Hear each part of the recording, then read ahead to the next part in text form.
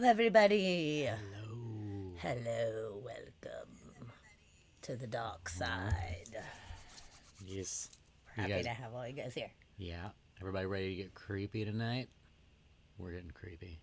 It's gonna get creepy. It's gonna get As weird. you can see, we have this lovely content warning over there. Not this way. Oh, it's Well, that way. I know we're backwards. It's so funny. Yeah, we'll chit chat. We'll get everybody acclimated, and then we're gonna get into some really dark stuff tonight. So, for all of you freaks that are in the chat that like really dark subject matter, I think that you are going to be in the right place, and I think you will enjoy the topics that we'll be covering tonight.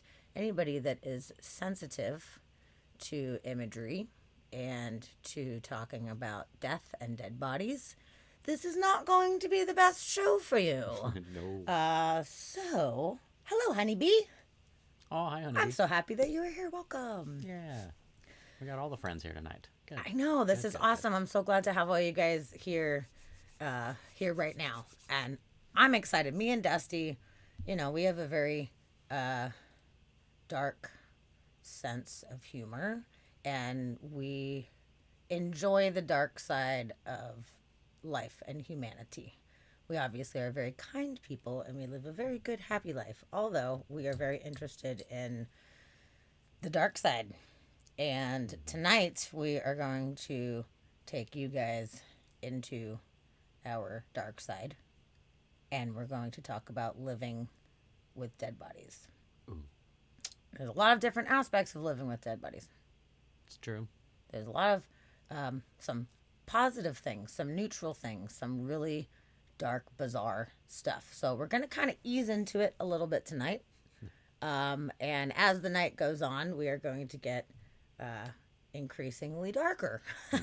So I'm excited about it because personally I find a lot of interest in this and just humans in general and how humans live and how everybody kind of has different ideas of what's appropriate and different ideas of how to honor their dead, which culturally it's very vastly different depending on what part of the world that you're in.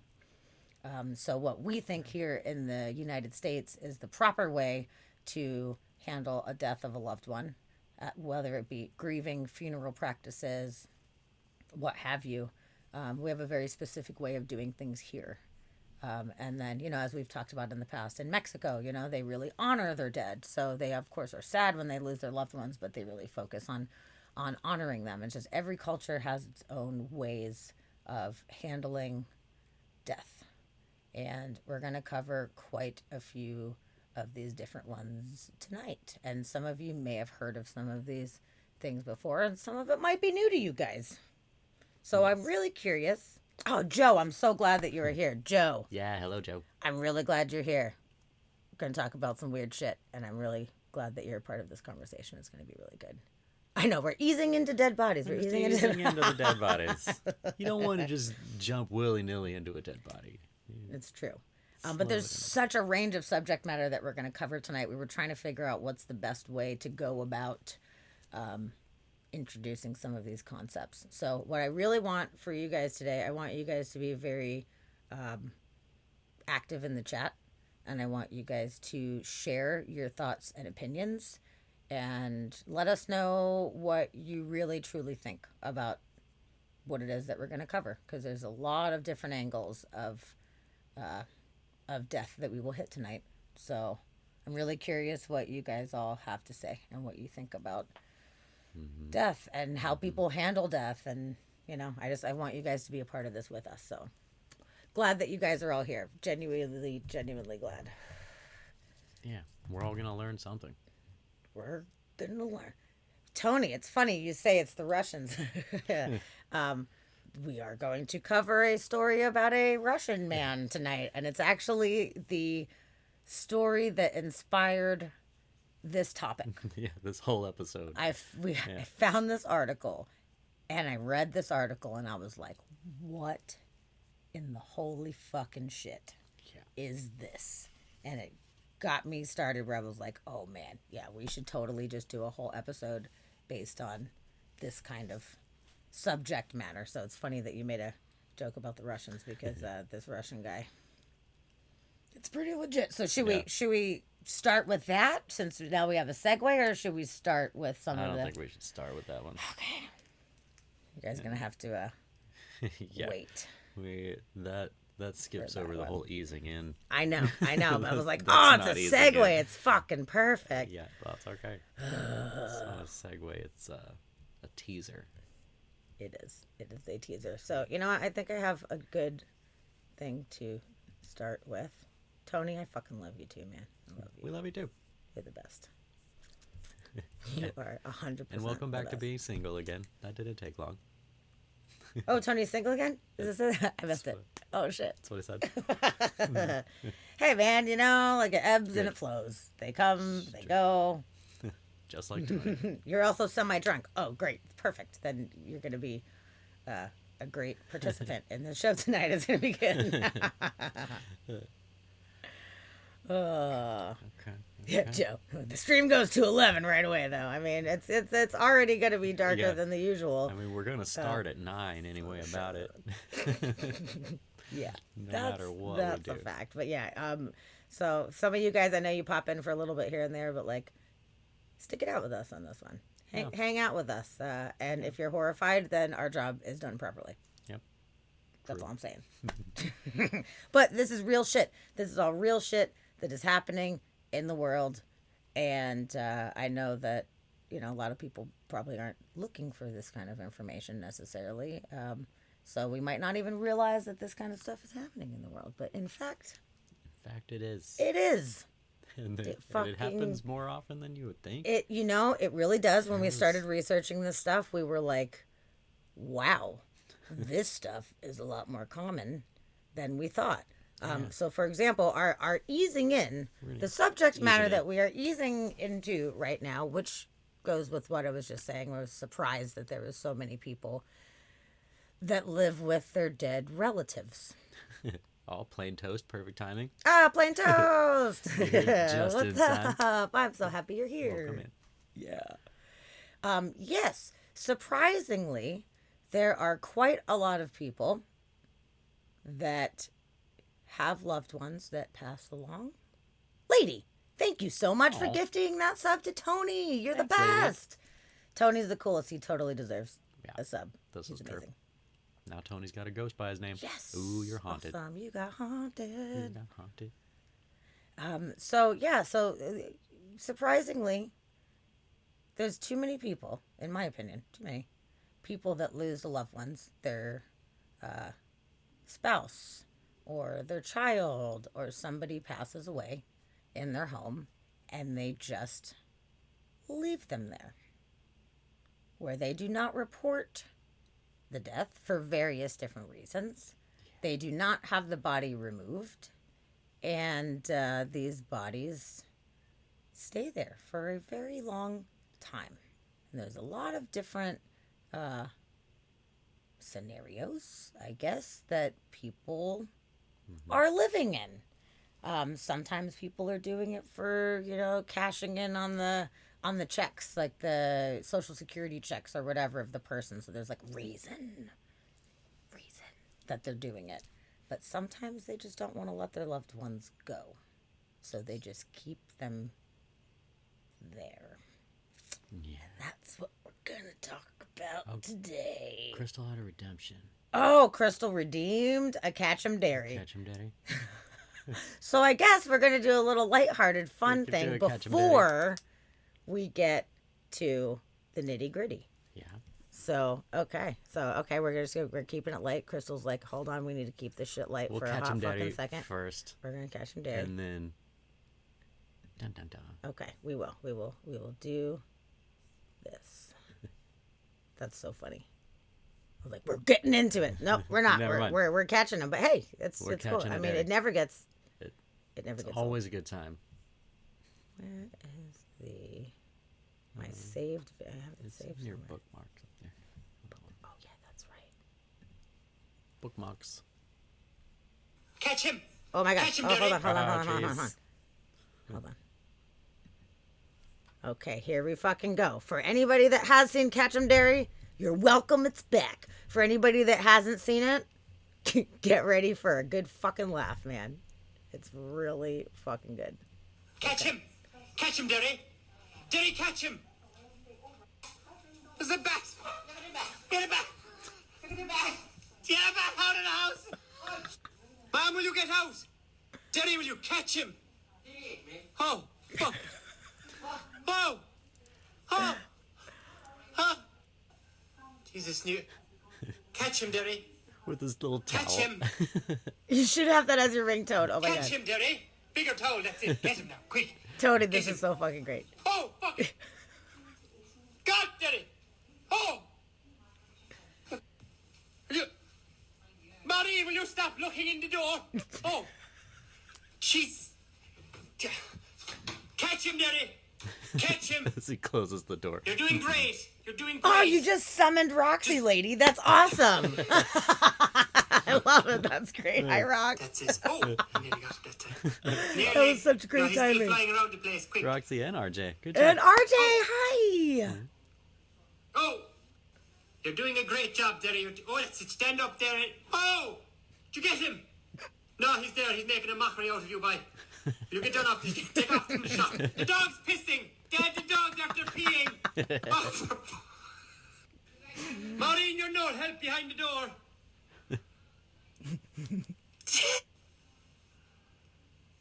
You're tiring him out. He's like McGregor. He's got no legs left. Go on, catch him now. There he is. Get him. Oh. Oh. Oh, fuck it! Oh, he's on me! Oh my god, it's so good. So the dog got a fright and he pissed himself, Mom. So how would you blame him? Oh my god, so funny. Good. I am so glad that you're reading that, actually. That lightens the mood a wee tad Yeah. before we get into some fucking kooky ass shit that we're about to get into right now. This is us easing in. We're easing in. That was good. That was Yeah. a little bit of a comic relief. Roxy, I am so glad that you're here. RJ, you too. I'm so glad that you guys made it. You missed the introduction, which I will give to you guys as well. Real quick. You see we have a graphic content warning Graphic over there. We're talking about people living with dead bodies.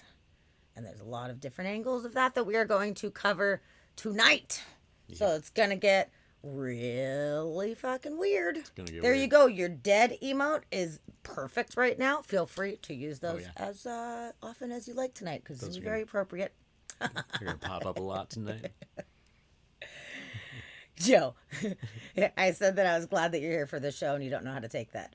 I genuinely think that you're going to appreciate the subject matter that we are covering We tonight. just assume you like dead bodies. Honestly, you have a kind of dark sense about you as well, and it sounds like we enjoy similar things. I mean, we took a class called The Art of Death together, so therefore, I feel like you're going to appreciate this stuff. Oh, Chid, what's up? Chid, welcome to the dark side, Chid. baby. Welcome to Welcome the in. fucking dark side. Just in time for the first story of the night. Man. Yes. Yes, we will be starting with a little lighthearted stuff, and we will be moving into the crazier things as the night goes on. So, as we were saying before we got all catch 'em dairied, that some people tend to have loved ones pass away in their home, and they just decide to kind of leave them there. Which I personally, before we even get into it, personally I do not understand. If somebody dies in your house, I don't want a rotting corpse in my house, personally. Like, under no circumstances would I want any kind of rotting corpse in my house. But, you know, people are different, and they have different ideas of how they want to live their life. As far as the smell, I don't quite understand how people can handle that. I guess they find ways, maybe. Lots of air fresheners. I don't quite know. So, But the first story we're going to cover tonight is this man was arrested after living with the bodies of his dead mother and brother for a year. both of them. Both of them. But I wanted to start out with this one specifically because this guy, he was very adamant that he's like, I'm not a crazy person. Not crazy. I was just traumatized by the situation. So this isn't some like just total psycho. I mean, obviously there's questionable, mental states and stuff like that. But I will say that this guy's trying to give the approach that like he's not a psychopath. He just was very traumatized and didn't know how to handle it. So this is the fellow. He was in Minnesota and lived with his mother and brother for over a year. Wow, more than a year. For over a year. Now, he was arrested because he moved his brother's body. Okay. So that's interesting because he got in trouble for interfering with a dead body or a scene of death. Okay. It sounds like if he would have just left them there, Okay. then it would not necessarily have been a charge for that. But he had moved his brother because he was in the way. He was in the living room. He died in the living room He was in my favorite chair. chair. Get out of my chair. And he moved him into the bathroom to get him out of the way. I am hoping that he had more than one bathroom in his house. I don't know the floor plan of this fellow's house, but I'm hoping that he was like, well, that's your room now, and I'll use this other bathroom. I hope he's not showering with his dead brother. Hopefully not. So his mother and brother both did die of natural causes, which was confirmed after the autopsy. So there was no foul play. It didn't appear that he had anything to do with it. What I don't know is if they necessarily both passed away at the same time, or like one died and then they were like so horrified that they died also. It doesn't quite Yeah. say. He said they both died of natural causes in the same year, in 2015. In the same year. So was one of them living with the other one there for like a period of time, like, Yeah. don't know. So this was September 2016. They were called to the home to check on the residences inside. And the officers reported immediately encountered the smell of decay and found the skeletal remains. Like this body had completely decomposed. Skeletal remains of his mother, 93-year-old mother, upstairs.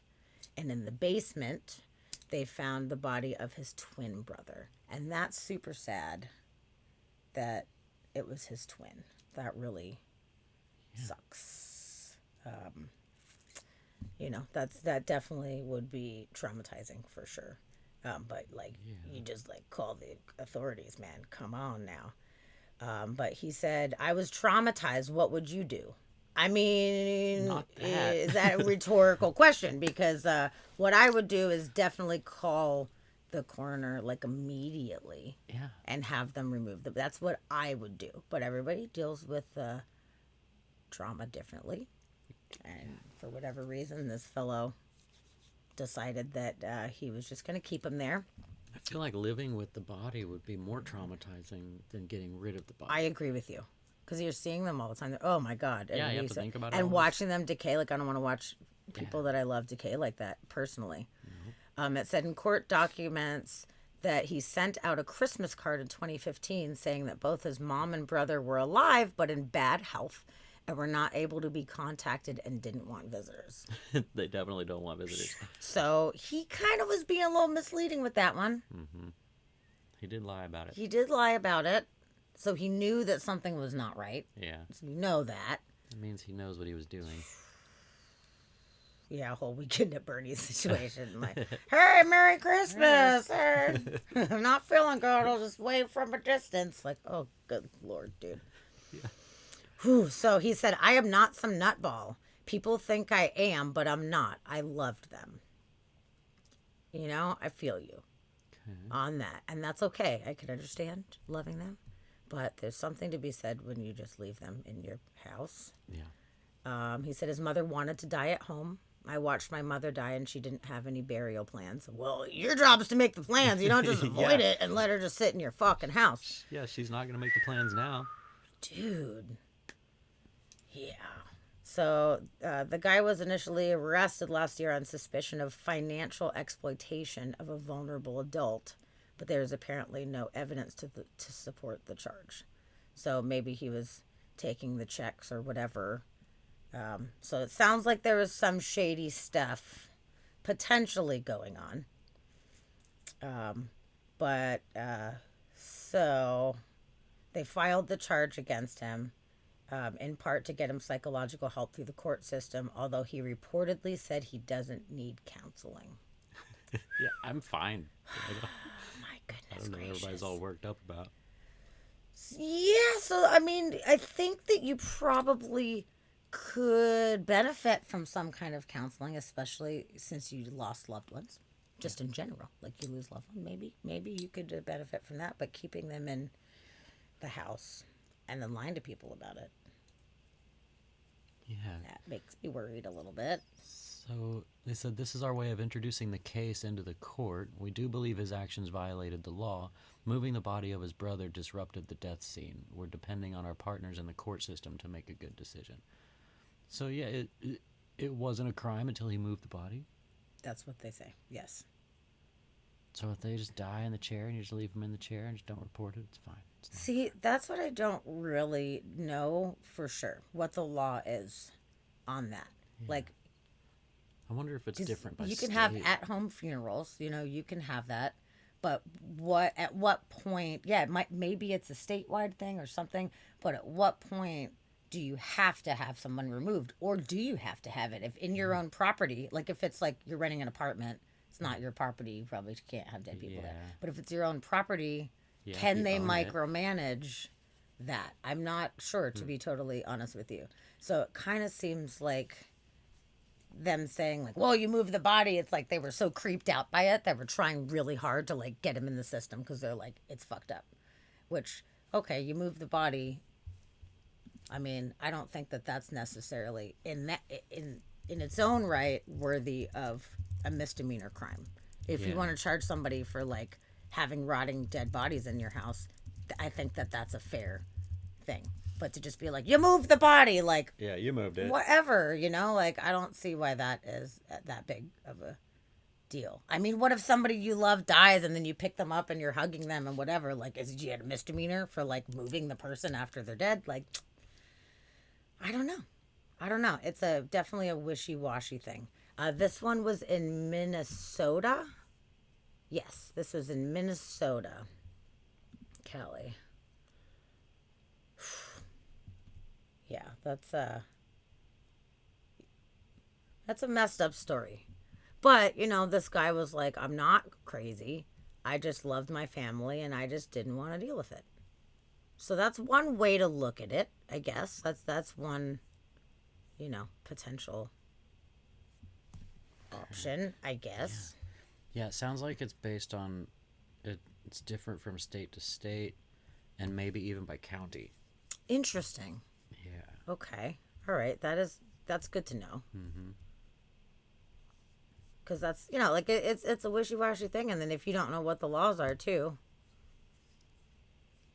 I mean, Yeah. I guess people just kind of do whatever they want to do, regardless of the law, if you're doing something that dark, Yeah. Callie, yes, believe it or not, that is the light-hearted story. We're starting easy. Yes, this is us Yeah. starting easy for you guys. Yeah. Because we love you. Yes. So there's quite a few more stories of that nature, of people having their dead loved ones being found in their house. You got some on your thing that you wanted to pull up specifically? Yeah. Mine will go along with some of the easy going. Yeah. We'll tell you guys a few One of things.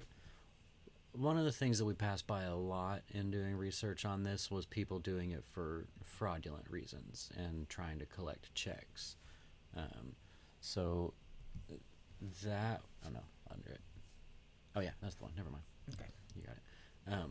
So that was one of the reasons that we saw through a lot of these, and this is an example of one of those. So a lot of times, like the guy we just heard about, they're traumatized or whatever. They don't know what to do, and they just can't deal with the death, I guess, and like grieving gets to them. But there are people who know what they're doing and specifically do it for monetary purposes. So this man was jailed for keeping his dead father's body while claiming the benefits. So he was collecting checks. He was getting the benefit payments from his dad for a while. How long did it say? Let's see. October. We'll just read this. So, the man lived with his dead father for nearly 5 months and claimed his benefit payments, and he's been jailed for 3 years. Oh, okay. So he lived with his dad for almost 5 months. So, kept him there. The messed up thing about this one is that the guy had a 10-year-old daughter that lived with him. And he just told the girl that her grandfather was just asleep in his room. Oh, no, she didn't live it. She visited. Oh, she just visited? Yes. Oh, good. I Yes, missed so that. she Oh, man, I visited, thought she just was lived told there. her grandfather was asleep. Oh, okay, okay. Good. Okay, good. But either way, she visited, and he just told her that grandfather was just asleep and, wasn't feeling well or whatever, just made excuses for him. And then police officers found the body of a 54-year-old man on bed in the living room of his home in Lancashire, which a lot of stuff Lancashire, yes. happened out there, actually. There was a lot of England articles I ran across. It's crazy Brits. Yeah.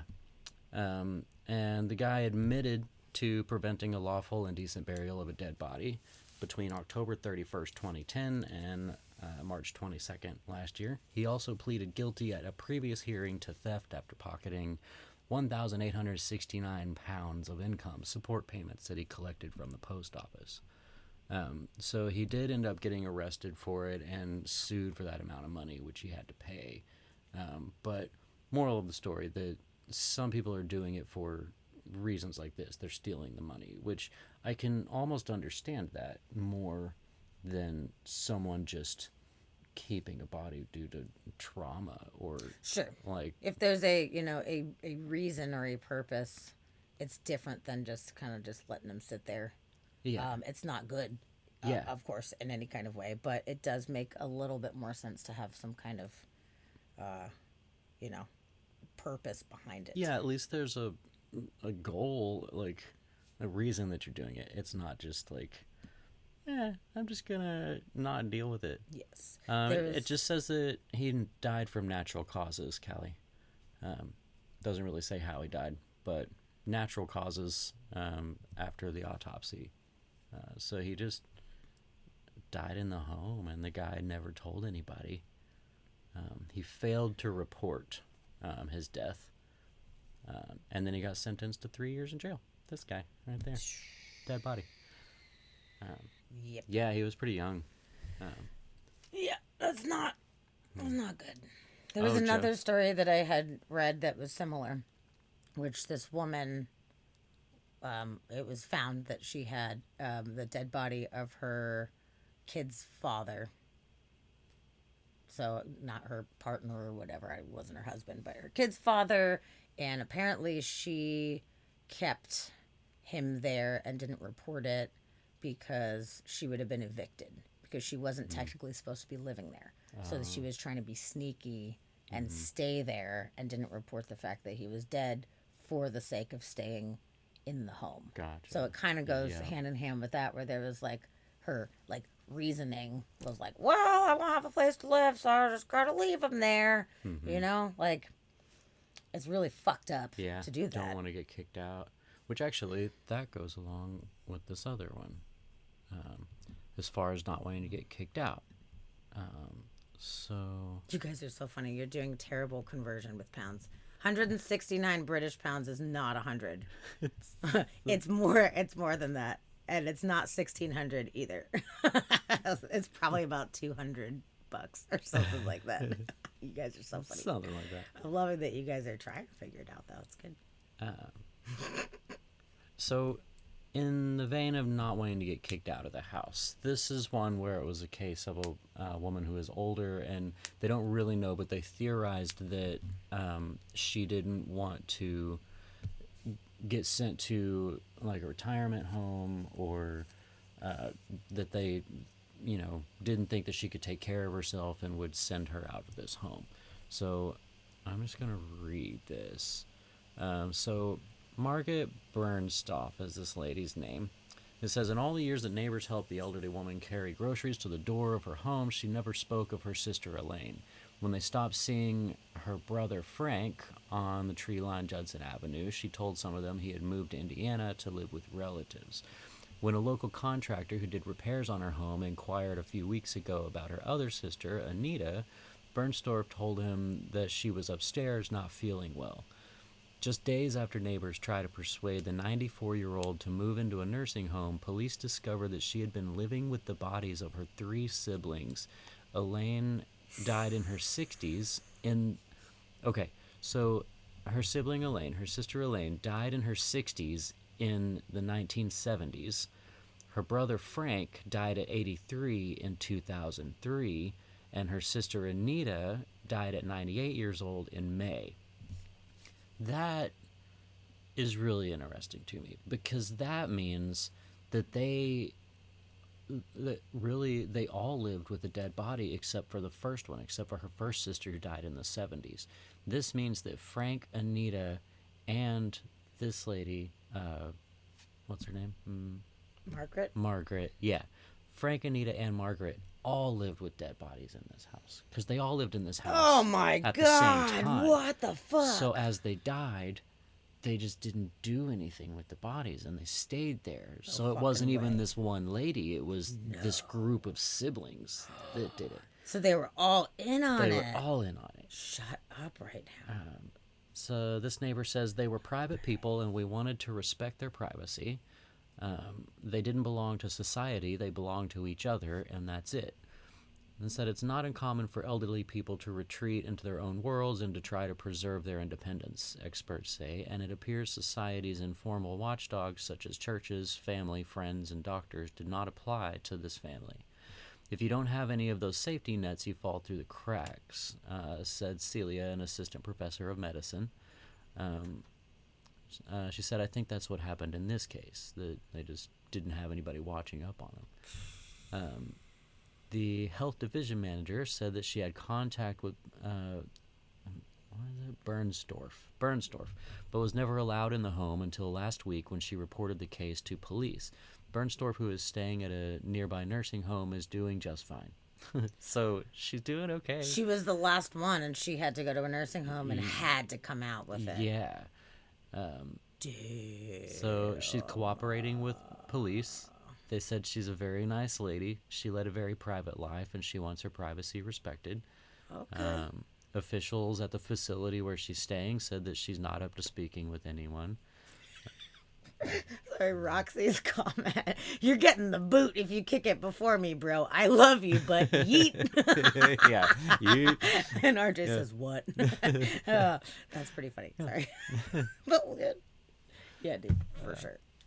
So it said, by all accounts, none of the 4 Bernstoff siblings ever married or had children. Their parents, Frank and Lillian, died decades ago. Margaret was occasionally seen gardening in her yard and most recently attended a 4th of July block party. But neighbors said they never saw anyone visit the home, and it was rare for anyone but family to cross the threshold. Okay. This guy, Al Redmond, did odd jobs for Margaret and rented garage space from her. He said he went into the home only once and saw stacks of old newspapers piled to the ceiling, in some cases, in every room. So they were hoarders. She usually never let me in, he said. I just assumed she was embarrassed because of the way things were in there. He said that Bernstorff sometimes walked with a cane, and he offered on occasion to drive her to a doctor, but she always refused. On Friday, police were called to her home and discovered the bodies. The remains were found in different parts of the 2-story Victorian-style home, and some were covered with blankets, police said. All died of natural causes, according to the medical examiner. There's no evidence of Social Security fraud, and Bernstorff has not been charged with a crime, police said. It's unclear how that she survived financially over the years. so she just had money, I guess. The police commander said that she was fairly lucid. Her rationale for keeping bodies in her home is still up for questioning. Her attorney and police declined to comment on her case. The family moved there in the 20s when their father was a professor of German studies at the Northwestern University. Her neighbors say that she's a sweet old woman who would smile and make small talk and thank them for kind deeds with flowers from her garden. She was very reclusive, said her neighbor, who has lived there since the 60s. On Halloween, she passed out crackers to trick-or-treaters, so a neighbor sent his son with candy so she could hand that out. Because she was Crackers. giving out crackers. You got one Ritz Yeah, cracker. yeah. Happy Halloween. Probably wasn't even Ritz. It was probably Oh saltines. my god. Oh, you're probably right. Probably just saltines. Or those Melba toasts that the old people eat or something. No. Wow. Okay. Yeah, so an assistant professor of medicine said Americans generally place a high value on independence, and senior citizens can carry that too far for fear of being placed in a nursing home. So it's a very sad extreme case. But that being said, it is a theory that maybe they did it so that they didn't get put into a nursing home. And maybe when she got that far, she's like, I don't want to go away from my home, so I'm just going to keep everybody here and tell everybody that they're alive, I guess. It's possible. Like, it doesn't necessarily have to be like sinister in nature, for No. sure. You know, like it doesn't mean that people are, you know, psychos or whatever. There could be some kind of whatever reasons that they feel Yeah. that it makes sense to them. I don't get it, but you know, that's just me. Yeah, I don't get it. So, on an interesting note of your loved ones being in your home, this is a very, very interesting story here, where there was a legally blind woman who was living in Brooklyn and apparently lived with the skeleton of her son in her home for 20 years. Apparently, she says that she did not know. She just thought her son left one day and never came back. Okay. She was blind. So she knew where everything was at in her house. Okay, you know, whatever. Yeah. She was blind and didn't have a sense of Didn't smell. have a sense of I smell. guess. They apparently said that it wasn't super smelly and she didn't know. I mean, is that the truth? Don't know. But this is crazy. So she fell in her house and she did not give any indication that she was aware that he was there whatsoever. So they went into the house and she reportedly told the police that she believed he had moved out of the house. But the body of the man was found fully intact and laying in the home's second bedroom. He was fully skeletonized, wearing his clothes, fully skeletonized on the fucking bed upstairs. Wow. And apparently she had no idea that had happened. She thought he moved. He just like dipped out and she's like, oh, I never heard from him again. I don't know. Apparently so. Hi, Krista. Oh, hi, Krista. I am so glad you were here. Hello. You have Welcome. come into the dark side tonight. We are talking about people living with dead bodies. So we are giving a graphic content warning for anybody who is entering the chat. But I'm glad you're here. And I know you're a freak, so I know you're fine. I'm just doing my due diligence, you know? Yeah, so apparently this lady was a hoarder, too. She had a bunch of shit in her house. Even though she couldn't really see. But apparently the room was filled with garbage and cobwebs and looked as though a garbage truck had dumped its load Wow. in the room. So it was just like filled with shit. But she found, or they found when they came to check her out, that he was dead. And the sources told the Post that the room smelled of rotting food, but there was no discernible smell of decaying human remains. Oh. After being questioned about her son's body, police said that she, thought he moved out of the house, as we talked about before, and that they were estranged, and she had not seen her son in 20 years. Wow. Can you imagine where you really legitimately think that he just like abandoned you this whole time and then you realize he was dead He actually just upstairs the died. whole fucking time? Holy Yeah, shit. and then you wonder, like, how did he die? Could I have helped? Like, had I have known? Yeah. Could you have done anything to help? Like, there's gonna be a lot of repercussions coming from that. And yeah, Callie, it's real sad that she didn't really know. Like, sad. if she truly did not know, that's a terrible situation, man. Yep. Yeah, and Roxy, like you said too, she was probably so upset, cursing him, being like, "Oh, he just Yeah. fucking left and didn't say it, doesn't check up on his mother," and then come to find out Yeah, he was there all he's there the along. whole time. Yeah, But seriously, how did she not Yeah, how do you smell not it? I know don't that? understand, man. that's yeah. Oh my that's God. pretty crazy. Because yeah, even if there's like like a raccoon dies under the house or something, you smell it. Like Yes. the human is a thing. And then for nobody to come in the house during the process of the decomposition, nobody checked on this blind lady? Guess not. I mean, maybe since she was a hoarder and the house was super messy, maybe they just assumed like, oh, it's rotting food or whatever. Sucks nobody like tried to help her out, but like that's life. That's how it Yeah. happens sometimes, you know. So maybe they were just like, oh, it smells terrible in here. Smells terrible, but if whatever. she's not complaining about it, they just have to be like, okay, well, it's your house, and being a hoarder's house, like he was in his room, which was up on the second floor. If the whole house was terrible like that, anybody that came over probably didn't go walk around. Like Yeah, she's not taking people on tours of the house. absolutely. Yeah, so- upstairs into the trash room or whatever. Like, yeah, you're not- she probably didn't have a lot of people over. You're right, just for the sake of like, hoarders don't usually like to have people over. It makes them feel uncomfortable. So maybe she went out and about and did her thing or whatever and was able to find her ways around. yeah.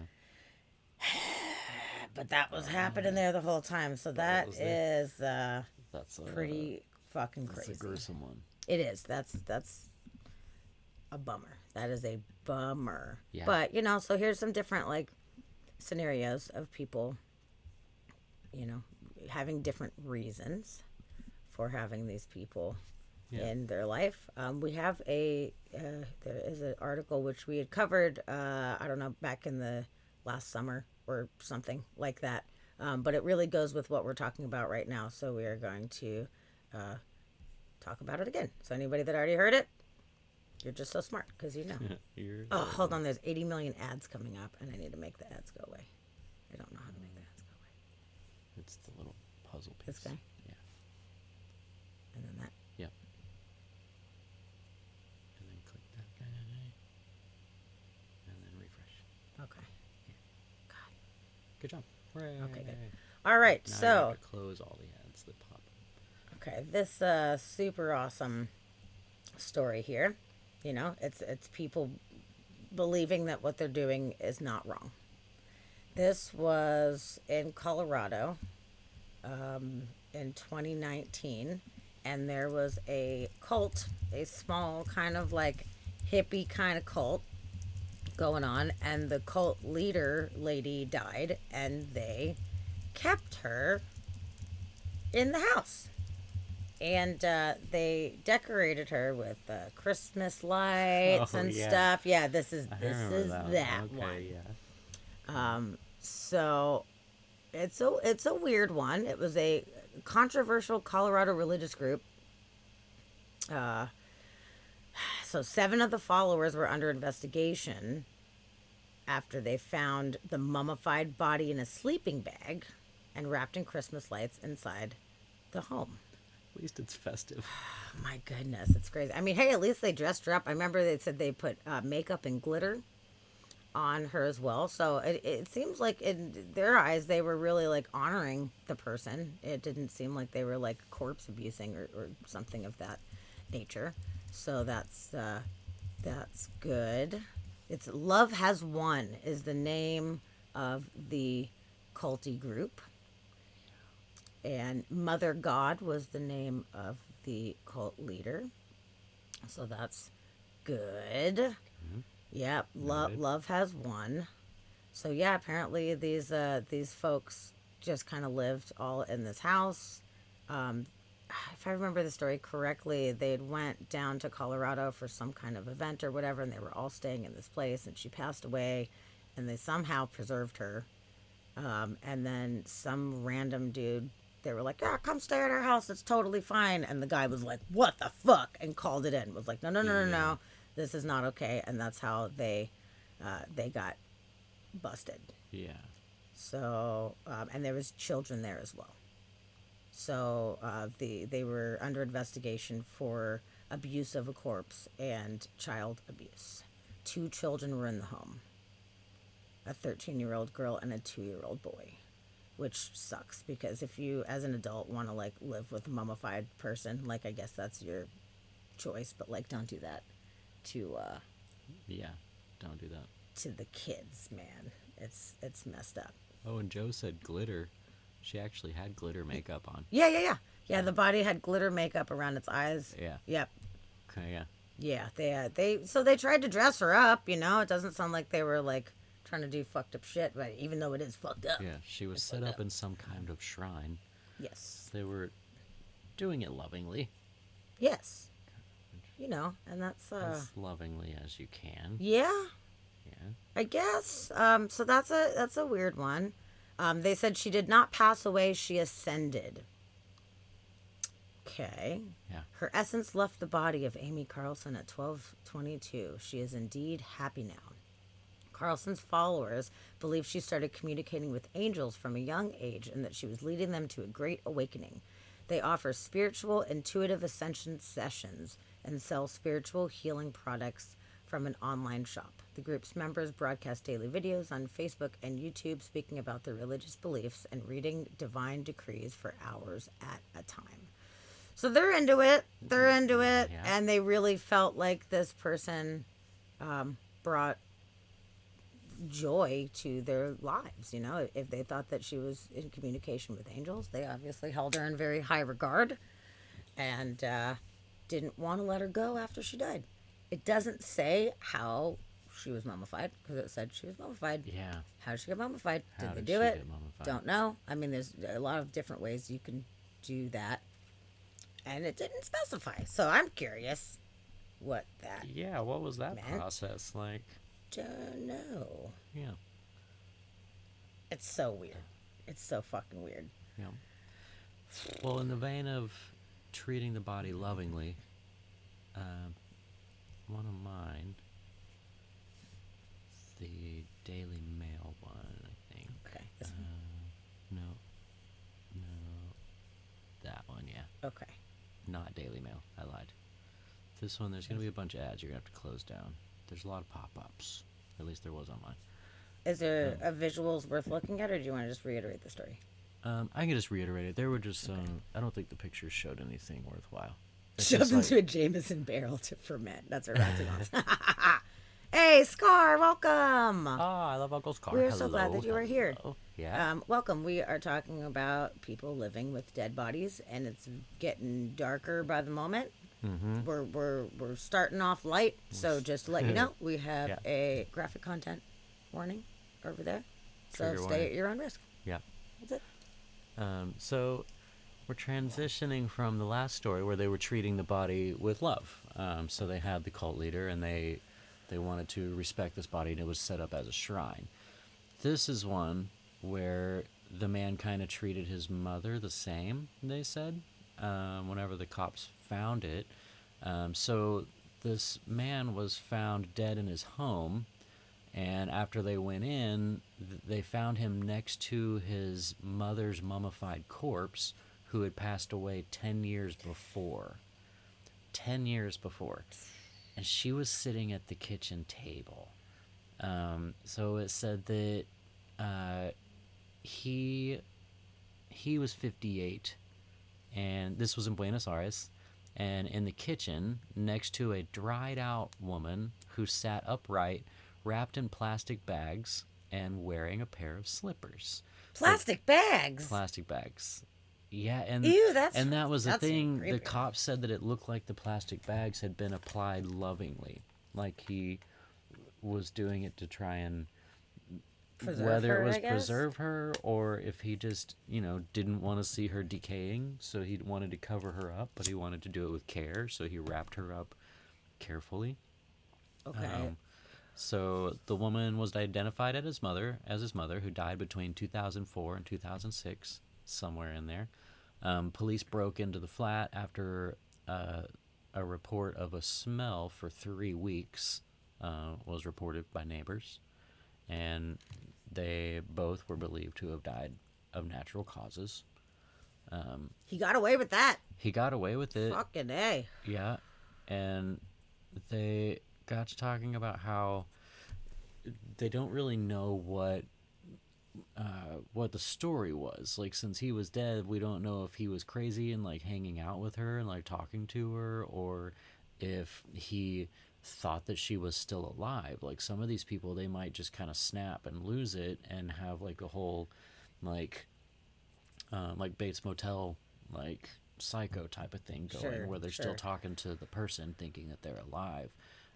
But yeah, they said that she was sat up at the kitchen table, so he probably sat and had meals with her. Yeah. And like, yeah. Talk to her. He probably was a Probably. super lonely dude. I mean, 10 years to never have a guest in your house for 10 years. Yeah. Some of these people, I think, are just so lonely that they hold on to the people to have somebody close to them. yeah, Because, dude, if someone died in our fucking house, man, it would take 2 seconds and someone would be coming over and they'd be like, what the fuck? You know, like, we couldn't hide it. We're very social people, but it seems like a lot of these people are recluses yeah, and are able to get away with that.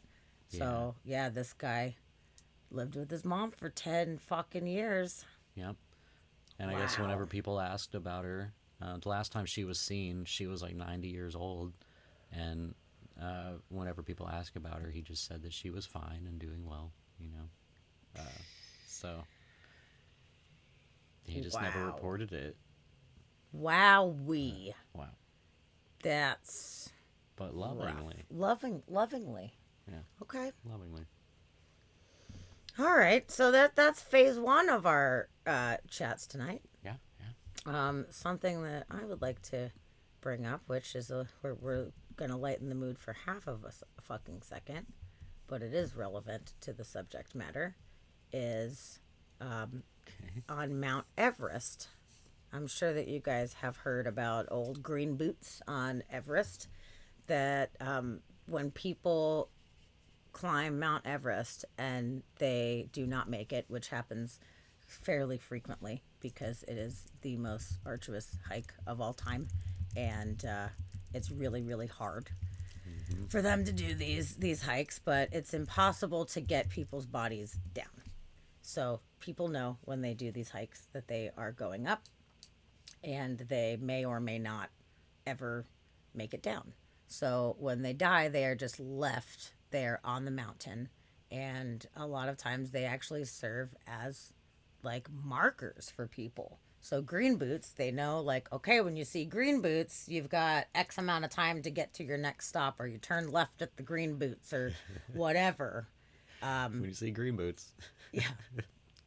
So it's interesting because people are going on these hikes and knowing how hard it is, and seeing multiple people throughout that did not make it, that either froze to death or oxygen issues or heart attack or whatever. Yeah, There's a and lot how's of that helping different your reasons. confidence, like, with this climb? Like, I don't know. man, But hey, it got to make you work even harder, I guess, where you're like, fuck that, that won't be me. green boots didn't make it. I'm Green wearing the boots same didn't boots. make it. Damn it. But there's been over 200 deaths on Mount Everest, and they all are still there. So it's not like you're living with them in your home, but these people are coexisting as they're climbing this mountain. So that's why I said we're lightening it up a little bit for a hot second before we go like super deep into it. So yeah, they call it the world's largest open air graveyard since 1953, when Edmund Hillary and Tenzing Norgay scaled the summit for the first time. Over 4,000 people have followed in their footsteps, braving the harsh climate and dangerous terrain for a few moments of glory. Wow, I did not realize 1953 was the first time that it had been summited. That's very interesting. So the top portion of the mountain, which is over 26,000 feet high, they call the death zone. The oxygen levels there are only a third of what they are at sea level, and the barometric pressure causes weight to feel 10 times heavier. So it's really as if it's not hard enough climbing a giant mountain anyway. There are a lot of limitations just physically being up that high. I didn't know the barometric pressure changed like that. It's interesting. It's 10 super times interesting. heavier? I didn't know Yeah. that. That's crazy. So it makes them feel sluggish, disoriented, and fatigued, which can cause extreme distress on organs. So for this reason, climbers don't usually last more than 48 hours in this area, in the death zone. So yeah, some people make it, some people don't, and the standard protocol is to just leave the dead where they died. So they remain there inevitably to serve as a warning to climbers as well as gruesome mile markers. So now we're going to talk about Green Boots. One of the most famous corpses, known as Green Boots, was passed by almost every climber to reach the death zone. The identity of Green Boots is highly contested, but it is widely believed that it was Tsewang Paljor, an Indian climber who died in 1996. So, wow, it sounds like they recently removed it. That's so interesting. Before the really? body's recent removal, Green Boots' body rested near a cave that all climbers must pass on the way to the peak. The body became a grim landmark and used to gauge how close one is to the summit. He is famous for his green boots, and because, according to One Season Adventurer, about 80% of the people also take a rest at the shelter where Green Boots is, and it's hard to miss the person lying there. Okay, so good old Green Boots. Oh, wow, there's pictures of him everywhere, too. Green Boots is famous. He's very famous. Yeah, Very I've heard famous. about him for a long time. But in 2006, another person joined Green Boots. Oh, no, really? They went into the cave right near where Green Boots is and froze to death in the cave. So now there is a frozen fellow up there, and his body's stuck in a huddled position. So, there are a lot of people that pass by, and they were saying that it was really messed up because they think that people had potentially noticed that he was struggling, but nobody stopped to help him, which really sucks because people are on this mission. The mission is to get to the top, and if you stop and help people and you try to get people down or whatever, then you're abandoning your mission. So they were saying at least 40 people passed by him that day, and not one of them stopped. Wow. So it sparked a moral debate about the culture of the climbers and how many passed him as he was dying. I mean, at that point, I don't know what you could really do necessarily, but it sucks that, nobody helped. He was just freezing to death and didn't make it. So that's super sad. Yeah, that's crazy. But interestingly enough, Sir Edmund Hillary was the first man to summit the mountain, and he criticized the climbers who had passed by Sharp and attributed to the mind-numbing desire to reach the top. So that was his quote. He was just like, "Damn, you're fucked up. Like, I did it, and you guys need to help out fellow people." Essentially, everyone was just trying to get to the top, and they just kind of let him be. But in 1999, the oldest known body was found on Everest. And this is so interesting. George Mallory, his body was found 75 years after his 1924 death. They had an unusually warm spring, and some of the snow melted, and they found this guy's preserved body. Whoa. They found this. This is George Mallory's body 75 years after he died. It was his upper torso, half of his legs, and his left arm were almost perfectly preserved. Wow. And he was still in his tweed suit, surrounded by the primitive climbing equipment and heavy oxygen bottles. A rope injury around his waist led those who found him to believe he had been roped to another climber when he fell from the side of a cliff. Boo. Dang. Steve. Where is his head? Yeah. I don't his know. head Where the probably rest got of them go? Don't know. picked off by predators or something. It could be. But I wow, don't that's know. crazy. And look how white he is. I know. I know. That's trippy. That's fucking crazy that it was preserved for that long. Yeah. Doesn't look a day over 60. Yeah. It's pretty messed up. So, Wow. That's yep. crazy. So that's basically the story of Everest. I wanted to bring that to your guys' attention. Here's some of the primitive artifacts that were found with George Mallory, dating back to 1924. Oh. That's a good pocket knife. Yeah. So let's see if there's any. Oh, here's another frozen guy. That's Yeah, did it just say there how many forever. How many bodies are up there? Over 200 deaths. Over 200. Yes. So yeah, this was a lady named Schmatz. She made it to the goal. She summited the mountain, but then succumbed to exhaustion on the way down. So despite her made it, I Sherpa's guess. warning, the Sherpa said, don't set up camp in the death zone. Yeah. And she did. She managed to survive a snowstorm hitting overnight and made it almost the rest of the way down to camp before a lack of oxygen and frostbite resulted in her giving in to exhaustion. She was only 330 feet from the base camp. Whoa. Damn. Bummer. So close. Okay, RJ, we love you. Come back, though. Come back. Yeah, come back. I'm glad you're here. Yeah. And we're about to hit some. We're going to be transitioning. Yep, You don't wanna we're miss going into some things. some darker stuff, so don't be gone too long.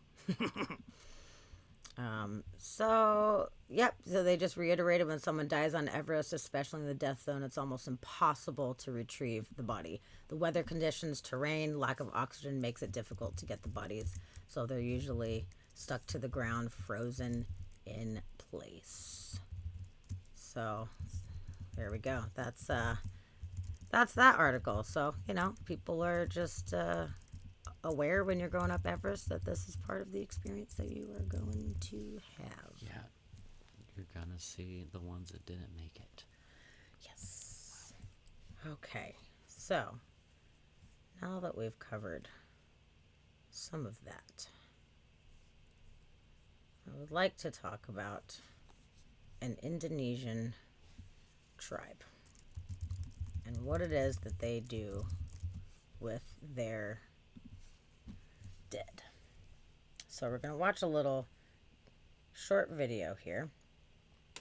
This will show you guys a little bit of what it is that these folks do to honor their dead loved ones. They keep them around and honor them immensely. So we have a graphic warning here for everybody. It may seem strange to the outside world, but Torajans are completely at home with the dead. Here are 4 Torajan death rituals that are out of this world.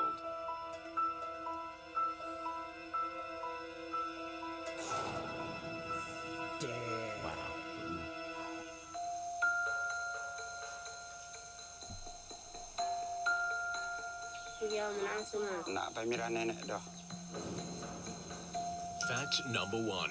Corpses of loved ones are kept at home for months, even up to 30 years. Wow.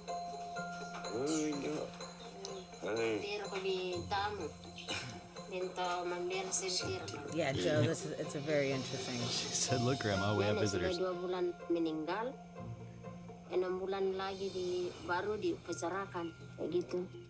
The deceased are considered sick, not dead, till the funeral.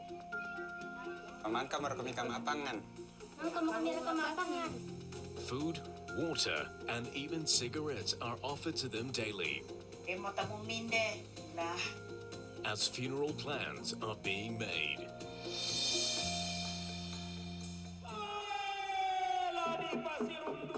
Fact number 2. Torajan funerals are joyous celebrations with rituals and animal sacrifices.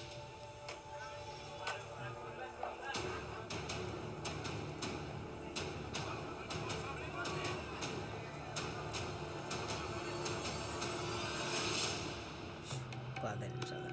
Yeah, right. Personally. Secara logika, pandangan orang luar itu tidak masuk akal. Tetapi yang ada di masyarakat Toraja lah nilai yang terkandung di dalam satu kerbau itu. pendamping menghantar almarhum atau almarhumah yang sudah meninggal itu ke nirwana atau pengiring pencapai surga.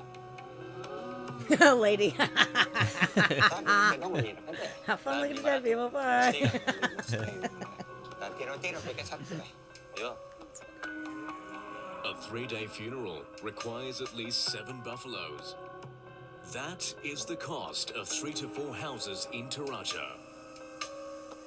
3 to 4 houses. Wow.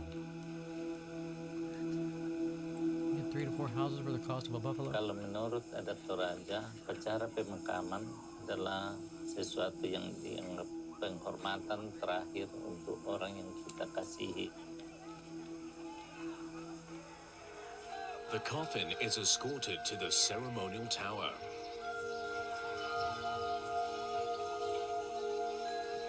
Jadi di situ dianggap bahwa ini sudah betul-betul meninggal.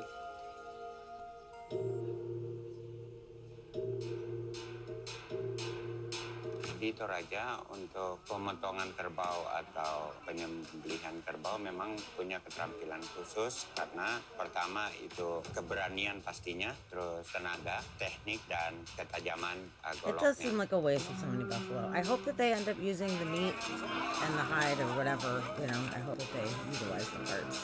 Yeah. Because at least if it feeds the village, then But it's... this massive ceremony is not the end to their death rituals. Oh, poor little guys. Fact number 3. Every August, Torajans uncover the corpses of their deceased relatives and dress them in new clothes.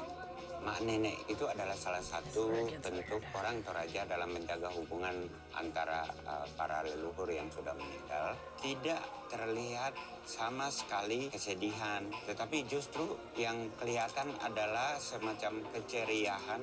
This usually calls for fresh family portraits. Oh, good. Selama ini kita motret jenazah di Toraja nggak ada tabu sih, nggak ada. Jadi yang penting kita nggak mengganggu Krista, that's a ritualnya. very good point. Ini keren banget sih If it might fotonya kind kayak of like keep their spirit ini. earthbound because they're not being let go, essentially. They're not being put to rest. Yeah, like if they're holding him here. Yeah. No, you're It's a good Masih thought. ada giginya, kulitnya masih you're onto bagus. something, I think. Last but not least, fact number 4. Torajans believe the dead never really leave. They build intricate wooden effigies of their loved ones. Scar. that are Yeah, we're regarded totally gonna as take it to guardians of Chili's the every 7 tombs years. and protectors of the living. Orang Toraja menjalin atau tetap menjaga hubungan antara yang masih hidup dengan para leluhurnya di alam sana. Ada 2 yang saya kenal di dalam sini adalah paman dan tante saya. Yang saya rasakan itu adalah bahwa mereka tetap berada di sekitar saya. Saya tetap merasa dekat dengan mereka. So I wonder when they stop taking them out of the graves, because if they were just taking out every ex-family member, then they would end up taking out, like over the generations, you'd just be pulling out more and more people, right? Like Yes. your grandparents, your great-grandparents, your great-great-grandparents. Like, when do you stop pulling them out? Or do you only pull out, like, up to grandparent level? Or is there like a line? I don't Or is know it just for as long as they sure. hold together? I don't know the specifics of it. But let's see. I have more literature on these guys. We have another video, Okay. which we'll totally watch. But I do have an article as well, which we can pull up Okay. and get a little bit more information here together. Yeah, plain So, toast. let's That's see. what I'm thinking. They probably just go back to grandparents. Something like that. I would think. Because, yeah, like you'd end up pulling, every year there would be You're right. just more and more bodies being brought out of the ground. Yeah, maybe it's the ones that they specifically knew in life and had a connection with and are honoring them for Maybe so. who they are. Maybe it's something of that nature. Yeah. Okay, so here's the little literature here. They believe that after death, the soul remains in the house. For how long, we don't know. So they're treated with food, water, clothing, cigarettes. Their skin and flesh are preserved from decaying and rotting, which begins within days of death, by a coating of formaldehyde and water. So they're actually actively trying to preserve them. Okay. The stench is strong, so the family store dried plants besides the body to mask the odor. So they know what's happening. They're like, here's some plants and some flowers. I'm just going to formaldehyde them. It's totally fine. They think the well-preserved body brings good fortune. So the family goes to great lengths to ensure those who died remain in the best possible shape. Well, so the better job they do, the better that it is for them, bringing good fortune. And they learn from a very young age to deal with death and to accept it as part of the journey, which I do personally appreciate that they're, not told that it's like bad and scary, that it's just to, honor every part of the process of being a human. So it's customary to feed the deceased every day and to keep the corpses cozily bedded in a separate room of the home until the family can afford a proper funeral, which easily costs $50,000 to $500,000 US dollars, depending on the caste of the family and how many buffaloes they have to sacrifice. Let's just look at this fucking, oh my God. 50,000 to 500,000. That is what they have to do in order to have a proper funeral, which is, I think, why they said that some of them are as long as 30 years. Yeah. Because they can't afford it, so they just keep them in. That's crazy. That's just... And then what determines how many buffaloes they have to sacrifice? Well, it says something about the caste system. So depending on the caste and how many buffaloes they have to sacrifice. So probably based on your stature, basically. Yeah. Is what, like, if you're on the higher end, like a priest or very like highly respected high tier person, then you probably have to do more. I would imagine. Yep. Yeah. Many people in the village say the delayed burial helps the grieving process. This quote is, "My mother died suddenly, so we aren't ready to let her go. I can't accept burying her too quickly." So there she is. Even after the dead have been buried in a mausoleum or stone grave, it won't be the last time their relatives will come face to face with their body. So the ritual, known as Manene, which means care for ancestors, takes place in August, and the dead are brought out from their graves, taken out of their coffins, washed of insects and dirt, given new clothes, and brought down to the village. So as soon as the traditional coffins are dragged out of the tomb, the relatives put on surgical masks. Okay, at least they're being careful to not breathe dead air. After the cleaning, it's time for her to take a rest and sunbathe for a little while. Okay, so here we've got whole family here. Gonna do a little zoom-a-loom here. Whoa, dude. Whoa. Look, he's just smiling away. Holding up all of these dead people. Holy fucking shit. Like this one. Oh God. Seriously, how many like of these people if my fucking mom or loved one looked like that, like I would want to remember them as they were. Yeah. Not want to see that specifically personally. Yeah. How many of these people are alive? So we got this guy. 1, 2. Okay, 3. She looks alive. 4. Shit. Queen of England will be like 5 buffaloes. Yeah. No, you're not wrong. Probably. You're not wrong. That's trippy though. That's super trippy. Creepy. Is it okay? I've been traumatized by going to a beach in Greece. This is much worse. What on earth happened in Greece? Yeah, what kind of beach did you go to? Because this is way worse than any beach in Greece that I've been to personally. Wow. No, you're right, Joe. You are absolutely right. True. It obviously is special to them. It means something to them, and they feel like they're really honoring them properly. So to them, you're right. It is seen very differently, and that's kind of what I brought up at the beginning of this. Is that, although we see something as creepy or wrong or whatever, it doesn't necessarily mean that's the standard. It's just because the way that we all have been taught things are done. Mm-hmm.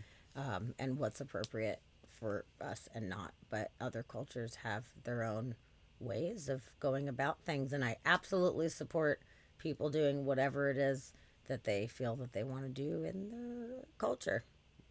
Totally. And I might take some of that back when we get to the next fucking tribe here in a little bit. I might have to take some of that back. I want to say that everybody do their thing, but goddamn, sometimes it gets really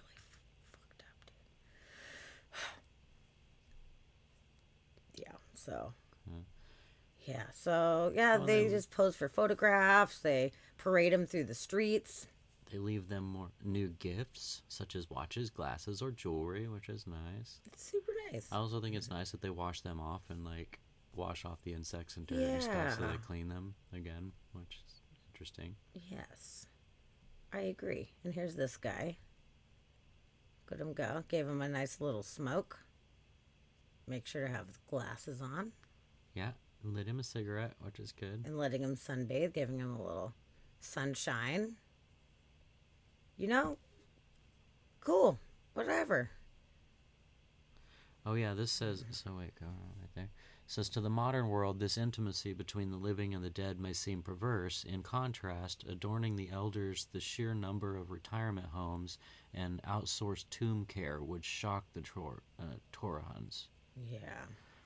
So, yeah, the fact that we make other people do it is shocking to them, or would put them in a home, would kick them out of our house and put them in a home. That's a thing. Yeah, everybody's so different. And I think that it's up to each individual to do what they feel is right. But wow, man, that's a toughie. And look at her, she's just like smiling. So if that was her kid and she lost that kid and she gets to reconnect with it and honor it, obviously she seems very happy about that. So if it's bringing closure, comfort, joy, some kind of positivity to these people, then who am I to tell them they shouldn't be doing it? They can just do what you gotta do, man. Do whatever you gotta do. Yeah. I don't see anything wrong with it. I just would struggle because of the way that I've been raised. Yeah. I have not been raised where you just parade your dead family members around. Oh, this is cool. They have a photo of him when he was alive. Oh, from before? Yeah. That's cool. And then there he is. He's got a cool little hat on. Look at his cool little hat. Oh, he's barely aged at all. Yeah. Yeah, you're right. It's their norm. It's just the way that it is. Yeah, and since they start doing it when they're young, I mean, this girl, how old is this girl? It's a normal thing.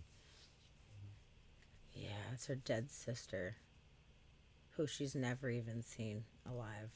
Oh, wow. So Errol died at the age of 6, 7 years ago, because of a fever.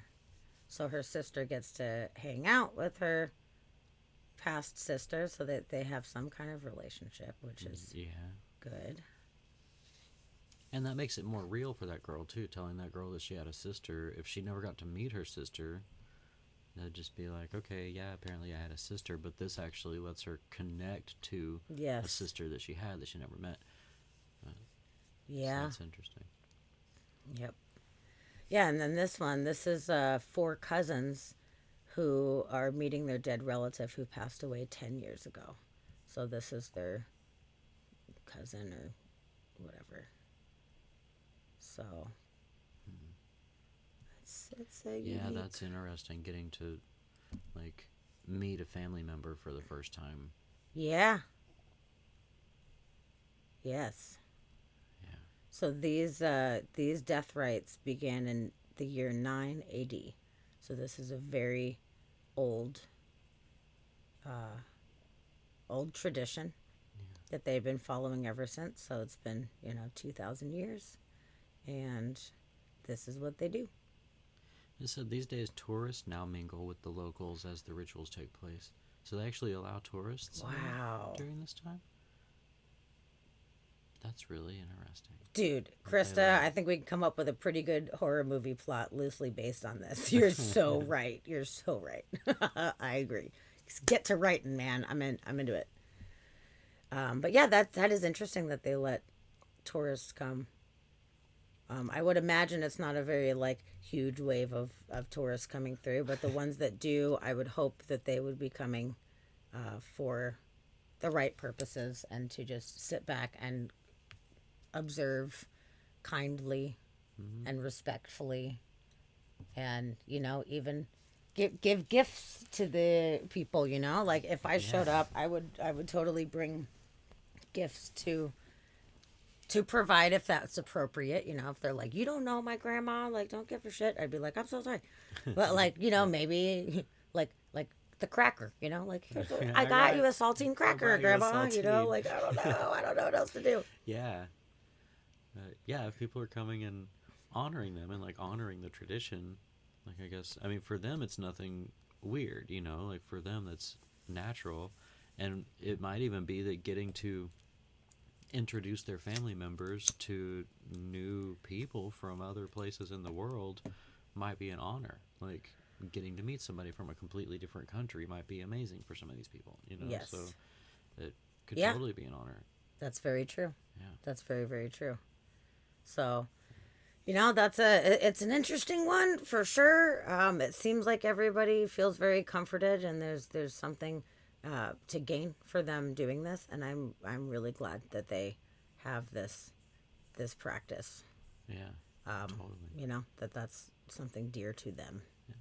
Yeah, So- Krista, no, that's what we were talking about. Where it just said that these days tourists actually mingle with them during these rituals. They allow tourists to come in and hang out with them.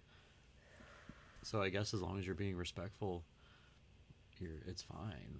Yeah. Which is Maybe they're really proud interesting. too, and they're like, look at my baby, or look at my Totally. grandmother, maybe Yeah, they come find meet it my mom. nice. Yeah. Yeah, Which is that's pretty cool. super That's interesting. nice that they're open to it. Mm-hmm.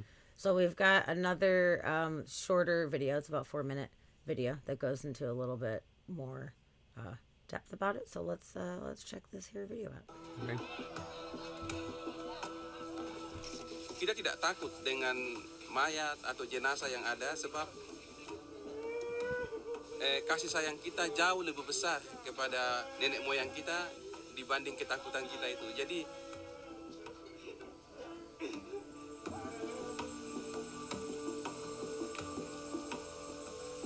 Who did the text on this video? I know you can't see it very well.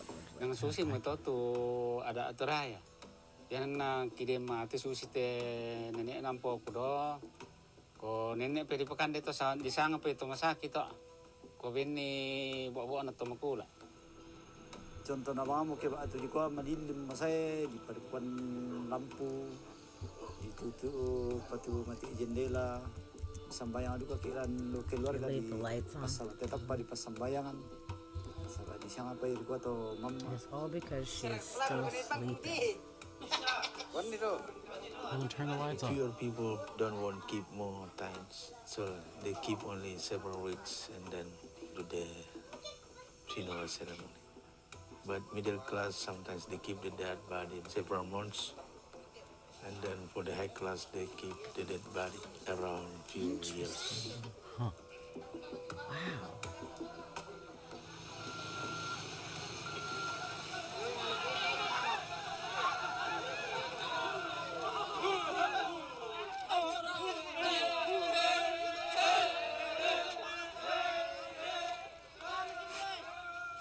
Menurut cerita orang dulu bahwa orang yang meninggal nantinya kalau tidak ada kerbau dia tidak cepat sampai ke Puya. Jadi kerbau itu merupakan sebagai kendaraan ke alam baka. Oh, come on, we don't need to. Graphic warning, graphic warning. Oh, man. Jadi sonda maliitan na din to, may batunan na to, may topa abela to, mantinute dong, din batunan na. Tandai ki, nenek ki, tandai rarabuko.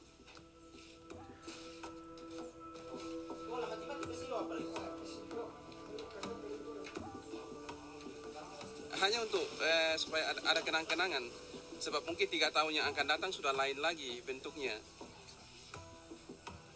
Dan mudah-mudahan itu tetap awet seperti yang kita lihat pada saat ini.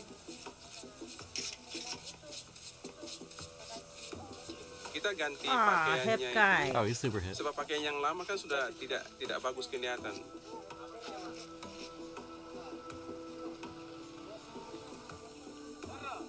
Mak nenek mengingatkan kita kembali untuk apa? Untuk menyatakan kasih kita kepada nenek moyang kita. Jadi mungkin waktu itu saya belum lahir, neneknya nenek saya atau nenek moyang saya sudah meninggal. Tapi di saat-saat nenek ini saya masih bisa menyatakan tanda terima kasih saya kepada nenek moyang saya. Sebab tidak mungkin saya ada kalau nenek moyang saya itu tidak ada. They are mixed belief, yeah. They are just a belief in worship to the soul of the dead body, even though they still believe in God. Jadi bagi dunia ini mungkin sesuatu yang tidak lazim ya. Tetapi inilah adat istiadat kami. Inilah keunikan kami di sini. I'm not afraid of dying. I'm not afraid of dying. Okay, good. Whew. Yeah, that's that was rough. I wish they didn't show the animal thing. That was a fucking bummer. That was a rough one. But it's what they do. It's what they do, and it's how they. Oh, Callie. Oh. Oh, Don't yeah, Callie, did we leave. cross that line? I'm sorry. Sorry for that. I love you. I'm glad you're here. Totally. And I don't think there shouldn't be any more animal sacrifice for the rest of this No, episode. that was a surprise. that was a little surprise. Okay, For I'm sure. glad you're not bailing on us forever. Yeah, don't bail forever. But I understand completely if understand that, if for it's sure. over the line. I totally understand. Sorry, love. Yes. But we love you, and we're glad that you're Yeah. here. Thanks for hanging out with us. We appreciate you. Yeah. So yeah, what a interesting. Oh, okay. It's bedtime. Okay. All right. That's fair. I'm like, I'm so okay. sorry if we We offended you. I didn't offended mean to her. offend you. But no, I understand. Thank you for being here, though. We adore you. Definitely. And we will Sweet see dreams you to you. next week for sure. No, Roxy, I feel the same way. I mean, Yeah. to be honest with you, like seeing all the dead people, I'm like, okay. And then, yeah, seeing the buffalo, like that got me too. That bummed me out. That was not what I wanted to Yeah, see. and honestly, I think it's the act of killing because the people are already dead. Like we're not watching the murder of a person, like which would be That's true. difficult too. That's true. But it's just the killing of a being is not something that any of us want to be seeing. But, Yeah. Yeah. Yep. But it's such a mixed issue because animal sacrifice has been such a big thing in so many cultures for so many years. Vikings and everything. Like so many cultures use that. But I do like the fact that they're using them for food and for different resources and stuff like that. Like I can't imagine that anybody would sacrifice an animal and then chuck them in the trash. Yeah. So. I eat meat. So, I inadvertently participate in, animal sacrifice for me to eat. Each animal is sacrificed for me, but I'm not there and I don't have to see it and I'm not part of the graphic thing, which definitely is that cognitive dissonance there where it's like, well, if I don't see it, it's not happening. I'm aware that it's happening. And I will always eat meat, but I do realize what that means, and a lot of the animals that we eat aren't even treated as good as I'm sure that the lives that these buffalo had. They probably lived on a nice like buffalo land, and they had this great life with all this natural shit, and then they end up paying the price, you know, and then we eat chickens that are like smooshed into tiny little cages and shit like that. So it's fucked up. It is fucked up, and it is a double standard, and I recognize my double standard in participation in it. You know, I'm just gonna go ahead and acknowledge that. I acknowledge that by eating meat, I am a part of that, and I don't like that, but I do like meat a lot. And as a human being, we're supposed to, you know, like we could just be vegetarians, but we're made to eat meat and veggies. We're omnivores, so I'm rolling with it. You know, I'm rolling with it, and I know most of you guys in chat also are. Krista is a vegetarian, has been a vegetarian for a very, very, very long time. So you have saved many animals from a, you know, terrible fate. Krista, good job. I'm very proud of you. But yeah, so that's that. That's my thoughts on that. It was not something I wanted to see, but I do acknowledge that that is what happens in the world, you know. So. What? You're drinking the juice of a grape? Oh, that poor grape sacrifice. And the yeast just turned for out you. to alcohol. Yeah, you sacrificed those grapes just for you. So yeah, so that's an interesting An interesting culture. Yep. It really truly is. And actually on a similar note of that, this kind of goes into a little bit more details about what they do for their children. This is very interesting. We're going to read some of this together. This is about the funeral rites of the Toraja. Okay. So, let's scan here. So I don't have to read all of this to you. Some people who practice animism, the view that not all human entities such as animal, plants, and even inanimate objects or phenomena possess a spiritual essence. They've developed some more elaborate funeral rites in the world. These include tree burials reserved for infants who dying before teething. Oh, I've seen this. So this is the same group of people in Indonesia. So in addition to the parading of mummies that they do, they also have these trees here. And in these trees, which is interesting that the line is before they're teething. So like infants, essentially. They actually put them inside of the trees, which is kind of cool, you know? Like, I feel like if you're going to have to bury them in one way or another, you know, I think that inside of a tree is an interesting way to go.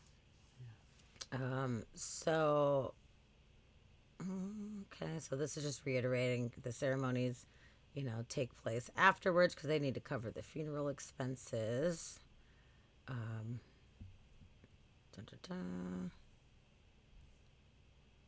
Talk about the slaughtering of buffaloes.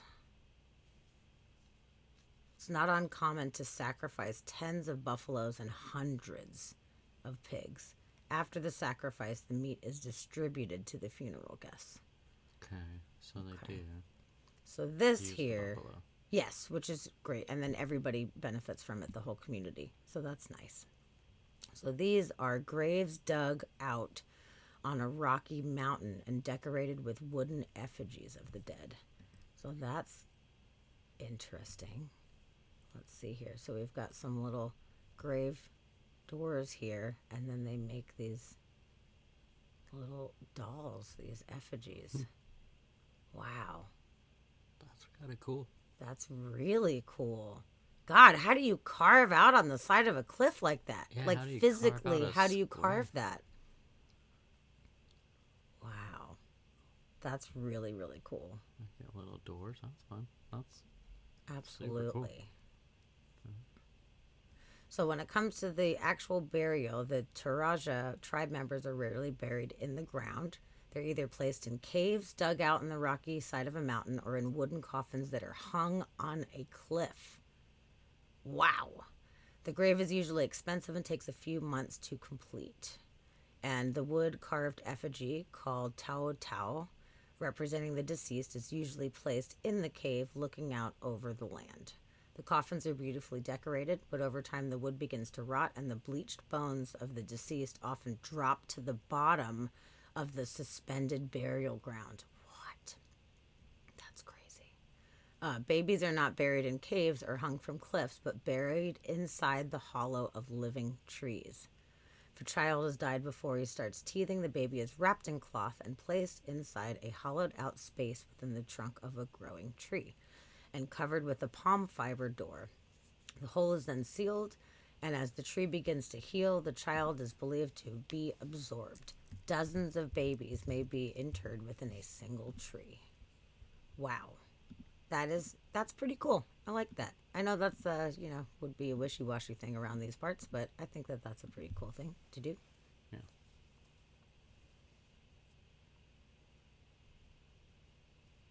Okay. Yeah. So yeah, they're talking about the ritual thing that they do that we just learned about. The particular rituals surrounding the dead today draws thousands of tourists and anthropologists to the island each year. So we were talking about whether they welcome people and how many that would be. Thousands of tourists. Since 1984, Tanah Toraja has been named the second tourist destination after Bali by the Ministry of Tourism Indonesia, giving the Toraja a celebrity status within Indonesia and enhancing the pride of the group. Wow. That's so interesting. Yeah, that's crazy. That's really, really cool. It's become one of the most visited places. I didn't expect that. So this is some of their graves here. That's so neat. Okay, and then we've got some effigies here hanging out. I like that. I like how they carve versions of them. That's really neat. Okay, here's some more little effigies. And then here's another rock that people are buried in. That is so cool. Yeah. I like that. Instead of a traditional graveyard, that's really neat. Be put into the rock like that. That's cool. Yeah. Okay. Whoa, we just got, is that just a skull hanging out right there? Oh, yep.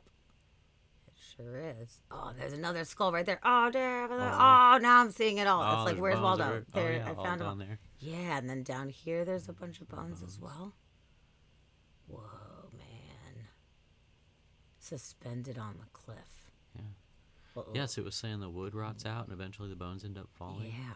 So it seems like those are the ones that are not obviously going to be dressed up and paraded around.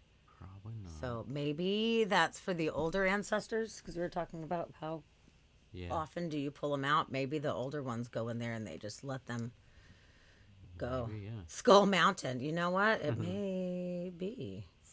Those effigies need more glitter, just saying. True. This is very true. True. I do not think you're wrong. Okay, here's one of the baby trees.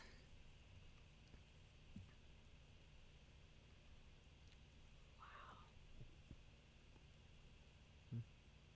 That's really cool. Okay, and here's a little close-ups of them here. So they're actually... Oh, so the little wooden things on there are like doors. Like that's how they cover the hole. Oh, Yeah, they do I the thought palm it was fronds like or whatever. They were hung up on the tree like that, and that was their little enclosure. But they're actually inside the tree. No, they hollow out the tree and they put the then the little dead baby inside of the tree, and then they cover it with the little door, and they allow it to absorb into the tree as the tree grows. Gotcha. Yeah. That's kind of awesome. Yeah. Oh, okay. So now here's some more images for the Manene celebration that we just learned about.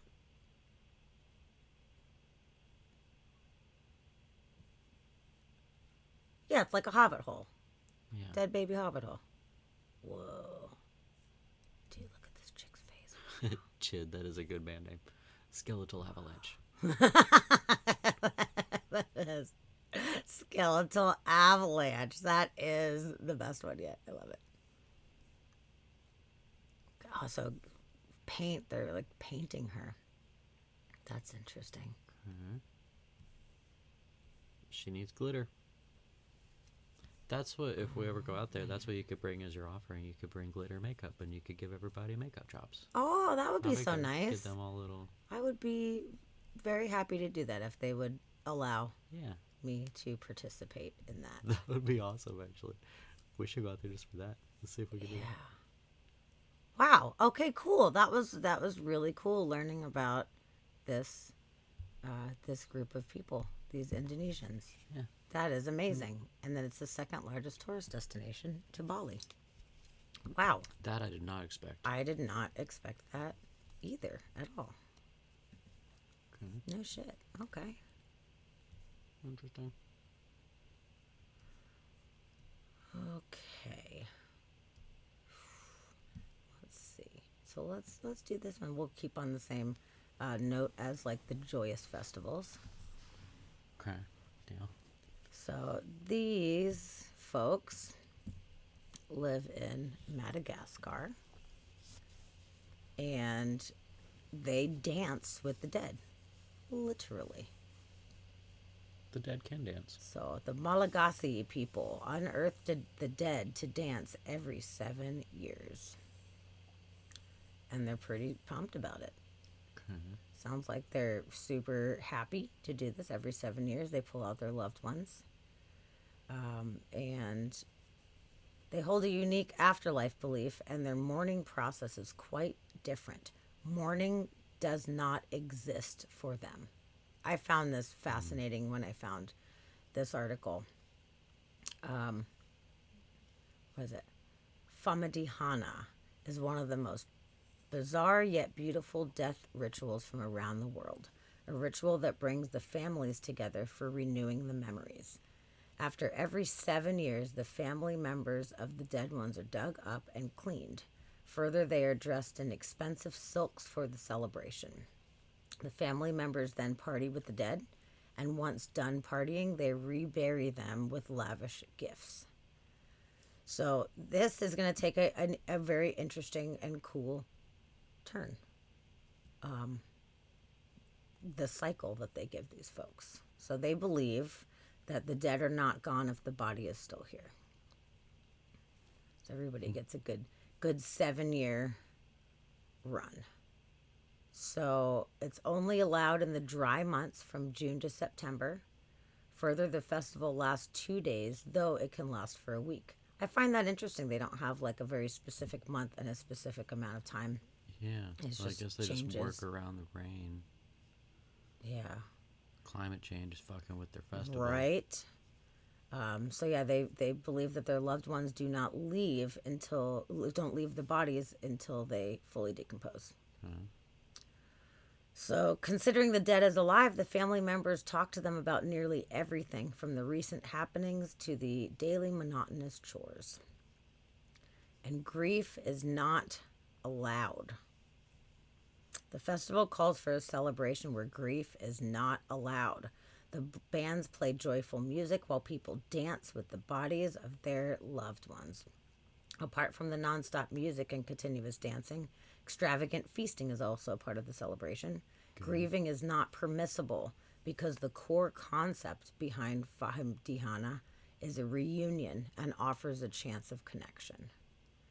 So, that's cool in a way. I saying it's not allowed is a little bit rough because this is still, really hurt somebody. But I guess they're saying like, hey, no sad faces here, like we're all gonna honor them, and this is a fun thing. It's like when someone you have a life celebration for somebody, and they're like, oh, they wouldn't want you to be crying about them, like they'd want us to be having a good time. It sounds like a similar type of thing.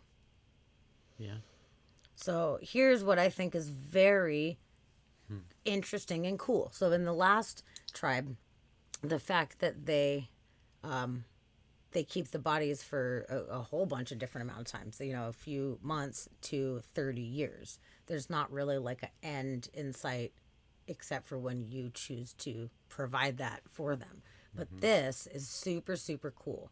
So see, you have the 7 years, your loved ones are dead for 7 years. You have this festival, you bring them out, you dance with them. And then once you are done celebrating, the remains are wrapped in new silks and they are reburied. But this time the remains get buried facing down for signifying the end of the life cycle.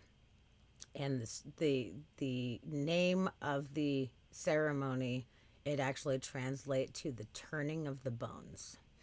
Interesting. Yes. So you have the 7 years to handle it. You dance with them. You have a last hurrah. And then they are rewrapped. They are done face down. And that is the end. And you have now put that person to rest. I like that. Yeah. I thought that was really that's a really cool idea and a cool way of handling that. Also, that paragraph right there is really interesting to me. The wrapping ceremony is more than just tying up. It signifies the creation of life.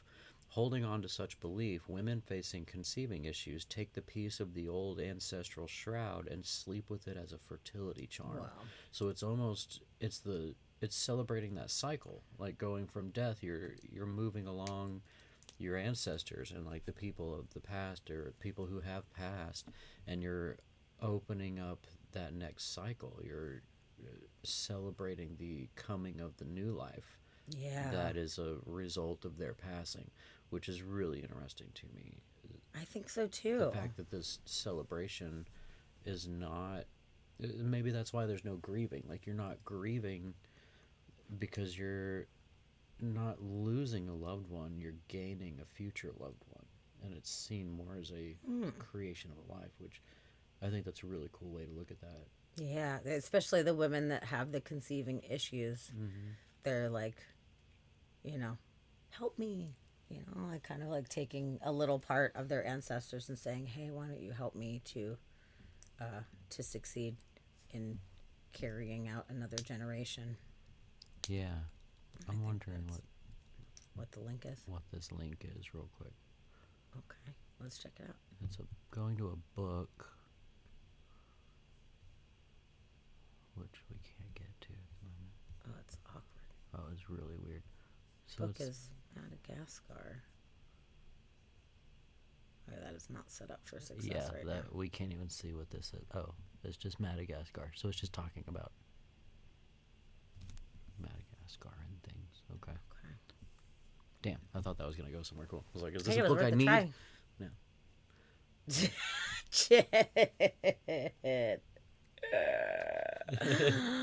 Oh, God, you're so fucking funny, Shit, that's dude. good. Those are good lyrics. Oh, my God. That's awesome. Back from the dead, add glitter to glisten. That's really good, dude. Nice. So alcohol is buried with the dead. They party at the festival, and then they bury some alcohol with them. Nice. Alcohol, money, and photographs are buried with the bodies. So they have a epic party, and then they have lavish expenditure on tombs. Well, that's really a nice tomb. Many cultures do not pay a great deal of money for the deceased final resting place, but the Malagasy people are pretty different. They value the home of the afterlife more than worldly houses. Tombs are far more expensive than the actual Malagasy houses. Whoa. The most significant expenditure the tribe people pay. Wow. Wow. No shit. Wow. That's very interesting. Yeah. You'll spend more money on a tomb than you will on your house. That's crazy. Yeah. Yeah, and they were saying in the other tribe, the buffaloes, it's more than like 6 houses. Yeah. Buy 6 houses for the buffalo. Oh, I'd be like, you better not fucking die, man. You better not die. Yeah. I'm going to have to buy all the fucking buffaloes, man. Come on. Until you can buy your own buffalo, you're not allowed to die. Seriously. I can't afford buffalo. Ugh. I can barely afford this house I'm living in. I can't afford more buffalo. Okay, so the Famadihana beliefs dramatically shift from the Christian beliefs, but various Christian sects in Madagascar did accept and adapt the ritual. Like the Roman Catholic Church practices Famadihana Christiana, because according to them, the motivation is derived from the Bible. Wow. Interesting. We do not believe we can communicate with the dead, but we do believe that the Famadihana strengthens our family between generations. All right. Very interesting. Very, very interesting. Did you pull that up? Yes. Okay. Cool. Yes, yes, yes. Yeah, that's really interesting. That's really, really neat. I love this concept of you get 7 years and then they're done. Then you're done. Yeah, and then you're done. I really like that idea of the death to life cycle. That's super cool. Yeah. That's a really cool way to look at that. I agree. All right, the mod was break. Okay, Dusty's taking a whiz break. Wow. It's so interesting, though, that in so many of these cultures that they do not believe that the dead are gone while their bodies still exist. Whether they have them in the house, like, oh, Grandma, here's some food and water and whatever, and talking to them about mundane things. Krista said earlier is a very valid point that I was thinking about also. It was like, what does this do to the soul of the person? Like making them feel like they're still attached to the earth. I mean, I guess each culture has different ways of seeing things, but I feel like the kind thing to do is once somebody passes on, you know, you have that moment of grieving and you accept the loss, and then I personally want them to move along. You know, I don't want somebody that I love being trapped earthly bound, you know, and just here because I want to keep them here. Personally, I feel like a big part of the process of the soul in general is to you have your time here and then you move along. And I wonder what that means for the individual. I wonder how it affects them after they pass. I mean, maybe it's different being a part of a culture like that and growing up and being raised, but that's the way that it is.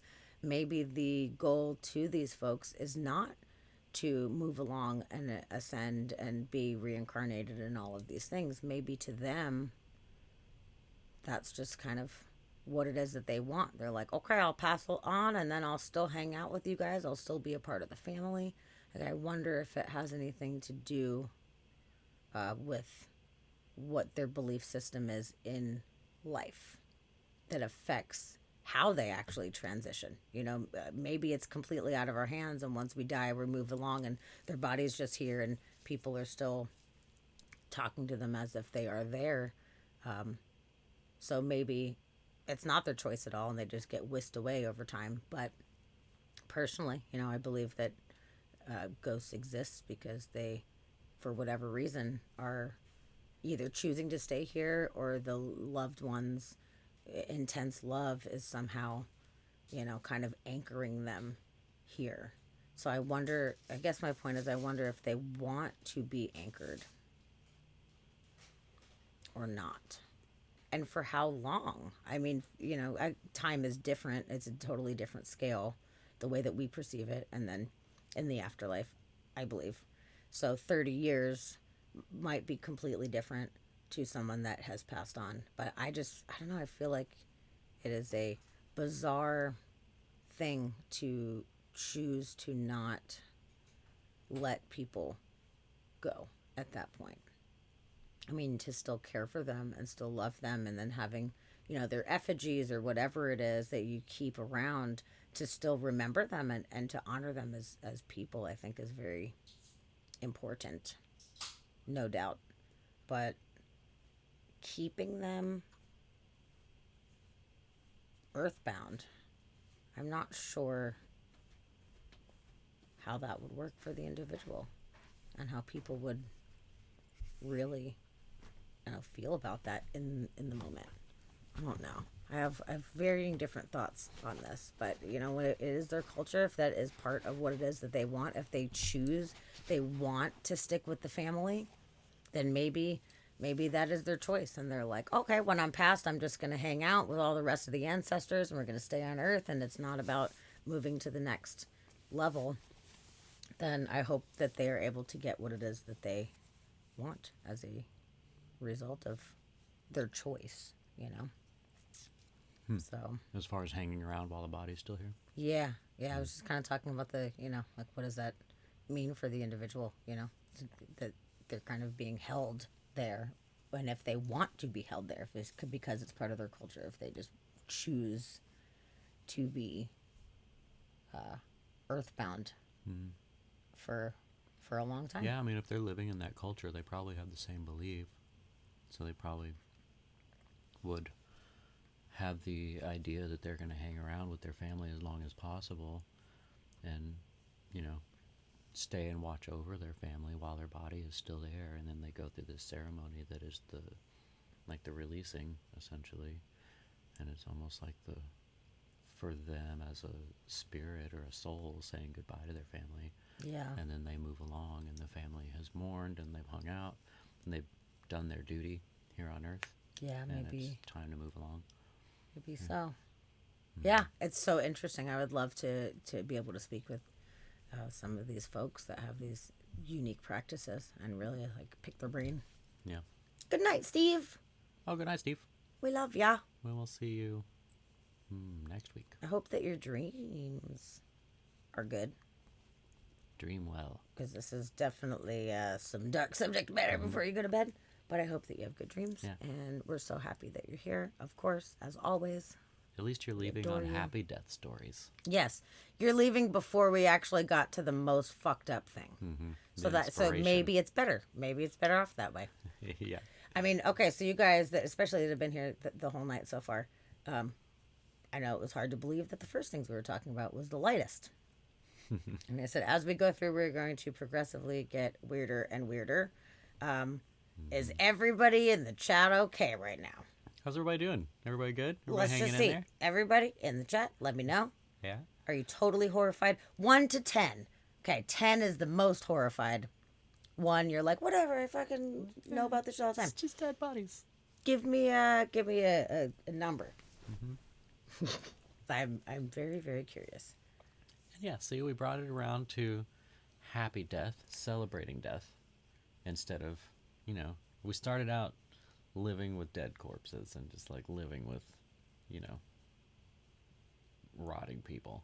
But now we're preserving them and we're honoring them. It's not just I just didn't report my mother, you know, and whatever. Yep. We're not stealing their financial things. We're honoring them. So it's ending up well. Oh, Krista, you're wondering what could possibly top what we've already talked about. Yeah. You will find out very shortly. Oh, yeah. Oh, hi, Alf. And Alf is here. Man, you're just in time. I'm glad you're here. You came into a very dark side of the stream. Yep. It's pretty awesome. As you can see, we have a graphic content warning right now.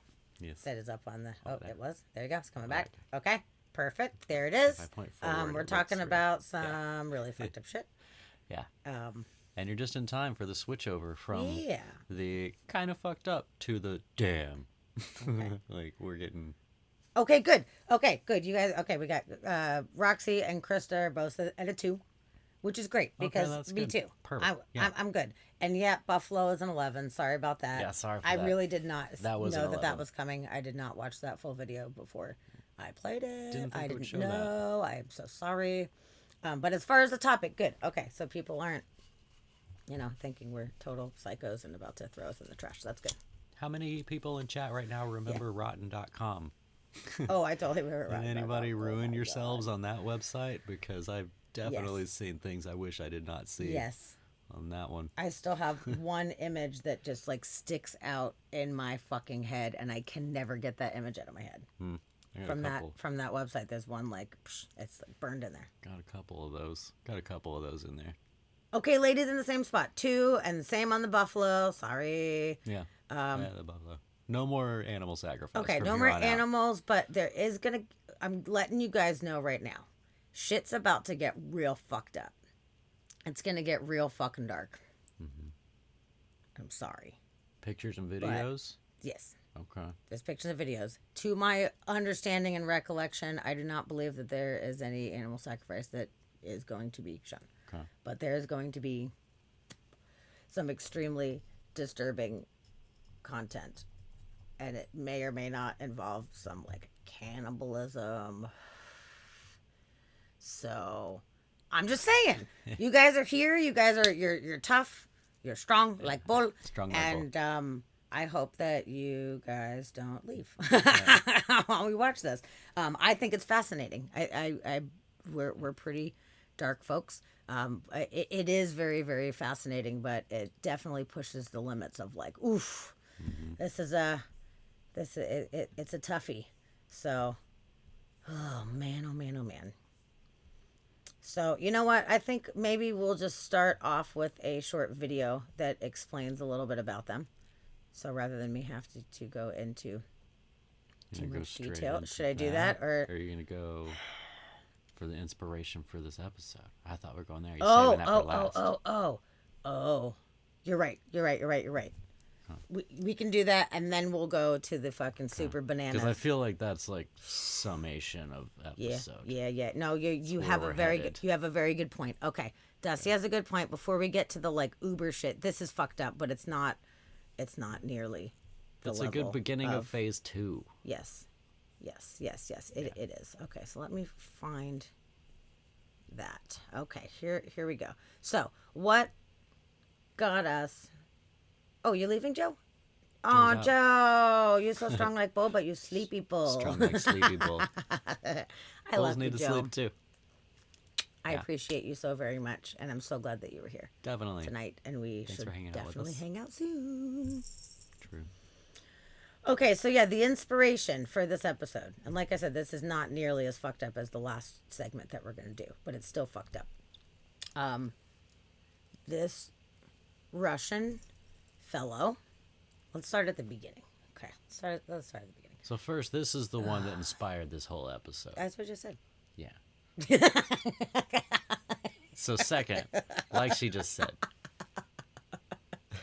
Let me cut you off to say what you just said. Wait a minute. It's fine. Wait a minute. So in case you're wondering, this inspired this episode. Yeah. Just to clarify also, that. this is the one that inspired this episode. Anyway, this fellow, this Russian fellow, oh God, fuck, I don't even know how to start with this one. Let's just, okay. So back in the day, this guy was a young child, and somebody was essentially dragging a body of a young girl through the streets. And I don't know if that means dragging like brutally or, in a cart or whatever. But as they were walking down the street with this dead body, the family of the young girl was like, hey, come give her a kiss. So he kisses this dead girl. They have him kiss her a few times. And they're like, okay, thank you very much. You are now married. And they gave him a ring, this child, and a ring on the dead girl. And this is how this man's obsession with death began. He essentially was forced to marry a dead girl at a young age. So now he's very interested. And that's messed up. That's messed up. That's real messed up.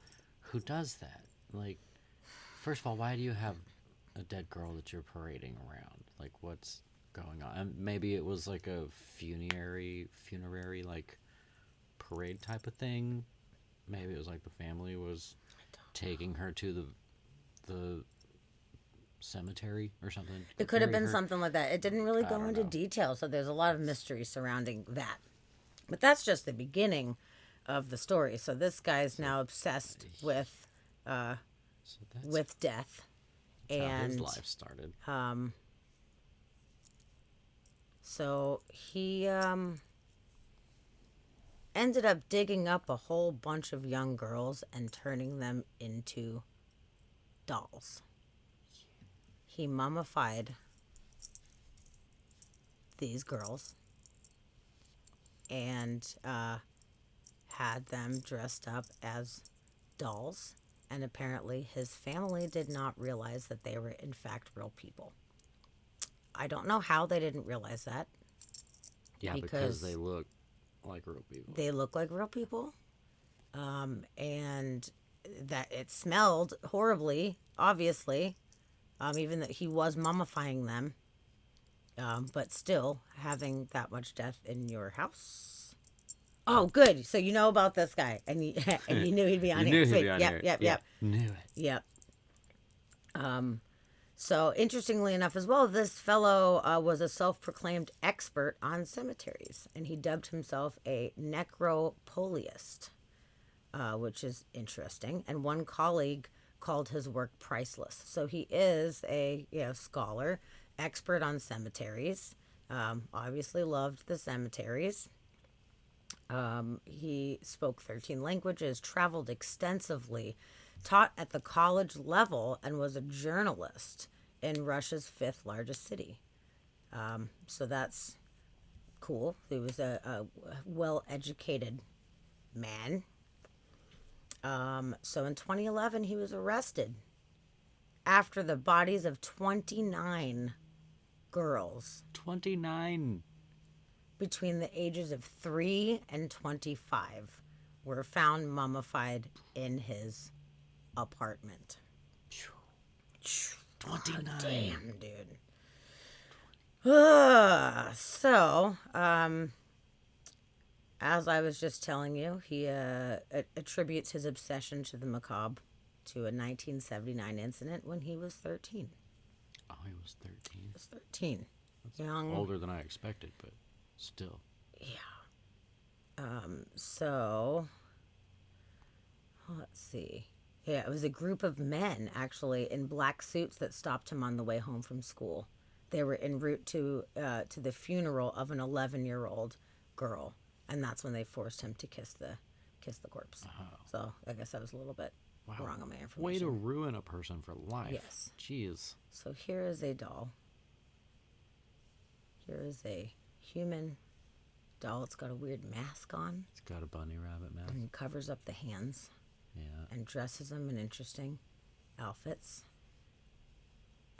So the guy says, my strange marriage with Natasha was useful. Strange indeed. He said it led to a belief in magic and ultimately a fascination with the dead. Whether the story is even true is beside the point by now, and his disturbing thoughts would go unchecked for more than 30 years. So, his interest in the corpse-kissing incident never abated. He began to wander through the cemeteries as a schoolboy. Okay. He looks totally normal, right? It's Yeah, good. totally normal. It's his mugshot. The macabre interest even informed his studies, and he eventually advanced a degree in Celtic studies, a culture whose mythology often blurs the lines between life and death. The historian also mastered some 13 languages and a many-timed published scholar. Okay, so he roamed from cemetery to cemetery. I don't think anyone in the city knows them better than I do. Wow. From 2005 to 2007, he claimed to have visited 752 cemeteries. Wow. I love cemeteries, but I'm not about to go do this. I just want everyone to know, even though I love cemeteries, I'm not trying to do this. We took detailed notes on each one and delved into the histories of those buried there. The hands-on historian claimed to have walked up to 20 miles per day, sometimes sleeping on hay bales and drinking rainwater from puddles. That's dedication. Yeah, right. He posted a documentary series of his travels and discoveries entitled Great Walks Around Cemeteries and What the Dead Said. These continued to be published in a weekly newspaper. I am very interested in checking that out. Yeah, can we find that? I hope we can find it, because I'd be very interested to see what he has to say. So Great Walks Around Cemeteries and What the Dead Said are the names of that. He even said he spent one night sleeping in a coffin ahead of a deceased person's funeral. That's just the usual, you know? His observations were more than just observations, however. You sleep in a coffin? My God. Okay. So, desecration of graves. In 2009, locals began to discover the graves of their loved ones desecrated, sometimes completely dug up. Our leading theory was that it was done by some extremist organizations. We decided to beef up our police units and set up groups composed of our most experienced detectives who specialize in extremist crimes. So they're like, we don't know what the fuck's going on. Here's another doll. Just going to pepper a bunch of dolls in throughout this article just to keep you remembering exactly what... Oh, are you stuck, buddy? There you go. Okay. For nearly 2 years, the Interior Ministry's leads went nowhere. Graves continued to be desecrated and no one knew why. Then a break in the investigation came following a terrorist attack at the airport in Moscow in 2011. Shortly afterwards, authorities heard reports of Muslim graves being desecrated. Investigators were led to a cemetery where someone was painting over the pictures of dead Muslims, but not damaging anything else. That's weird. Yeah. That's where Moskvin was finally caught. 8 police officers went to his apartment after they apprehended him at the graves of the Muslims to gather evidence. Boy, did they get some evidence. Holy shit. What they found there shocked them all and shook the world. I'm shaking. I'm shaken, too. The 45-year-old lived with his parents in a small apartment. He was reportedly lonely and something of a pack rat. Inside, authorities found life-size doll-like figures throughout the apartment. The figures resembled antique dolls. They wore fine and varied clothing. Some wore knee-high boots. Others had makeup on over faces Moskvin had covered in fabric. He also had hidden their hands in fabric, except these were not dolls. They were the mummified corpses of human girls. So let's check this video out real quick. Let's give this a go. Вон лежат они уже древненькие. Замумифицированы. То есть он здесь эти делал, да? Да, из трупов кукол. То есть длинный там, да? Да. Там все девочки, да? Ну, как правило. That's some pack ratty ass shit. All right. Hoarders. Вечерние съемки. Dude. He lived with his parents in a small apartment, and they did not question that these were dead people. Maybe they're lying. Maybe they knew and they didn't want to bust him. Maybe. But my God. Yeah, 29 of them. 29.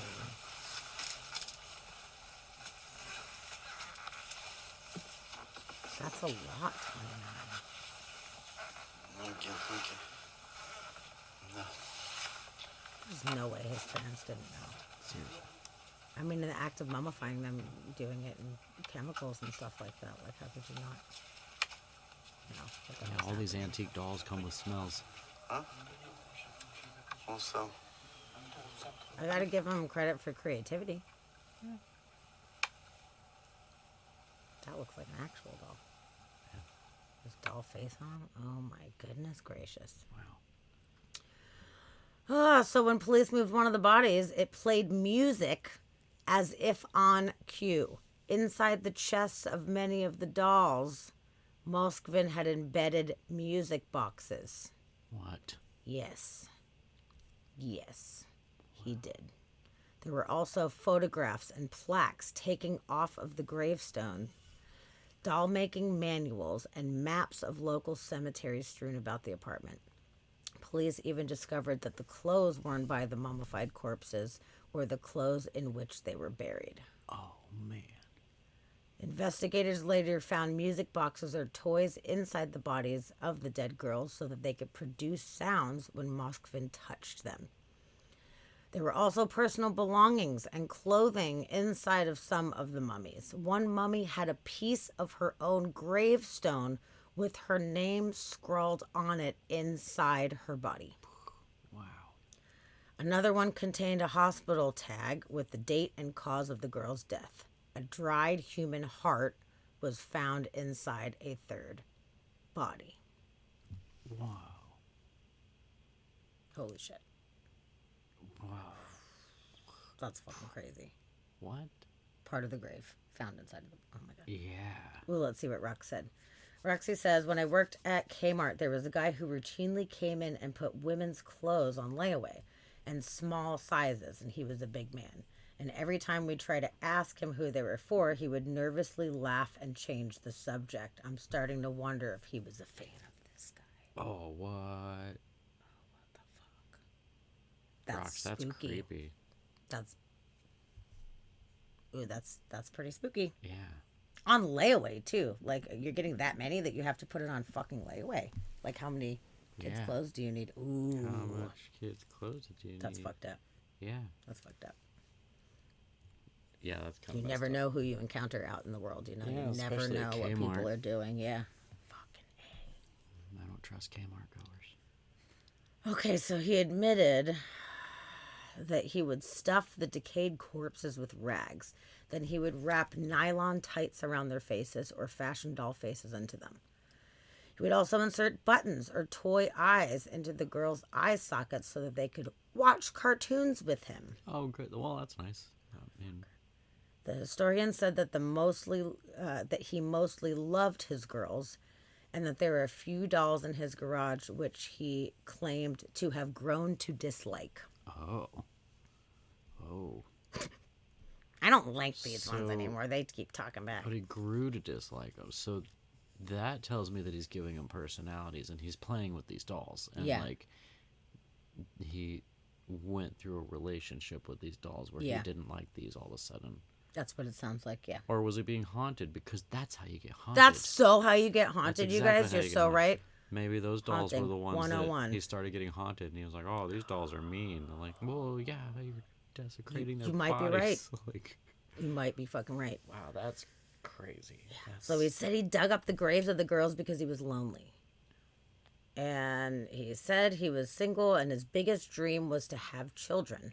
Russian adoption agencies wouldn't let him adopt a child because he didn't make enough money. And perhaps that was best, judging by the condition of his pack rat apartment and psychotic obsessions with dead people. Mm-hmm. Yes. But he added that he had done what he did because he was waiting for science to find a way to bring the dead back to life. In the meantime, he used a simple solution of salt and baking soda to preserve the girls. He celebrated the birthdays of the dolls as if they were his own children. Wow. Oh, what did Rock say here? I would say that too, but he was kind of like old lady clothes. Kind of wonder if it was a mom passed, but I can't let her go situation, like the folks in the earlier stories. Oh, maybe. Man, Yeah. You might be right. Ooh, now there's so many like mysteries that come from that. That's Yeah, right. very That's strange. Mysterious. It's so funny. We're so tainted now. We're like, okay, that's a little less freaky. Just Yeah, dressing up your that's a dead little mom less in your freaky. house, you know. But like, there's so many levels of freaky, Yeah. and they're all fucked up. At least it's not pedophilia. So this is parents who claim to have no idea what the fuck was going on. I don't know. She looks like she knows something. Look at those eyes. Yeah.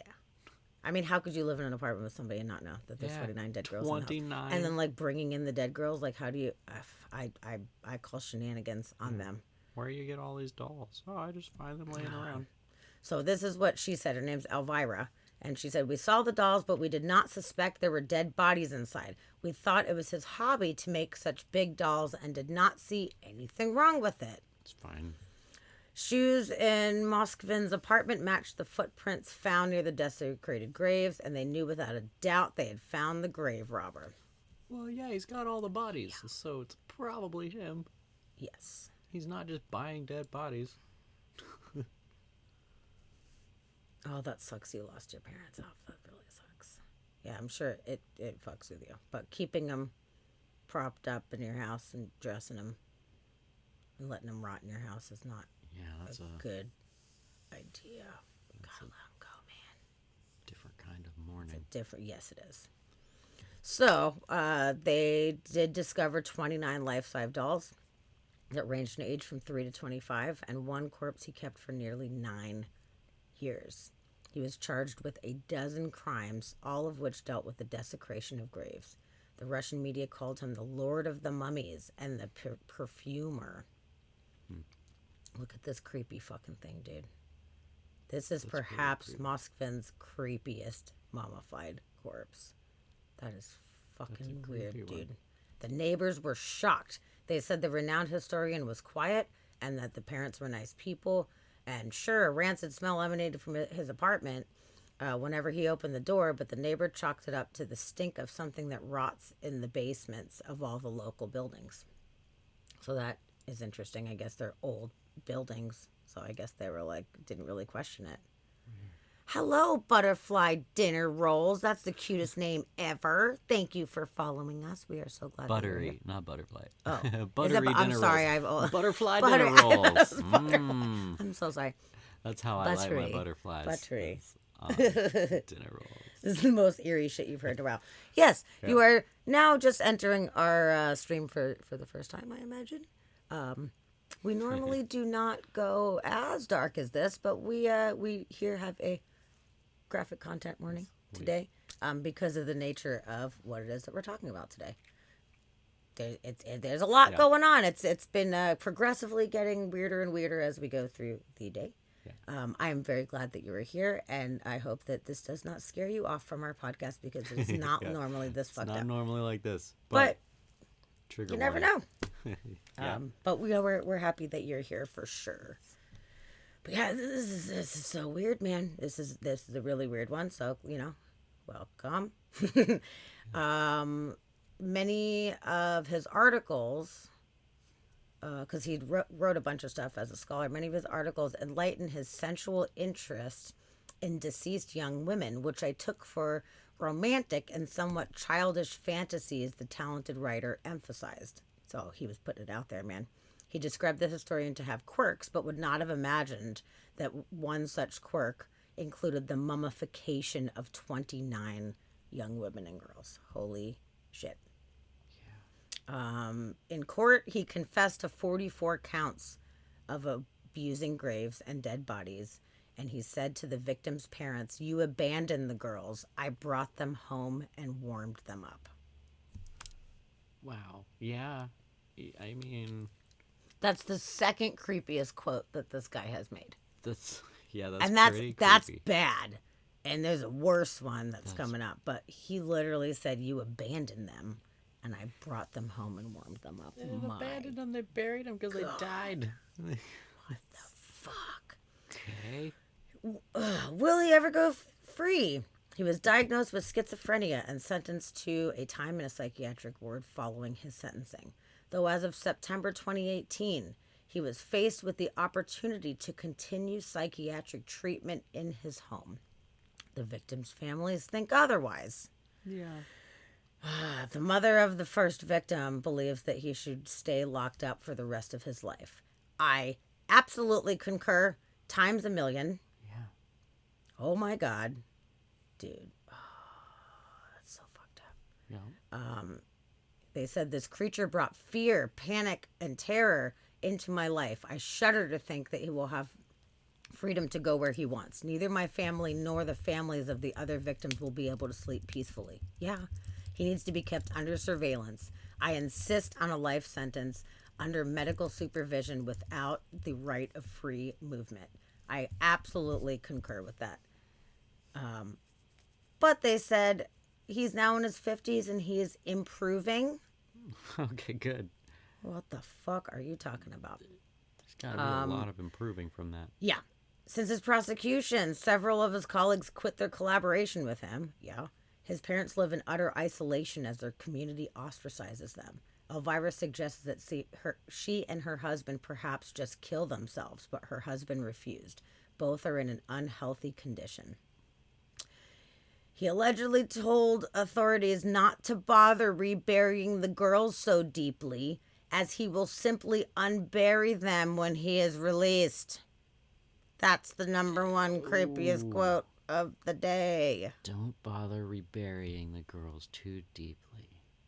As he will simply unbury them when he's released. Damn. That's a statement. Right You're there. just throwing it out there at that point. Like they should never let that person Yeah. out. Like there's Keep no me locked up. questioning. Ugh. And then this is the last little part here. I still find it hard to grasp the scale of his sickening work, but for 9 years he was living with my mummified daughter in his bedroom. I had her for 10 years, and he had her for 9. Damn. That's fucked up.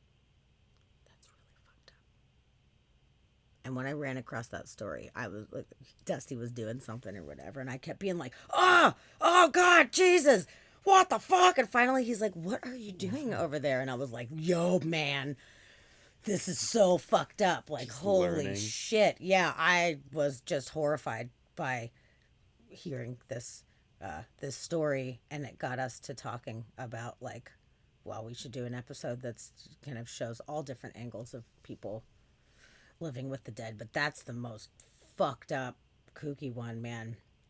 Yeah, that's messed up. And yeah, if the parents didn't know, then I do feel bad for them if they didn't know, but really, like, how aloof can you be to not know nor question it? I mean, good Lord. Like, how dumb are you if you have no idea? If the 29 different dead girls being brought into your apartment. Yeah. Like, dang, man. Yeah, Buttery, I don't think there was anything sexual going on with any of it. It didn't sound like it. Yeah. It sounded like he was caring for them like dolls. Some of the things he said made it sound like he was talking to them and playing with them and maybe had, like, a rapport with them. But it didn't sound like it was anything sexual that I got from it. It didn't mention that specifically, which is good. I hope that nothing was happening, for God's sake, man. I really hope nothing And, like that was happening. It really sounded like he was doing it out of love and out of care for him. Yeah, like he wanted a child and he couldn't have a child, so he took people's abandoned children and had them, like, hang out and watch cartoons with him and stuff. Like, Yeah. it sounds like it was reasonable intent comparatively, I guess, to some other more sinister things. Yeah, it sounded like he was doing it out of love, essentially. It does, but gosh, man. But man, that's a messed up story. That is a messed up story. I'm just going back and showing these photos again. So much empty space on this article. Yeah, I don't know why it's weird. I think there were spaces for ads, but they didn't have ads, which is fine. My goodness. I'll accept that. Like, how could you 29 not of question? them, though. Oh my God! Wow. Yeah. And then putting them, like, music boxes into them, and, like, the one Yeah. had a piece of her headstone in her, like. Yeah.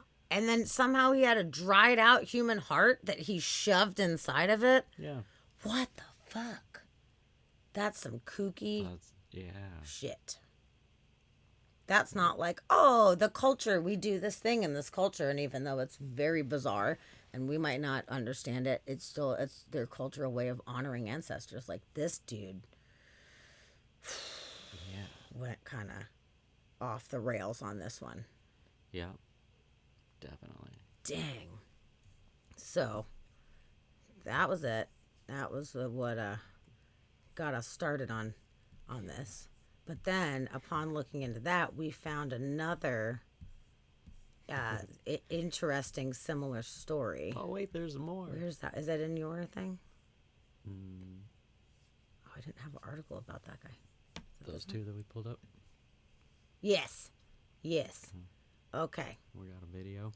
Oh man, this guy. You know what? I'm just gonna play this video. It's gonna tell you a little bit about this fellow. Speaking of, people doing things out of, like, loving intentions, it kind of sounds more potentially that this guy had loving intentions as opposed to just straight up sinister. Obviously, it's fucked up, but on the scale, you know, I can appreciate that somebody means well, even if it's not well. Krista, he looks completely crazy. He does look He completely does look crazy. He fairly does. crazy. He totally does. If he combed his hair, he might look a little bit more normal, but you know. Yeah. No, he had that look And in then his eye, like man. the hoardery house, like there's always something off with something like that. Like Yeah, weird. like that level. That's something's up. Something's And not. as we've learned in this episode, if you know anyone who's a hoarder, there's probably a dead body in there somewhere. Yeah, apparently lots of hoarders have dead bodies. Either there's a dead body and they not don't that know everyone it. does, but like you just watch out for your hoarder friends because you never know. Yep. So this video is going to talk about Carl Tanzler, who was a physician back in the day, and he dealt with tuberculosis patients, and sometimes doctors bond with their patients, and we're going to learn about what happens when you bond with a patient and they pass away. Although history is full of stories of star-crossed lovers and romantic obsessions, few are as strange as that of Carl Tanzler and his infatuation with a young woman named Maria Elena de Hoyos. It was a love affair that persisted not only in life, but also beyond the grave, and that proved that beauty really is in the eye of the beholder.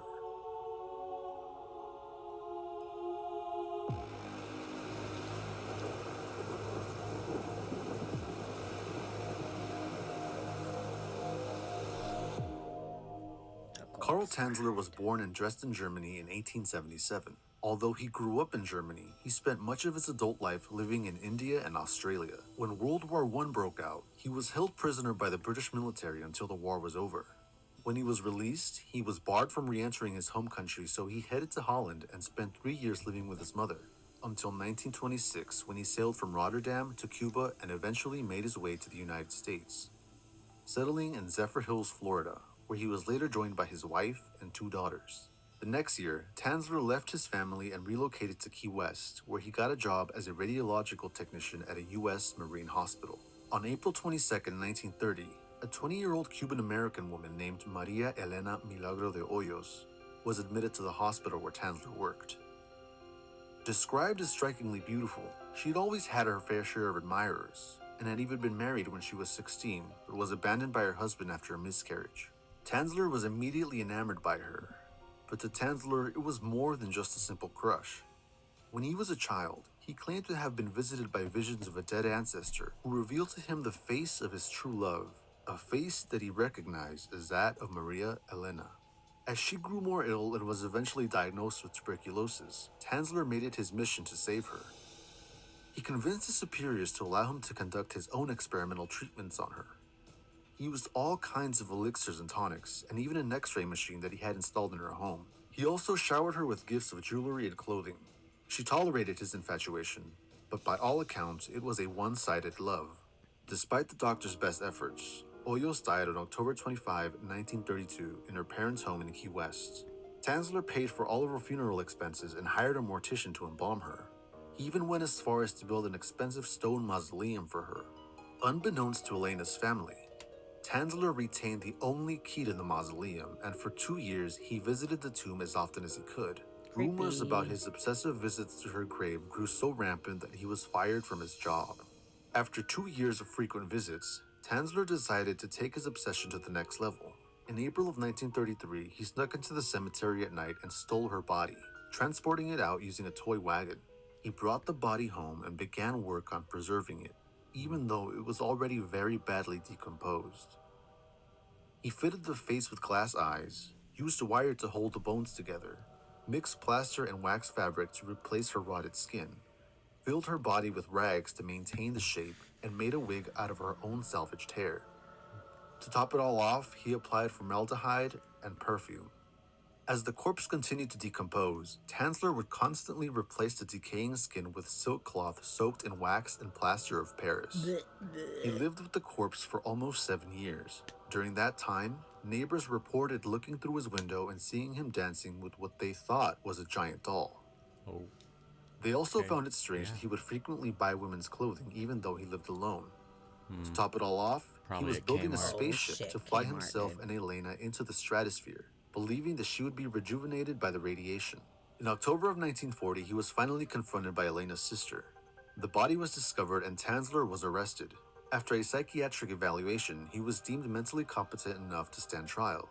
The trial was a media sensation and drew huge crowds. During this time, Elena's corpse was examined by doctors, and according to some reports, they discovered a paper tube that had been inserted in the vaginal area of the body that was used for sex. However, these claims have been disputed, and it's still unclear whether any necrophilia actually happened. But I don't think it's too far-fetched to think that it did.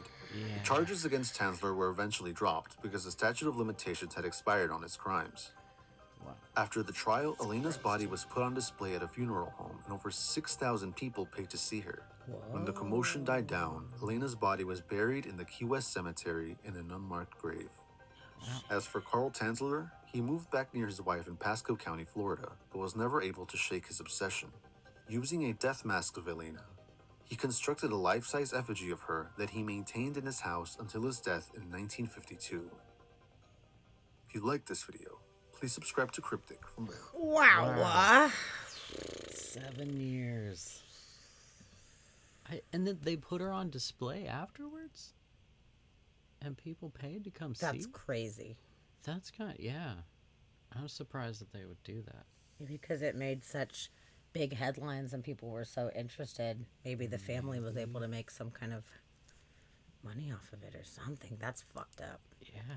That's fucked up. But, you know, like I was saying, it was like he fell in love with this woman. And it was, there was a base of love there. It seemed like there was a love foundation. It was out of love.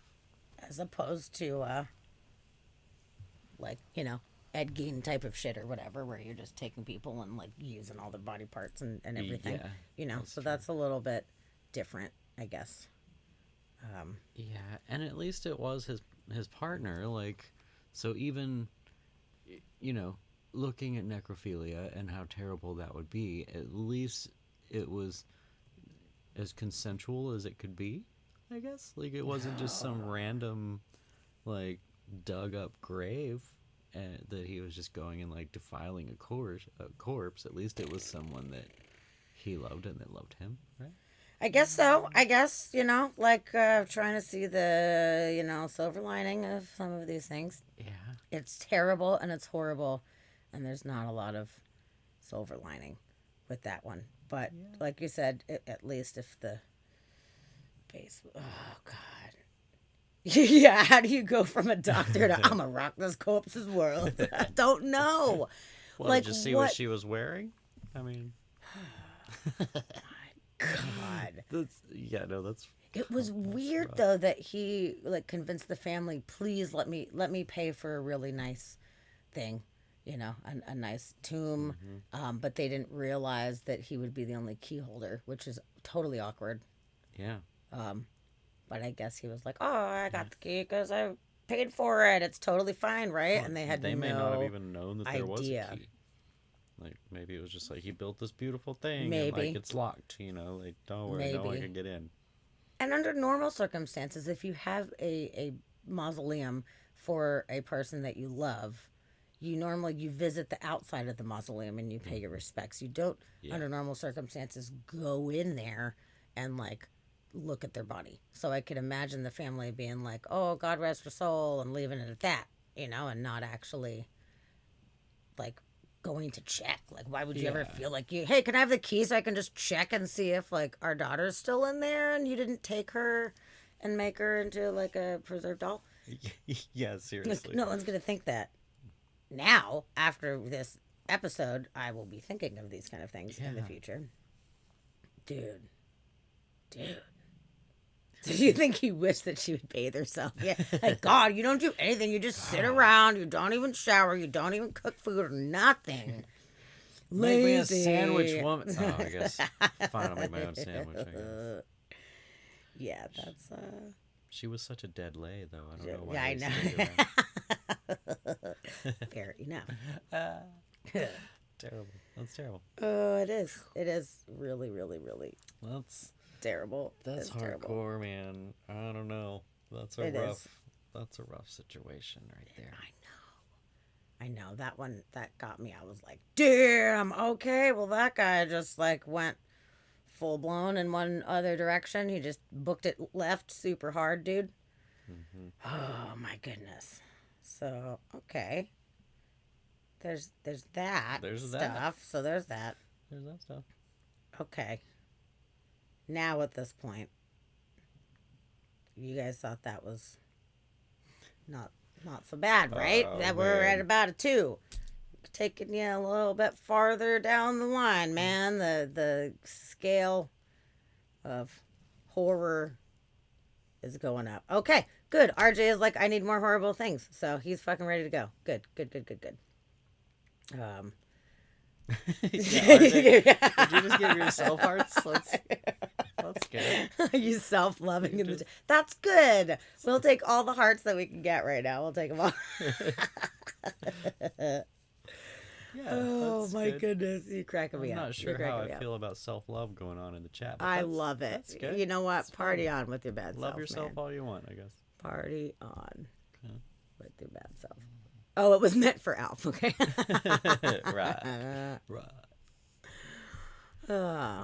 Okay. So we're going into one of my favorites.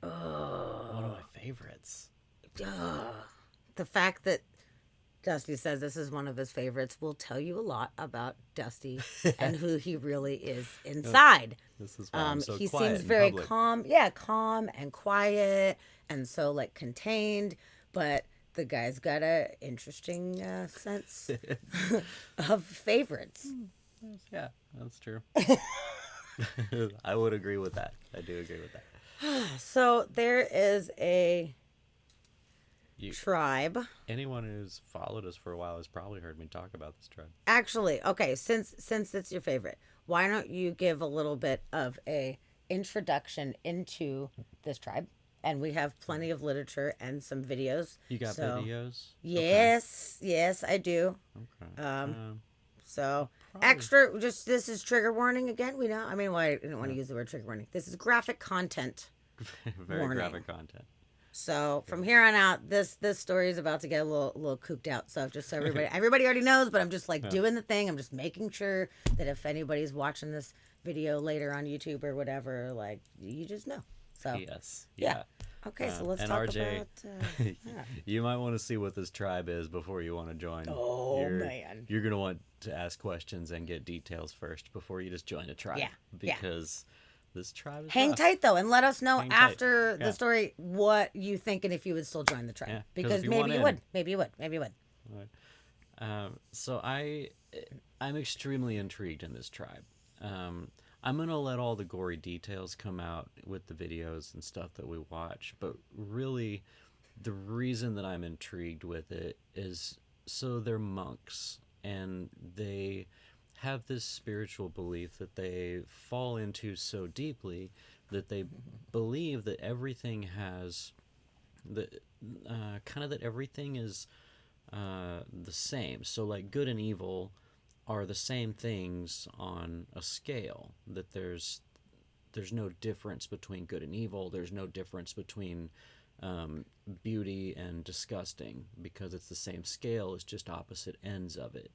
And they really meditate on and try to bring themselves to their enlightenment, which is the realization that everything about life is, whether you see it as beautiful or everything is neutral and we should just accept it as what it is, it's a very interesting view that I like. And the fact that they go through all of these extremes to break down societal norms and to break down beliefs that have been given to them since they've been born and all other societies kind of put into us. So like with our culture not wanting to parade around dead people, that's one societal norm that is something they try to break down. And what is gross versus what is beautiful versus, you know, any kind of opposites like that. Like they try to get themselves to a point where it's all the same and they can understand and respect anything and everything in the world and on the planet. So that's where their beliefs are coming from. In doing that, they cross lines that we would never think of crossing. And it gets rough. So I'll let the videos talk about the stuff they're doing. Like, we should go into it, but that's the basis and the belief system that they're operating on, which I think is extremely intriguing. And Yes. I see where they're coming from. Would I go through these extremes to find that line and to reach this version of enlightenment? No, I would not. No. So, But living it's- with dead bodies, this is definitely taking it to the extreme of what that means. So Yeah. let's check Again. out the Warning. Yes. Let's give this a go. Hindus believe in reincarnation. Each rebirth is determined by the karma that you accumulate from your previous life, but it can also be affected by Hindu notions of purity. But there is a sect of Hinduism called the Agori, challenging the very fabric of Indian society.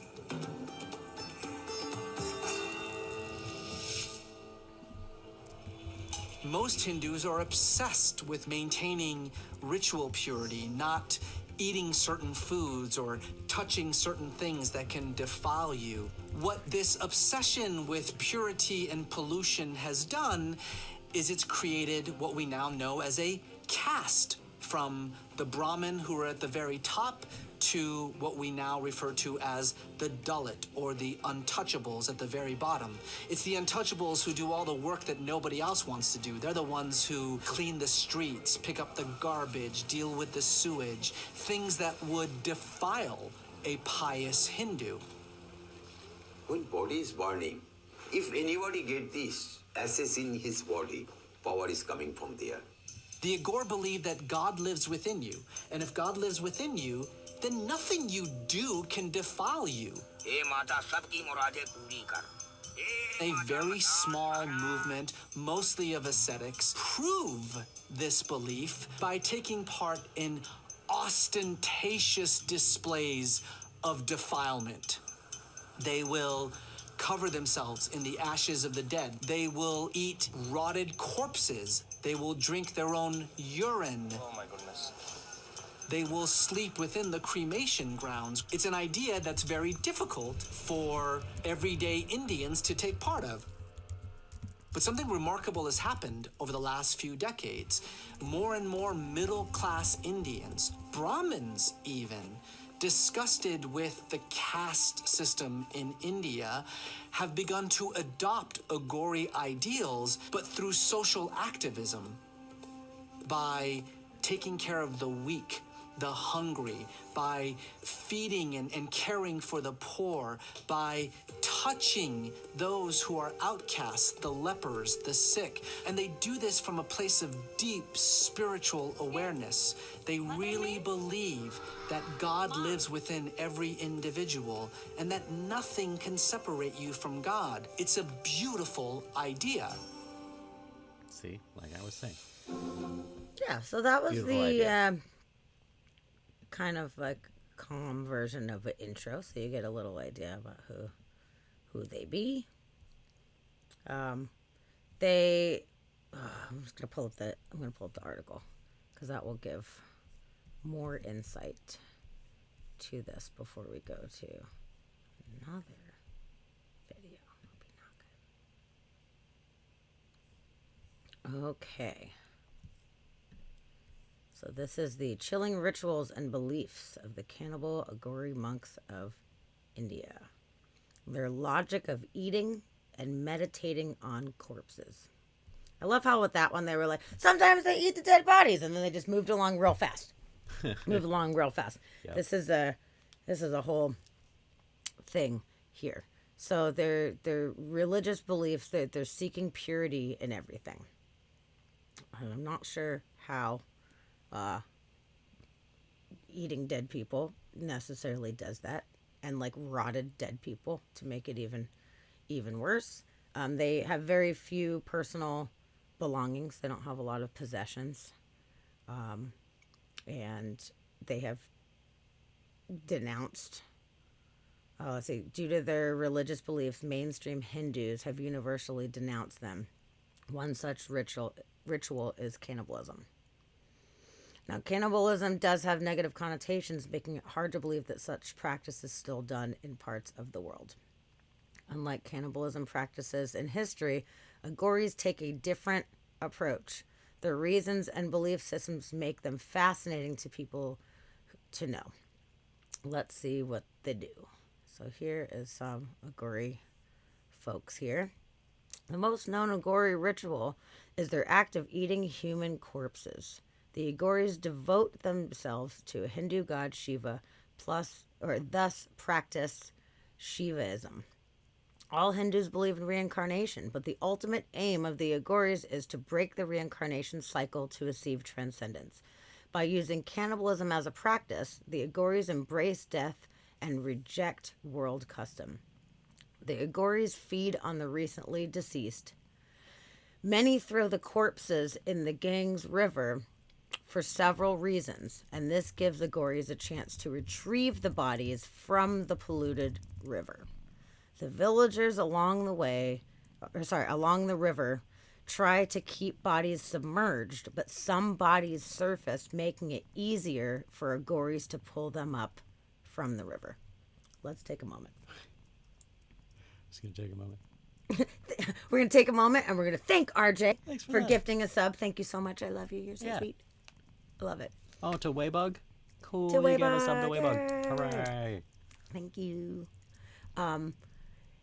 Yeah, so okay, not only are you just like eating your fallen homie, you know, sometimes okay. You don't want to waste the meat. Your buddy dies, you're like, damn, that fucking sucks. Okay, let's do a pig roast kind of scenario. That is not what is happening. They will take the bodies and they throw them into a polluted river that is filled with all different kinds of filth. I mean, it's India, fucking A, man. Like, they're known for having really horribly polluted water. So there's these dead bodies, which are already putrid and rotting, and they're in polluted water. And then the bodies are waterlogged in this polluted water, and they pull them out and then eat them. What the fuck?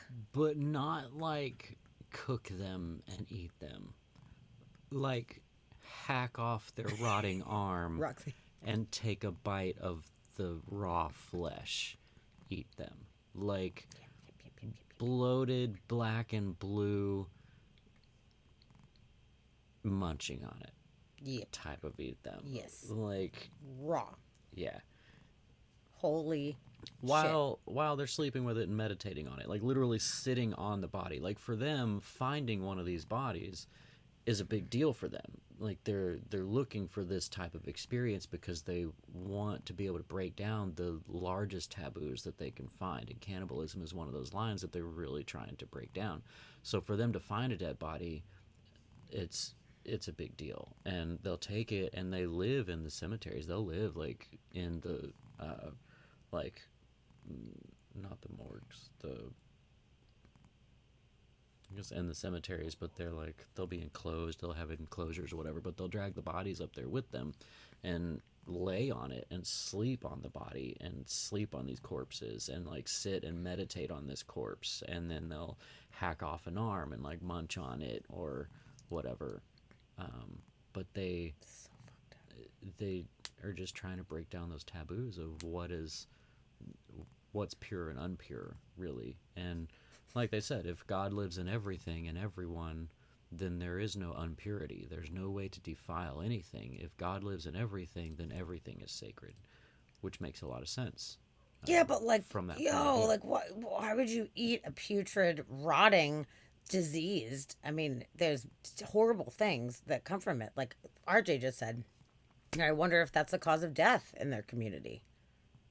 Maybe. Like, Like, how do yeah. you eat rotting, bloated, maggoty fucking flesh and not get sick, you know? So it just seems like yes, you're trying to break down the boundaries and everything's sacred, but like, why would you not choose to not eat the dead blooded people. I don't know. I would not choose that. And the power of Christ compels you. And yeah, maybe they're onto Dude. something. Like their immune system is probably really good. It's gotta be. I mean, It's if, gotta be if- good. I don't know if the children do this or whatever, or if this just is like a very sacred practice that's done by like some of the elders or whatever. I'm not quite sure. From what I've seen, it's anyone that happens to find the body. Like the body's kind of finders keepers, and if you're in this tribe and you find the body, it's yours. So no matter where you are in your practice, that's just going to help you in your practice. From what I've seen. So if you're 11 or 90, Interesting. good So job. it floats finding a up body. out of the water. You find it on the edge of the river, and then you Yeah, have it's to do whatever you it's a want with it. dibs situation for sure. Oh my goodness gracious! Found a body, mine. Wow. Okay. Well, so yeah, that's not what I would do if I found the body, but that's cool. Hey, whatever they're I do. So what do they do with the dead bodies? Some might be reiterated, but we're going to go through it anyway. Apart from consuming the corpse, tribe members practicing cannibalism utilize the dead body to the fullest, which is good. For instance, they transform human skulls into bowls and carve pieces of bones into jewelry. That's cool. Every Agori possesses a human skull, which they use as a bowl. Why? Because according to their belief system, the human life of a deceased clings to the skull's top. So they all have a skull bowl. Wow. Oh. Pretty neat. Additionally, for them to transcend, they need to face death directly. Due to this belief, the Agoris gather the human ashes from the cremation grounds, smearing them on their whole bodies, head to toe. This act, according to them, brings them closer to Lord Shiva and protects them from future diseases. That's good because you're going to need it. Jesus. After smearing the human ashes all over, the Agoris meditate and pray. Oh, I'm missing some shit in the shell there. Right, depends on the point. What kind of point am I trying to make? Good point. Yeah, I never wanted to prove a point so bad. I felt compelled to gnaw on a dead dude's arm. I'm with you. I'm with you so hard, dude. Yeah, I don't know, Krista. I don't know. Why wouldn't they embrace death by killing themselves? I don't know. Eating one is not my favorite idea, but yeah. I'm wondering if suicide is a mortal sin. Oh, type of maybe, thing. maybe. You don't want to do that. And you're using your life to find enlightenment. Like that's what life is for, is to find enlightenment and to get to the point where you don't have to reincarnate. So life is sacred, but you're trying to learn during this lifetime. So yeah, if you kill yourself, you're just shortening your lesson. That's fair. Yep. Yeah, the crown chakra ball. Totally, dude. Yeah. We need you to dial it back about 10 to 15% there, bud. But that's funny, depending on the point. You're passionate. Yeah, You're what just point like, am I trying I to feel make? so passionate. I'm just going to rip this arm off and fucking eat it. Sometimes. Yeah. Sometimes. You guys are so funny. I'm loving it. And buttery, don't worry. It's very, very small portions of India. India's It giant. is. It's But very I small. will say, on that note as well, though, I have a dear friend that was in, what part of, what the fuck, Indian city was it in? I can't remember at this moment, but it was a large, one of the larger cities in India. And he was saying that there was these like little like canals and stuff like that throughout the town. And he was saying that it was the most horrendous and disgusting shit that he's ever seen. There was dead bodies, dead animals, trash, horrible, terrible things just clogging up these canals in the town. And people were bathing in there. Like a lot of people were in there bathing in this water. And he said it was so horrific. Actually, it's my friend Henry. The artist guy, he was the one that went to India and said that it was super intense seeing the way that people lived all the time out there. So I'm sure there are, of course, some really nice areas of India where they keep stuff in better order, but just generally speaking, in some of the big cities, it's still pretty rough around the edges. Mm-hmm. So we actually have another friend who, a good friend of his, went out and actually stayed with these tribe for a while. And he said that she didn't really talk about too much of what she did. She went to go document it, basically. But he's fairly certain, knowing her, that she probably tried people. So she probably has tasted it. But he said, knowing this woman and who she is, more than likely, if it was there, probably something like that. Yeah. Interesting. That was Rick's friend. Mm-hmm. Yeah, that's dark. It's dark. It's dark shit, man. Yeah. It's really interesting that she actually went out there. Oof. Yeah. Crazy. So, so let's keep rolling. So in addition to that, their chilling act of meditating on human corpses. The ultimate goal of every member of the Agori tribe is to seek supreme enlightenment, just as in Buddhism. Buddhism. Buddhism. That's what Chid practices. Chid practice Buddhism. I love them. So, such purposes demand a long period of meditation. The most sacred form of meditation in Agori culture is meditation while sitting atop of human corpses. Why? That's what I want to know. They perform such practice to let go of any ounce of fear left in them. They meditated over the dead bodies to face the stigma of death and to conquer it. Mm-hmm. Buddhism. Buddhism. That's a really good gift Yeah. or whatever emoji. I'm converting right now. That's really, really, really funny. Cannabis and alcohol are important for them. Many worshippers have meditated in the past and continue to do so, but the way of meditation for each worshipper differs. Similar is the case with the Agori tribe members who take the aid of mind-altering drugs to dive into a meditative state. Consumption of cannabis and alcohol disconnects them from the world and gives them a sense of spirituality. When their minds alter, they feel grounded and not a part of this world, which further gets them closer to their Lord Shiva. And they swear every day for spiritual enlightenment. They claim to be healers.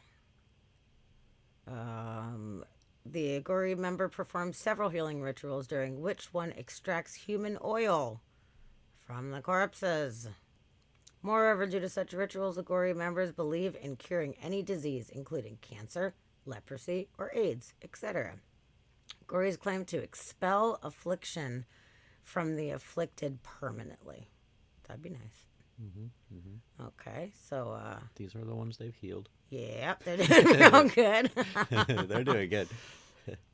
Oh man.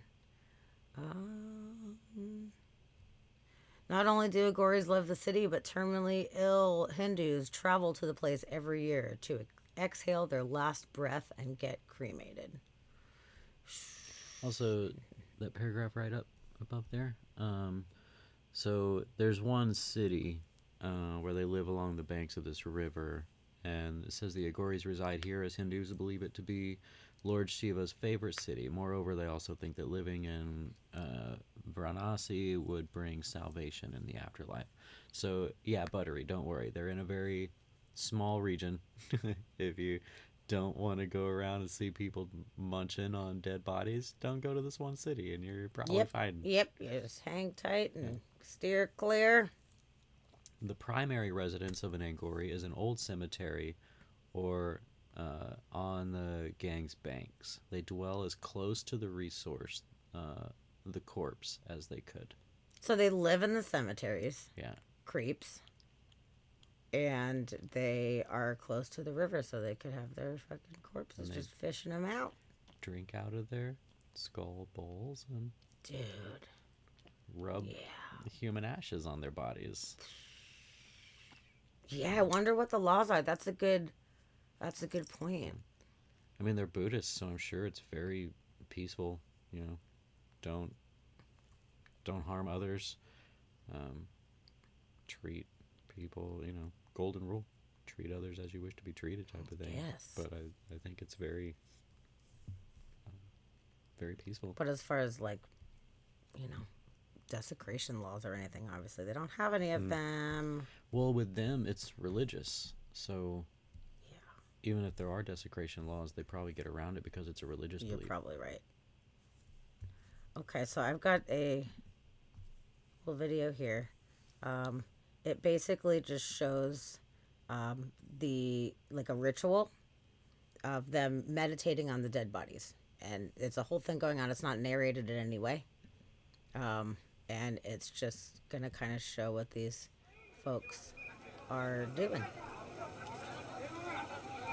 So that is a person over there. And everybody's just hanging, and everyone's got the ash all over them. That is the ash of cremated people. It's goth as fuck, dude, for sure, man. It's super early.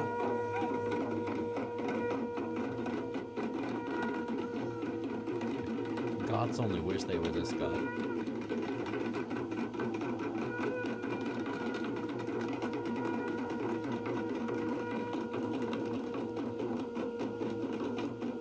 Kind of cool they allowed people to film in here. You want to be the drummer? Yeah. Let's see. That's pretty good.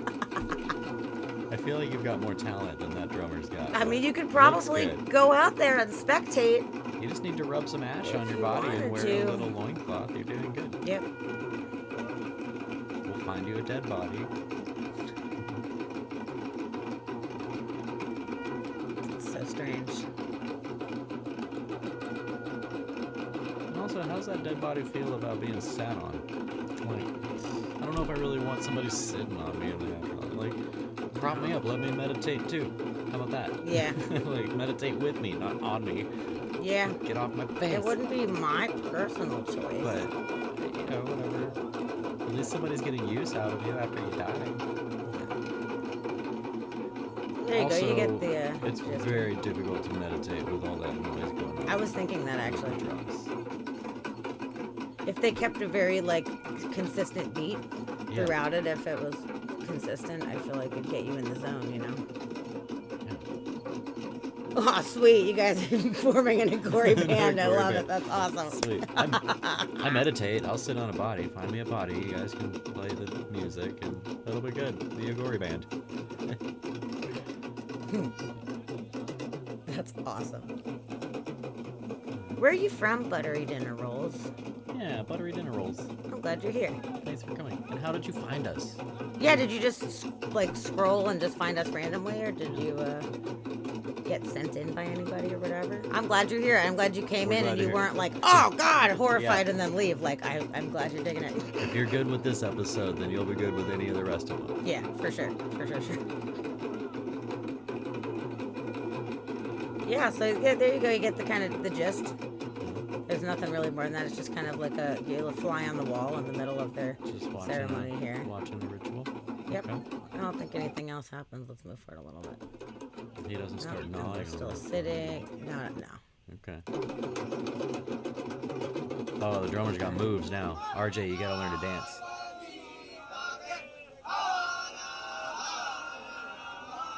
Oh, sweet.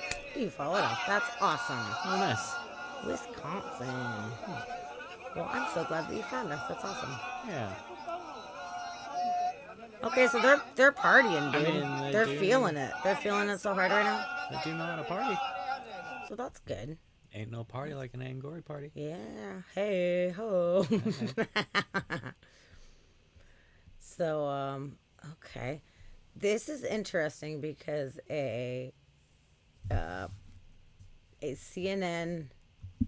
Oh shit! Thank you, lady. Oh, lady, thank you. You just gave Buttery Dinner Rolls a freaking sub. Buttery Dinner Rolls. Awesome. Thank you. Welcome to the crew. Thank you so much. We're slowly but surely creeping towards the sub goal. We are. We're creeping in. Yay. Yeah. The bit goal is very sad, but the sub goal is killing it right now, and that's awesome because Yeah. that keeps people part of the family, and that's Totally. the most important And thing. that's what matters. Awesome. We like our Yes, families. That is the most important thing. Totally.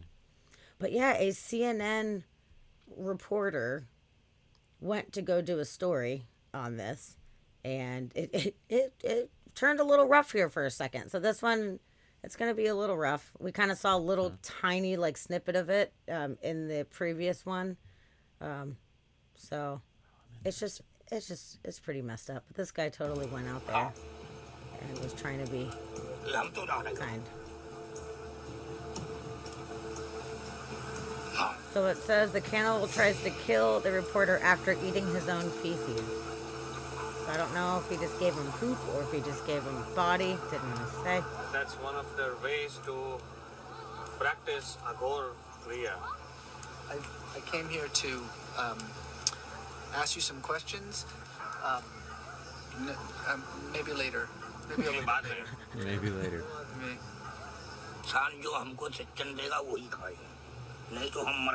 He says the god from Karmation, Lord Shiva, he gives them something to eat in form of rotten bones or some kind of human flesh. Roxy. Thanks, RJ. I love you. Oh, hooray. Thanks Thanks, for RJ. the bits. Sweet. Appreciate it. Oh, Help he's him got that like, pickle. he gave him a Maybe I'll take this off right now. round of like human things. Oh my god. There was like two Roxy, did you miss it? Roxy Roxy said missed- she was turning away, but you have to see the fucking fancy human meat hat thing. crown of like a human jawbone and things. Come back, Rox. And he's like, maybe. Look at it go, So, dude. Don't worry, Rox. We'll wait. Just put we'll that wait for shit you. on his head, He man. just put it on his head like nothing. Damn. And I do think that, I think he's eating poop.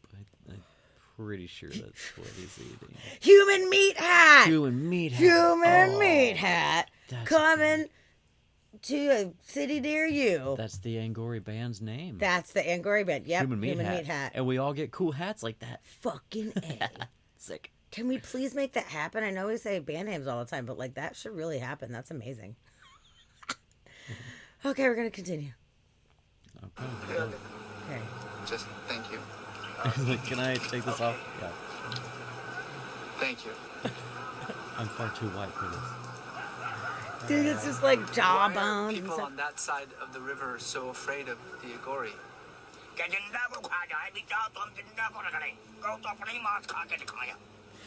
Shall I show you eating my own flesh? Why do... I will cut off your head if you keep talking so much. Okay.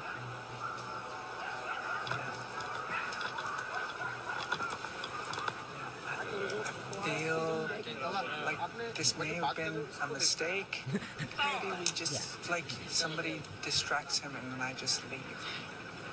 Let's just see where it goes. We can be polite. Let's just see where it goes. I think you should say. He just threatened to cut off my head. Now he says that skull, that's empty, that's hungry. He wants you to feed that. He wants you to make some donation to that. What would you like me to...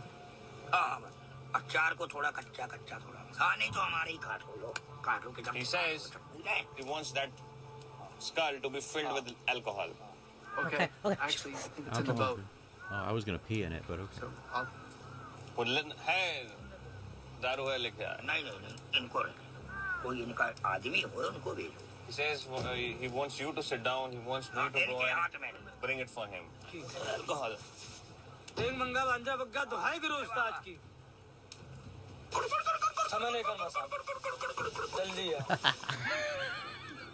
Dude, this guy's freaking me out. I can't imagine how terrified that guy is right there. Yeah. If this guy is gonna eat me while I'm alive. Seriously. Holy shit.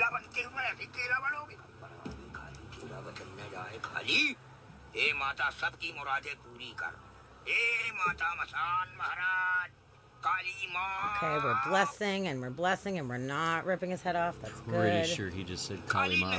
Yes. Do we need to go back? We need to go back. We need to call him Kali Ma. Kali Ma.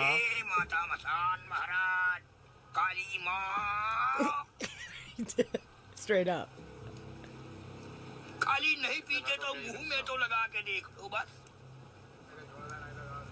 They poured alcohol into the skull. That's the mystery liquid. It's some kind of alcohol. Yeah, he told him they had to pour alcohol in it. You drink. Will you tell me now what I have to do? So, एक minute रुको. So now he's not polite with me, and he knows. Oh my goodness. Drinking his own piss.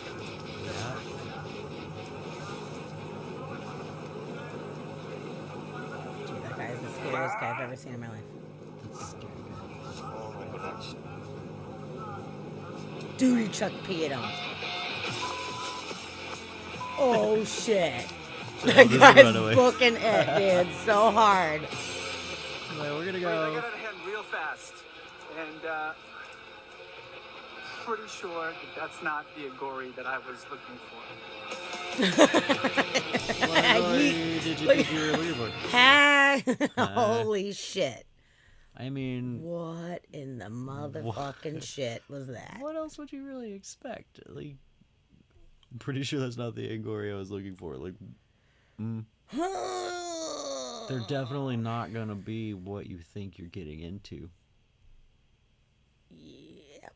Like, he just started peeing. He was just like drinking it and throwing it at them. Like, Dude. all right, Yeah, how fucking crazy is that? that's pretty crazy. That was that poor guy. I feel Yeah, so the bad guy's for like- that guy, dude. He fucking ran so fast, Yeah. dude. Like, we're I mean, to leaving. be fair, that guy was old and like, you know, I don't know how fast he could run or if he was gonna try to literally just kill him right there. But like, I don't know. He could have been more fit than anyone else. I'm just kind of surprised that he was welcoming a Westerner to come in and interview him, and then he's like, "If you don't stop talking so much, I will cut your Yeah. head off." Like, oh, it's an Yeah. interview. You're supposed to be like learning about them, and I felt like he was being very respectful. He was trying to be. Yes, he looked scared shitless. That He was did, the he looked scariest terrified, moment of which- that guy's life Oh, yeah, ever. terrified. And he's like, maybe we can distract him and I can like run Yeah, away. that was really and funny. the director's like, let's just see where it goes. Yeah. Like, he just Totally threatened to did. chop off my head. Like, what do you mean see where it goes? Yeah. It's not going anywhere. And then he just went like, good. "Oh, okay. Like this He's is my like- job. Like I guess I have to do that then. Thank you." Let's just see Fuck, where it goes. man. Jesus Christ. I'm gonna bring that phrase back around in weird places. Let's just see where it goes. Yeah. But that guy was really scary. Yeah. Like, that okay, I was understand, intense. you know, different culture, different things, but that guy, like, his energy was fucking freaky as fuck, dude. Like, that guy was old. He's been doing this shit for a long time. He didn't give any fucks. Yeah. Zero. And alcohol of and them. cannabis are a big part of their spiritual path. So he's probably drunk and stoned as shit. Yeah. And just like, like out of his mind. Maybe, yeah. And just going for it. I mean, when he said, like, he wants you to put an offering in the skull, you could see the guy's face. He was like, what does he want? Hmm. Like, oh, God, what does he want want right in it? now? Like, oh, God. And Yeah. they're like, Is that a- alcohol. And he's like, woo. Oh, good. I have that. God, like, that sounds way better. My first thought was to pee in the skull. Like, I feel like I would have peed in it. I was Knowing what I do thinking about that the it tribe, could I have would- been like, hey, he wants you to piss in the You skull. gotta pee in and the the guy skull. would have been like, oh, my And then he's God, gonna I'm make you have to drink piss in it, the probably. skull. Like, Oh, yeah. And be like, oh, you're here, so drink your fucking pee. Yeah. But the fact the guy was just peeing and just like throwing it in his mouth, I was like, oh my God. That's why I want to save this shit towards the end. I was like, it gets real dark, you guys. It gets It real gets dark. weird. And it's fucked up. So I figured save it towards the end so that way if people were like, fuck this, then I'm like, oh, well, at least you left at the end of the show. Yeah. Definitely. RJ's the biggest fan, though, right now. Yep. And I knew I loved you from the beginning, but now Knew I we were extra friends. love you. So yeah, RJ, are we joining a tribe or what? At least- Yes. Okay. Now that you know what the tribe does, eating the dead people, drinking your pee, eating his own shit, like, would you Eating other join the people's tribe? shit. Or would you, okay, A, would you join it? Question one. B, if you didn't join it, would you go hang out with these people and participate in their rituals? Everybody in the chat. Let's see. What do you guys got to say? Anybody want to, would you go check them out? And if you did go check them out, would you participate in any of these rituals? Inquiring minds That's want to know. That's a hard question. Joining the tribe, no. I'm not going to join the tribe. Going and hanging out with them and participating in a ritual or two, I wouldn't immediately kick it off the table. Not immediately. Really? Yeah. What would your motivation be to go and participate in the rituals?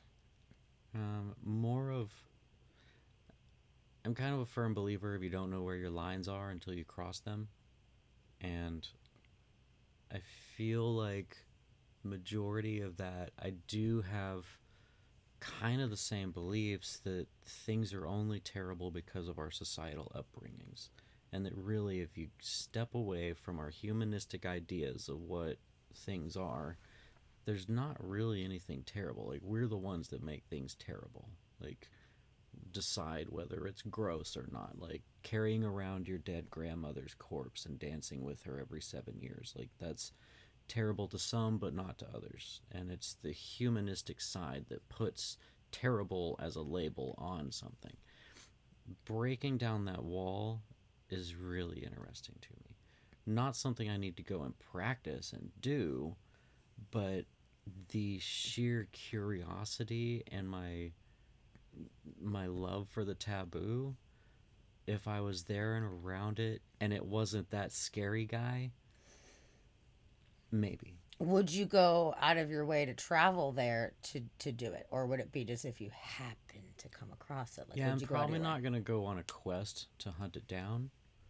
But if we were traveling around India and ended up there, and I knew that this tribe was like right there, and it was safe for a white person with neon colored hair to walk up and like talk to this tribe, I feel like I would want to go and at least experience meeting them.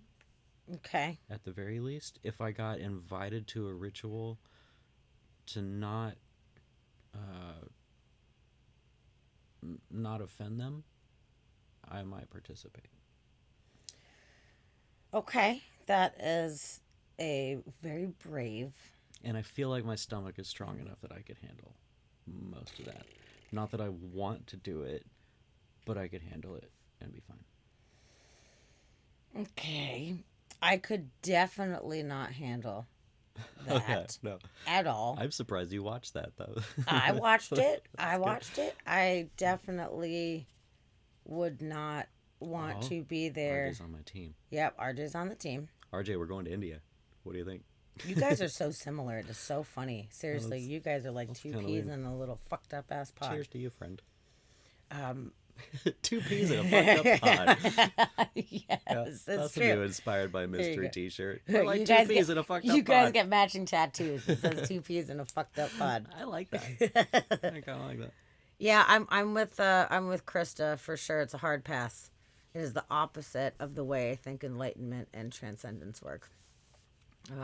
Yeah, I would not find value personally participating in any of that. Although I give them the right to do what it is that they feel that they want to do and what gives them sense of enlightenment or happiness.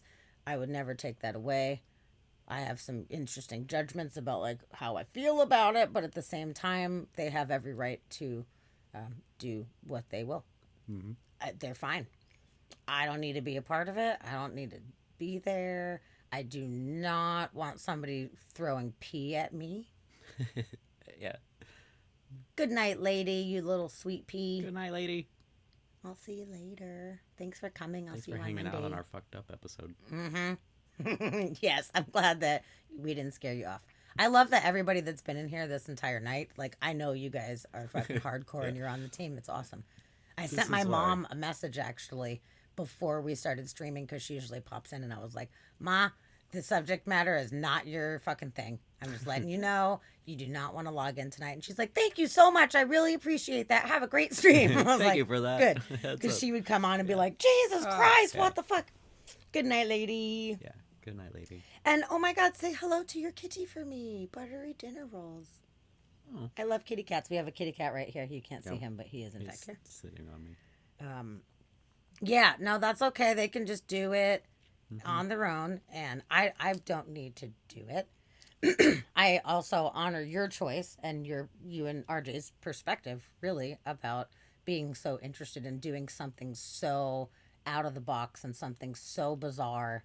I can understand that that value of pushing it to the ultimate limit. I will say, though, if we're on the topic of like cannibalism, Obviously, I am not a threat to society, so I'm not going to try to go kill somebody to eat them. But I will say, if I was in a cannibalistic society and they had cooked human meat that I know wasn't murdered, just, hey, you came to town, we just murdered this guy, it's fresh for you. Like, I'm not into that. But, you know, if there was long pork, as they call it, that was cooked and it was offered to me in a situation like that, I would try that. I would. I would not eat raw human flesh, especially if it was old and marinating in a toxic water system. Yeah. And pulled out all fucking gross and bloated and shit like that. Fuck no. Fuck no. There's no way you could ever get me to do that. Even if my life, if it was like, eat it or we're gonna kill you and eat you next, I would have to think about it. I would have a moment where I would seriously have to consider that. And for self-preservation, I would probably be coerced into doing it. Although it would be that extreme of a circumstance for me to ever be able to do that. I mean, that guy just had like a jaw and he's just like ripping the flesh off. Like, oh man, can't do it. Yeah, and there's more videos of those guys eating bodies. Let's just say I've definitely found more videos. Should we show a video? Maybe if we can find it. I don't know if anybody really wants that. Okay, let's take a vote. RJ, if you were wasted out of your mind. And actually, Buttery said, let's watch more weird shit like that. And yes, I do not get wasted. So, but I will say, I don't normally get wasted. But if the circumstance that we're talking about right now was set up, and they're like, listen, you got to eat this dead, bloated fucking body, or we're going to kill you next, I would get shit-faced. I would get so shit-faced that I'd be like, whatever, fucking having a great time. Like, I would do my best to, to mask what was happening. Probably. Pretty sure that's the route that I would go with that one. Because I don't think I could ever do it in just like a normal state of mind. I don't know if I could do it. But hey, you know, like everybody is unique and whatever you guys want to do, it's fine. So actually, let me ask the chat. Okay, I'm not talking about like, you know, the bloated, yucky ones. But would you guys, if you were presented in a calm scenario, like I said, with cooked human meat that you know was like they died peacefully type of thing, you know for sure, would you eat human meat? Would you eat like a butt steak or like a taco, like a human taco, or like a finger? Like, would you guys do it? I love it. RJ's like, show people eating people. Let's do it. Okay, I mean, while we're on this fucking subject, you know, we may as well like go just balls to the wall on this one. We can do that. Find the one that I was watching before. Okay, we're searching for it. But in the meanwhile, while we are searching for the best people eating people video, I really want to know if you guys would eat human meat. I would be interested to try it. And I know that like, and I know a lot of people that were like, I eat meat, but no fucking way. And I totally understand. I completely understand. But I think that's where my curiosity would lie. If it was cooked, though, I would. But if it's not cooked, it's a no-go. Roxy, let's get on the FBI watch list. Yeah, definitely. Roxy, would you do it? Would you eat people? I don't see the difference, RJ says, between eating animals and eating people, really. It's just society makes it weird. I was raised in American society where it's wrong, so it might have to be something to overcome. Yeah. I guess, I mean, because, you know, we're the top of the food chain and we're the smartest and, you know, the most creative and all of this stuff. Like, I feel like we view humans as having inherently more value for some reason than animals, which, you know, I feel animals have so much value as well, but because of what it is that we do and provide in this world and what we create, we're seen as untouchable as far as that goes in some kind of way. So I think that that's why people are seen, you know, like, you're not going to have like a people farm and just like farm people and then just like eat them and smash them into little tiny cages like they do with the animals, you know, like it's not going to be that kind of thing. So there is a little bit more respect that people have for humans. But if you're in a situation where, like, actually a friend of mine was telling me, what island was it? I can't remember where it is, somewhere in the South Pacific. He was saying that he went down there because he actually has family members that are from this island. And on this island, they still do practice cannibalism. But the way that they do it out there is, I don't know how they decide who the person is upon birth. But when somebody is born, they are dubbed the one who will be the sacrifice when they reach the age of 16. So it's kind of poor villages, so they kind of, you know, don't have the best stuff to eat and whatever, but the person who is the sacrifice gets the best food that they have. They get the most lavish gifts. They have like an extra lavish lifestyle because they are told, you know, like, you will be the sacrifice, so we are all honoring you and your life, and we're giving you the best life that you could possibly have. And then at 16 there's a ritual and they give their life, and then the tribe eats the person, and that's their way of honoring the gods or what have you. So that's an interesting one when I learned about that, where it's not just willy-nilly. The person knows, and they live an extra special life as a result of it. So okay, let's see. Krista says, oh yeah, there was some compelling medical reasons not to Kuru. And then whatever that other disease is that I can't pronounce. Creutzfeldt-Jakob disease. I'm not familiar with that, but I know about the Kuru. Actually, one of the best band names on my fake band name list is the Kuru Shakes. And I really want to start a band called the Kuru Shakes. Because apparently, like, you get shaky. And I think that's one of the best band names. It's good. It's good. It's legit good. And Roxy says, honestly, I don't know if I would. Animals are typically naturally cleaner than people, so I don't know if I would trust that person is clean enough to eat. Fair enough. That's also fair, too, with all the toxins and all the shit. I mean, but to be fair, though, like, we're not going to, like, eat an entire person and get all the toxins. Like a taco. Like, what's the worst that can happen? I'm not finding the video that I had seen before. Little person taco. You're not? Mm-mm. And these videos keep saying... Just look up Agori cannibalism. Yeah. Okay. There's some videos. There was one with like a dude hanging out with a body. But there was the one video we watched where like the dude just like picked up an arm and took a bite. I was looking for that. Oh yeah. I remember that one. That was pretty fucked up. Yeah, because we were all just like, "Wow!" Yeah, like, yeah, oh my just god, the arm. Like, okay, that's one way to do that. I would have cooked it. Yeah, I don't know. Animals much cleaner than humans. I don't know. I mean, as far as like all the toxins that we ingest from like the food and everything, all the processed food and all the pollutants in the air and the microplastics and all that shit, like, we're not ingesting good shit.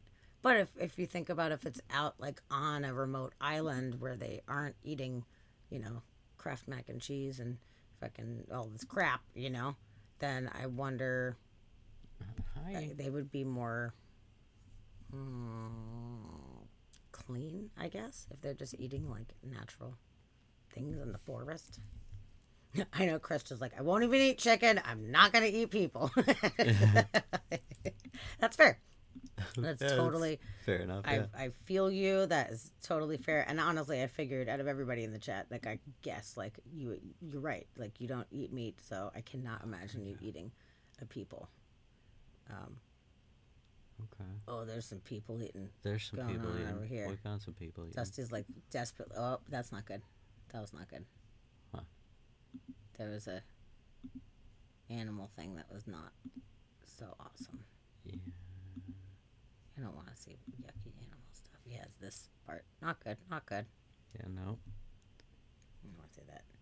Yeah, Dusty's on the dark web right now. Yeah, we're going deep on YouTube. right Yeah, now. I was But if we could curious, skip over the animal thing, let's see.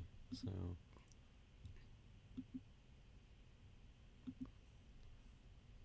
I mean, the other one was way substantially worse, but I would like to not have any of that in my life. Nobody wants that. Nobody wants that.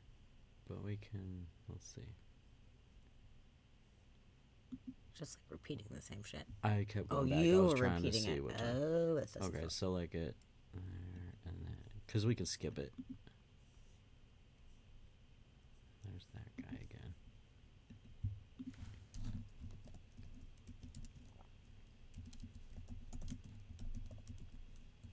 Yeah. Okay. So, yeah, I know this. I'm glad you guys are all still here. That's good. This whole time, I'm like, it's gonna get fucking weird, and I hope you guys are down for the crazy road that we're taking today.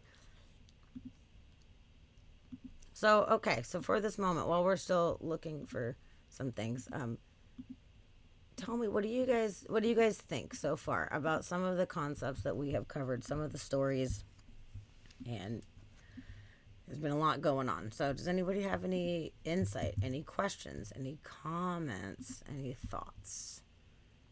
Because we've covered an awful lot of interesting scenarios tonight, and I'm just curious if anybody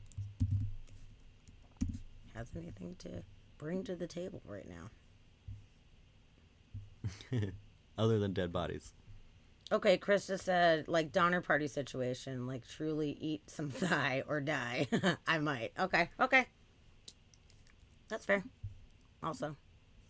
Eat some thigh or die. Yeah, I mean, when it comes down to it, like, the will to survive usually supersedes a lot of other options, I guess you could say. So, when it comes down to life or death, some of the decisions that we make are different than what we consciously think that we would make. And sometimes we don't even know what that would be unless you're ever put in that position. So I certainly hope I am not in that situation. Okay, I just said, I think people, or eating people, is better than storing them, dressing them in some weird shrine thingy. Okay, yeah, at least they're getting utilized, and you're not, like, digging them up and hiding them and yet hoarding them in your home. Taking people's loved ones. I mean, seriously, if someone just gets chucked in the river, then, like, do what you want with them at that point, you know? It's like fair game. Yeah. I think. Oh, we got some... Oh, God, we got some penis play that was not good. Oh, no. Oh, we don't need that. Really? Yeah. Okay. We're just... we don't need to show that, We then. don't need to go through any of that. Why are we doing oh, that? God. Oh, God. Apparently they, They're like, focusing... stretching their just penis manhood. stretching. Penis stretching. Penis stretching, yeah. Eating people is one thing. Yeah, on YouTube, yes. That's the same thing. Yeah, I don't feel like that one's very helpful. No, that was the one I sent you, though. Oh, actually, hold on. Yeah. Yep. The one I sent you, we can skip over the animal part. Is it worth it? Is the rest of it good enough? I mean, it shows the dead bodies. This one's got a dead body here. Okay. All right. Well, we're going full on. So you know when we're gonna be skipping. Yeah, that's. Should we start it off beforehand or should we start it after? Yeah, we'll start and then at like 15 seconds in, we'll skip. Okay. We'll do some skipping.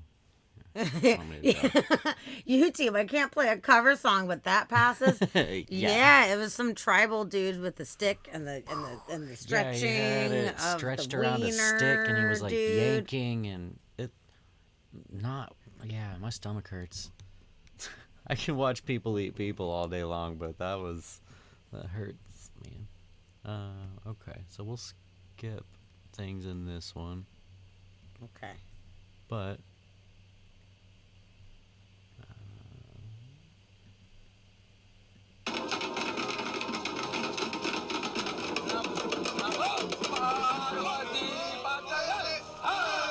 RJ wants you to send it to him. dead body. Okay, there's them munching. It's blurry. We stopped at the blur. That was good. That was good. Okay.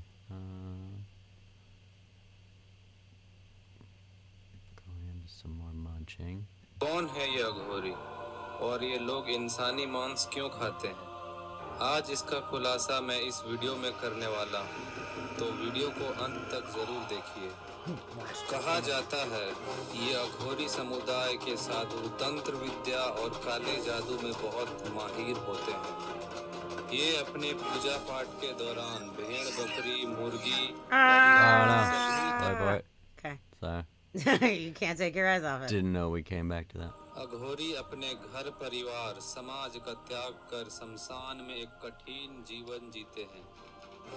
ये मृत शरीर के पास या उसके ऊपर बैठकर भी पूजा साधना करते हैं, जैसे कि आप इस वीडियो में देख सकते हैं। ऐसा माना जाता है कि इन अघोरी There's the के guy with pass his meat hat. Human meat hat. Yeah. Little jawbones hanging on a thing. Good. Dude, that guy, that poor guy. That guy's so scarred for life right now. अघोरी कई प्रकार के गंभीर बीमारियों का इलाज मृत शरीर के अवशेषों से करने की बात करते हैं। Buttery, we start at 7:30 Pacific Standard Time, and we stream on Mondays and Wednesdays. So Mondays we normally do weird news. We cover weird news that's happening in the world. And Wednesdays we either do interviews or we do special episodes that are focused on one topic. Like we're doing tonight. But yeah, 7:30, and it usually goes minimum of 3 hours. Can go as long as 5 or 6 hours. But 4 hours is, I guess, about the average that we do. Yeah, somewhere in there. So there's that. This one I'm wondering. Don't lose the penis stretching one for RJ.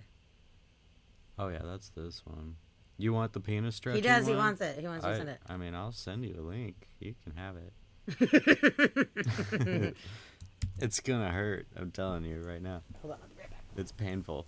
I think I just showed the whole world my butt. Cool. If I did, I'm sorry.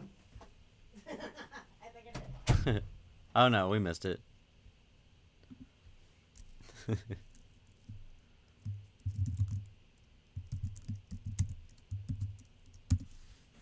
There you go, RJ. There's that link. And it just starts out with it. So, you know, you hit play, you got penis stretching happening. Don't even worry about looking for it. Because it's right there. Let me see. But I'm wondering where... I don't know where that video was that I had seen before. Because, yeah, they literally just found a corpse floating in the river, pull it up, and then they, like, meditated on it.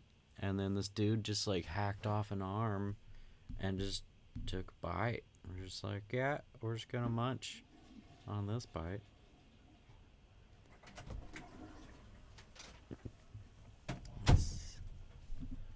And I did find footage of one that was, like, it was super crappy footage, though.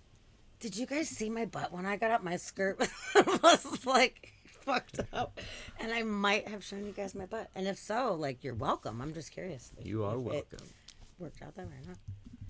And if so, you probably saw my Beetlejuice tattoo, which you're welcome. I don't think we saw it. Really? Yeah. I thought for sure. Krista, good night, my friend. Krista, Good night. I'm so glad you were here hanging out with us tonight. I adore you so much, and I cannot wait to see you again one of these days. Yeah. You are the best. Mwah. Good night. Good night. Come back and hang out soon. Yeah. Hope you have good dreams.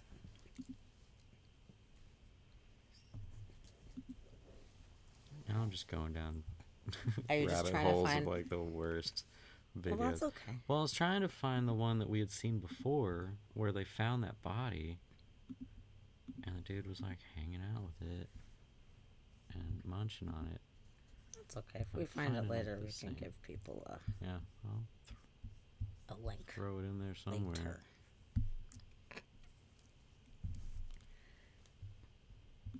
Yeah, later link. Well, I'm so glad that you guys were all here and enjoyed this this show. Oh, you know what? I have one more thing to to talk about that it was very interesting.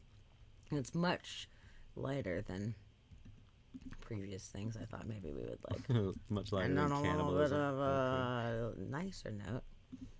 No, this is super interesting. So, you know, on the note of dead bodies and such, there are Tibetan monks that are in a weird state in between life and death. And Roxy, enjoy is a stretch. Sorry. Well, you haven't been enjoying? Man. I'm enjoying it. It's so funny. I know it's a rough one. But I think it's interesting. It's worth talking about this shit, you know? Like, now you guys all know. Now you know. So, yes, these Tibetan monks, they say that the bodies stay fresh for a long time. RJ, talk about stretch. So, they remain fresher after what appears to be their death. Their fellow monks say they're not dead yet, but in a deep, final meditative state called thukdam. Science has not found any evidence of lingering EEG activity after death in Thukdam monks. So they think that they're still alive, but scientifically they're not. But weirdly enough, they're staying fresher longer and nobody understands it. So it's like the monks that mummify themselves just with thought, like this is some kind of offshoot of that where they are delaying the process. So it's definitely happening and it's definitely weird. After the apparent death of some monks, their bodies remain in a meditating position without decaying for an extraordinary length of time, often as long as 2 or 3 weeks. Wow. Fascinating account of the phenomenon was written by Daniel Burke. Tibetan Buddhists who view death as a process rather than an event might assert that the spirit has not yet finished with the physical body. For them, Thukdam begins with a clear light meditation that allows the mind to gradually unspool, eventually dissipating into a state of universal consciousness no longer attached to the body. Only at that time is the body free to die. So this is like essentially killing themselves, but doing it at will in a meditative state. So they're just like letting their spirit leave their body, essentially? They're like, now is my time to die. I'm going to meditate and I'm going to release the spirit from the body. Just releasing the body. Yes. Wow. That is very, very interesting. That's real interesting. That they can actually choose the time of departure. To just like leave that. a physical body. I love that. I think it's so cool. It's so cool. Whether you believe it or not, it's a fascinating phenomenon. The fact remains that their bodies don't decompose like other bodies. There have been a handful of other unexplained instances of delayed decomposition elsewhere in the world. The scientific inquiry into just what is going on with Thukdam has attracted the attention and support of the Dalai Lama, the highest monk in Tibetan Buddhism. He has reportedly been looking for scientists to solve the riddle for about 20 years. He is a supporter of science, writing, Buddhism and science are not conflicting perspectives on the world, but rather differing approaches to the same end, seeking the truth.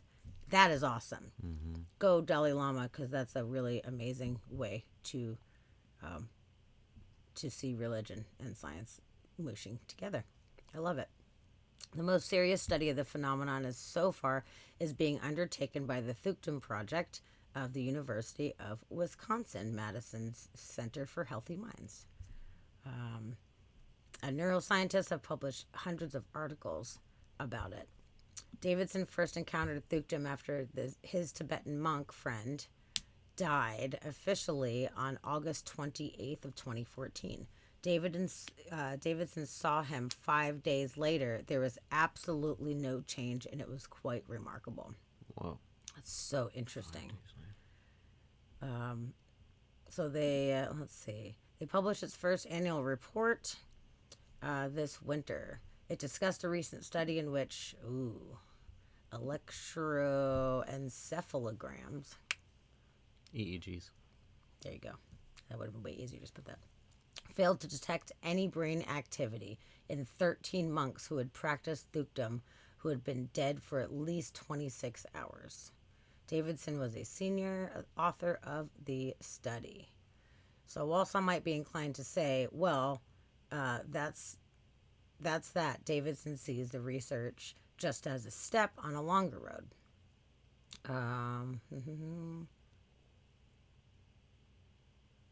If the thinking was that Thukdam is something we can measure in the brain, the study suggests that that's not the right place to look. In any event, the question remains, why are these apparently deceased monks so slow to begin decomposition? While environmental factors can slow or speed up the process a bit, usually decomposition begins about 4 minutes after death and becomes quite obvious over the course of the next day or so. So it's usually really fast, as we know. But in these guys, it's undetectable, which is just so interesting to me.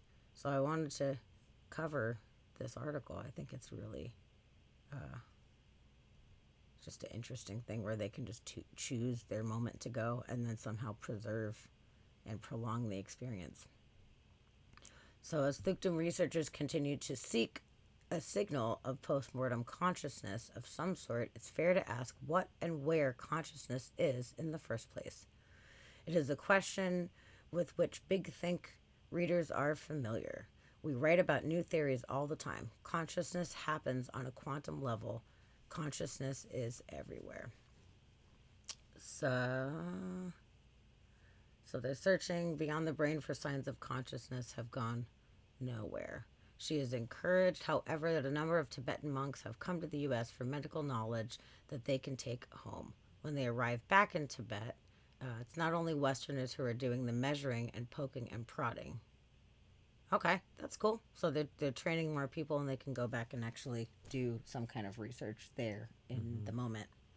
And that seems helpful because this is a fascinating just idea that you could just choose that moment and go, and then for whatever reason it's preserving the body. Like, it's interesting. Like, if they really believe that, like, they aren't actually gone and they're still in there, then at what point does the consciousness leave, and what point does decomposition begin? Because if they're practicing a meditation where they're separating from their brain, like where they're letting essentially brain death happen and their consciousness is staying, like, according to quantum physics, consciousness is not in the brain. It resides everywhere around us and throughout our entire body, and it resides cellular. And the interesting thing is that the EEGs look at brain activity. So if they die from the brain first, if that's what they're meditating on, is letting go of their brain, and the brain dies and they're seen as dead, that doesn't mean that their consciousness has left their body yet. That just means that they've separated themselves from their brain, which could totally be possible, which is really fucking interesting. That's trippy. That definitely and then if they're raises questions. Just because their brain is dead doesn't mean that their body is dead. If their consciousness is still going and their body is still doing what it would do anyway, the brain is just an antenna. The brain is not what's running everything. Wow, that's pretty cool. Yeah, that's super cool. Interesting. Yeah, so that was definitely a more mild version of some of the things, but I thought it was nice to end on that word, like, living with the dead, like, they're half dead. Or whatever, and being able to choose that. What a neat thing. Ending on a peaceful note. Yes. So that was our show today. That was our show. That was the show. Living with dead bodies. And honestly, the Russian doll thing, that was the most bizarre thing. Weird, that was man. a very weird one. Super weird one. So, and as we know, that was what inspired this episode. Yeah. And I'm glad that we did this. You know, like, I know it's like, it's pretty fucked up. And I didn't think that, you know, like, everybody's not going to be into this, but that's okay. That's why we do the warning. And if it's not your thing, it's okay. You can come back Monday. It's fine. Yeah. But it's a subject matter that is just so interesting. And, you know, like I was saying at the beginning, like, me and Dusty are interested in this kind of stuff. And we're like, you know what? Maybe other people would be interested also. Maybe. So, oh, you just gifted a sub. Alf, thank you. Alf. Thank you so much. And that went to Semi-Horrified. That's a perfect screen name for somebody to be gifted. Semi-Horrified. Oh, yeah, they were one of our newest followers. They popped up on the list. Oh, that's awesome. Oh, yeah, the latest. Oh, no, it was latest follower before. Now it's Buttery Dinner Rolls, That's which so is great. awesome. Yay. Yeah. Oh, Buttery, I am so glad that you were super into this episode. That makes me so happy. And thanks for coming in. That's awesome. Thank you for joining us. Yeah, it was that. very interesting. Are you horrified so bad, Roxy? Did we just totally did we ruin your life? And Alf, I'm glad you came in. You missed the first part. You could always go back and watch it later if you care to. There's a lot of interesting stories in there, but I'm really glad that you came in when you did. You caught some of the nitty gritty in there. You so definitely came in part 2. Yeah, and RJ, I think the Russian doll thing was while you stepped away for a minute. I think you came in right after it, actually. But did RJ miss that? Oh shit. Yeah, I think so. But yeah, that was. I'm super gonna weird. send you the Super trippy. article Yeah. in Messenger so you can check it out. It's fucking crazy. It's a crazy story. I think that you would enjoy that one. So I'll shoot it to you and you can check it out. You can watch the little video and read the whole thing. It's a weird one. It's a super weird one. And that's what that's what got us thinking about doing this whole thing. I was like, what the fuck? And I'm like, okay, people live with dead bodies. People do it sometimes. There's a lot of people that do Sometimes it. they I do guess it's fucking weird, but let's talk about it, you know? So there we go. But I appreciate all of you guys. And thank you, everybody, for your bits. Definitely. RJ coming in with the 500 bits. Thank you so thanks much. for the bits. Thanks for And those the gifted subs, everyone. I am so grateful for That's the so gifted awesome. subs. Thank you so much. We are, a small operation. And I know some of the bigger folks, especially musicians, you know, like, it's fucking awesome. They're getting like 5 packs and 10 packs and shit's going crazy. But like, honestly, since it's such a small little thing that we're doing here, like, every single one really counts, and it's so appreciated. hooray. Thanks, Rox. Roxy, thank you. Yay. We got a cheer. I appreciate it. But it's nice, especially because, like we were saying earlier, when somebody gets gifted a sub here, it's like they're part of the family, and we want people to come back. We want, I love it that, like, we get new followers almost every single week. And then I see these people start reoccurring and coming back, and it makes me so happy, just for the sake of, like, having more people as part of our little community. That's what really matters. So I really genuinely appreciate anything you guys give, but those subs especially, it's nice because I think it makes people feel like they're part of it and welcome. And we have these super sweet fucking emotes that are Right. awesome that were made by Dusty Rockets over here. And I love them all, but my goodness, this one is my favorite right now. This dead one. Love it. Love it. And then did you Yeah, I guys like see the the dead. little lurk emote too? Did you guys see it? If you guys are lurking. Actually, RJ, you went lurk mode for a while. You could have You could have used lurked. this lurk emote. Woo! Lurky moat. Yeah. Yeah. I know there's so many fun emotes. I love them so much. They're awesome. So Yeah, and we got quite a few lurkers who come in and just hang out. So we're like, well, you need an emote. So we put a lurker emote. But then if they put an emote in the chat, they're not lurking. Oh. No, but I actually used it just the other day when I was in Risky Biscuit. I was chatting for a little bit, and then I had to go into lurk mode, and I just fucking popped some little like lurky ghost, and then I went about my business, and I was like, yeah. You know, instead of exclamation lurk, you can just put a little fun thing in there. Yeah. Yay, and now Buttery, now you have all the super fun emotes. Yeah. And I love it. People can use them in any streams that they want. So it's really cool. Cool. I like it. Next up will be animated emotes. Yes. I gotta work on some animated ones. Yes. Yeah. And we got the cool raid one too. The raid rocket, which I like. I like the raid rocket. Oh yeah, that's rocket. super awesome. Actually, so we're gonna find a channel to raid. Mm-hmm. I think that we need to make a raid call because everybody else has raid calls. We don't have a raid call, but we should make one, and it should have the raid emote in it, and it would be super fun. The pickle is good. Oh, the pickle! I like it. Oh, Alf, I really hope that your lady is feeling better. Oh, I thought that was going to be awesome if we could just meet up with you for a wee little bit, but I will say that we ended up leaving a little bit later than we thought that we were going to. So in a way, it kept Dusty from having to be up too late on a work night. But we were still willing to do it because we really wanted to meet up with you. But if you come to Seattle, absolutely, we would love to see you. As long as we're in town, we will make sure that we hang out. Yeah. Yeah, next time there's a show in like Tacoma or something, maybe you can come to Tacoma for a show. I know it's a little bit further for you than it is for us, but no, that would be great. Yeah, we were a little late on the road leaving Eugene because we saved the day.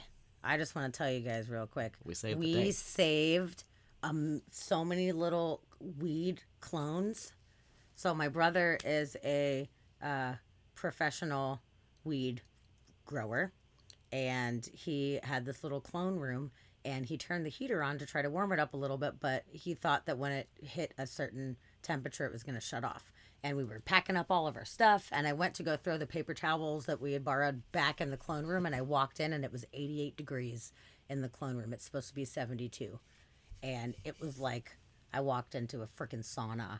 And I was like, oh no, I called my brother and I was like, yo, I think there's an emergency. It's 88 degrees in the clone room. And he was like, oh my God. He's like, dude, they would have been dead in 6 hours. They would have been fucking dead.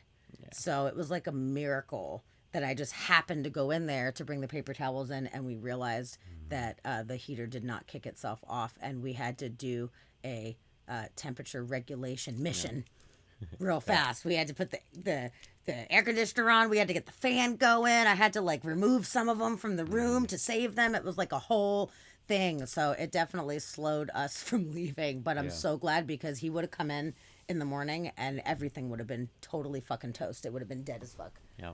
Operation Weed Covery. Yeah. And he was like, thank you so much. Like, not only did you save the day and my profits, but like you saved so many little clone babies. Like you saved all of them. And I was like, yeah. Totally. They were happy. They all smiled. They were. So I hope that today they were good to go. Yeah. But that was our situation yesterday. We were like, it's an emergency. We have to save the day. We had fans going. I had a fan that I was holding up and like blowing all the hot air out of the room. And, we got it. We did it. We nailed it. Yeah, it would have sucked so fucking bad, man. And he just recently lost a bunch of clones. He doesn't even know why. Like a bunch of the clones didn't make it, and he has no idea why. And that was the only ones left, and it would have been like a fucking nightmare and a half. Yeah, would have been rough. So we saved the day. So I just wanted everybody to know. Save the day. Praise us for saving all the little babies. Praise us, everyone. Praise us. Let's see. Who should we raid tonight? Let's see. Mary Amber is on. Mary Amber's going. Is Fetch already done?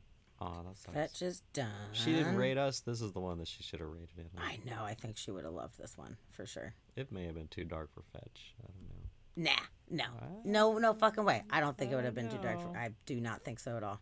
But it was great. Last Wednesday, I was interviewing Plain Toast No Jam, which was fan-fucking-tastic. Yeah. Ooh, we got another follow. Yay! Random bot. Thank you for following us. We're so happy that you popped in.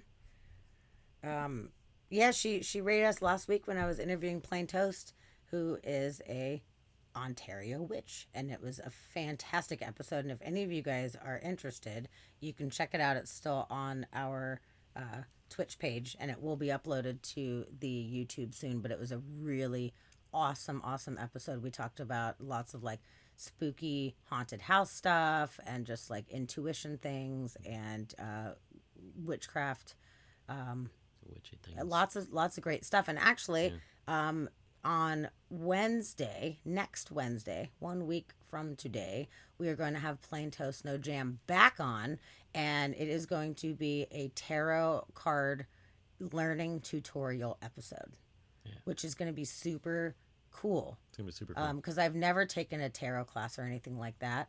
I'm more oracle card than tarot, but I'm super excited to learn about it. So we're gonna learn all about what the cards mean, how to read, the whole shebang. So that's gonna be on Wednesday. So I'm really looking forward to that. So you guys make sure to tune in to that one. Yeah, that'll be super cool. Oh, RJ, totally fan of Grimm, huh? Grimm yeah, right. is so cool. It's super fun. He is so fun and so ridiculous. And I know when we raided the other night, he was getting ready to finish up too. So I think he only did like 2 songs or something like that. But his stuff's super cool. Oh yeah, when he's funny. He in cracks me his up. element, when he's rolling on it, oh man, Yeah. he rocks out so hard, and he's just like the Totally. nicest dude. Yeah. Oh, he played like 6 more songs. Awesome. Oh, did he? Okay, good. Awesome. That is Yeah. so awesome. And that mask, that skull mask is so good. It's so good. I just love his whole aesthetics, like the whole setup of the like, you know, lava pirate ship thing, and he just rocks out. But he's just like the nicest guy too. And he He's does just like so sweet. intermission stuff and like scene changes, and like he's got a lot going on for what he's doing there. That's good. Oh, I will friend you. I will friend you, Buttery. Oh yeah. Buttery Dinner Rolls. That's such a cute name. That's a good roll. And I know I called you Butterfly Dinner Rolls. That shows how awesome my fucking eyeballs are. Oh shit, we gotta catch 'em dairy before we go. Shit. We can do another catch 'em dairy. Okay, I'm Don't gonna even act like we follow. won't do another I'm catch 'em following you, Buttery. Yeah, I'll follow. And too. then I will. Are you a streamer? send- Are you a streamer, Buttery? I don't know how to do a friend thing, but I followed your thing. How do I make you a friend? I want to be. Oh, there we go. Add as a friend. Okay, done. Boom. Cool. That is awesome. Oh yeah. You found a Buttery friend is thing? playing a game right now. Oh. They're live. Well, shit. Maybe we just like raid Buttery then. Send everybody over to. Let's do that. Let's raid Buttery Dinner Rolls' channel, who is live right now, and then all of you guys can. Oh yeah, you're live. can You're do like it. standing in a game right now. But we are gonna definitely do this Catch 'em Dairy before we do that, though. Okay. Oh, you're taking a smoke break? Okay. Oh, That's smoke okay. break. Okay. Well, good, because we're gonna do Catch 'em Dairy, which I don't think you actually caught earlier, and you're gonna be pretty pumped because it's fucking funny. Because it's good. Catch him! Okay. Rox, I feel like you guys should cover this video. Like, can you turn this into a song? Like, can Oh you my take God! Make a song called Catch 'em Dairy. Catch 'em Dairy and make it a song. Just take all the words from this video, put it to music. Ah, that's awesome. Yeah, that's a great idea. I love it.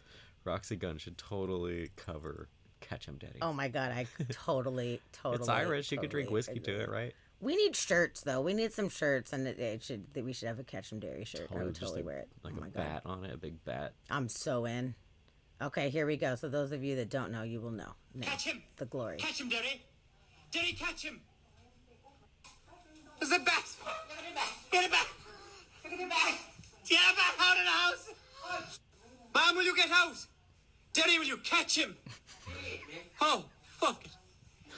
Oh! Oh! Huh? Jesus knew. Catch him, Derry.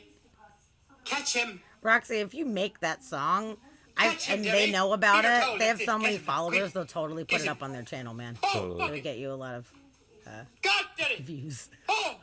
You should do it. Will you... Marie, will you stop looking in the door? Yeah, Chris always says he can punk anything. I think him, it's a Derry. great idea. That would be Catch so him. fun. You're doing great. You're doing great. Just. That's it. Oh, he nearly got it that time. Nearly. No, he's still flying around the place. Quick. Oh. Oh. You're doing a great job there. Oh, that's it. Stand up there. Oh! Did you get him? No, he's there. He's making a mockery out of you, boy. Will you get down off this? Take off them shot. The dog's pissing. Dad, the dog's after peeing. Oh, See, that's the bridge of the song. The dog's pissing. Maureen, you're not behind the door. It is. It's a bat. It's a fucking bat. You're that's tiring him there. out. He's like McGregor. He's got no legs left. Go on. Catch him now. I There like he is. that Get line. him. Oh. Oh, fuck it. I like his scream. Oh, oh, he's on me. He's on there. Yeah. So the dog got a fright and he pissed himself, Mom. So how would you blame him? It's so good. It's so good every fucking so good. time. It's so funny. I feel like you can rhyme "he's making a mockery of you, boy" with "Maureen, you're no help hiding behind the door." Yeah, I yeah, feel like you yeah. could rhyme those. Yes. It's kinda- Pretty sure. Pretty sure you could get that to You work. could. You could. Love Pretty it, sure you could. With the little accent on there. Oh, I you could want make that work. to happen so bad. That would be Yeah. so fucking funny, man. Also, Rox, I need to know what you guys need changed on your main screen. Chris said that he had some changes that he wanted. I just need to know what you guys need done on that so we can get you your new overlay. Yeah. For your Overlay. Got a stream. new overlay. Yeah. It's going to be Yeah. awesome.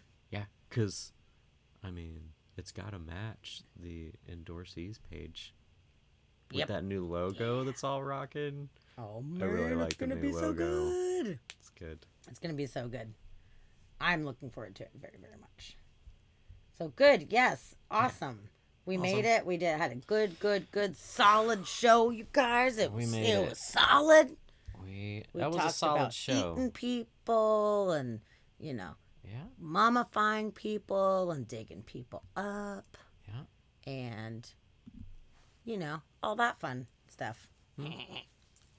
And we learned about my favorite tribe and RJ's new favorite tribe.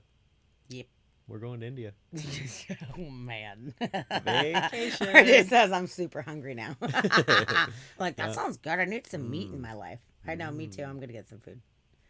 I am so glad that you're looking forward to the next stream. I hope Totally. that you really do remember us and come back. Yeah. Come back for weird news Mondays on Monday. are really fun. Weird news is ridiculous because there's so much weird shit going on in this world all the time. And we're not covering like fucking politics and like shit like that. Like everybody's like burned out on that. But we cover lots of weird fucking shit that's going on. There's like crazy Guinness World Records and stuff happening all the time and just like bizarro shit. So it's super fun. Lots of It's animals on the definitely loose. Fun. Oh yeah, animals on the loose. There was some sheep that had to be rescued off a roof in England. Yeah. That was a weird one. How'd they get on the roof? We don't know. No one knows. Yep.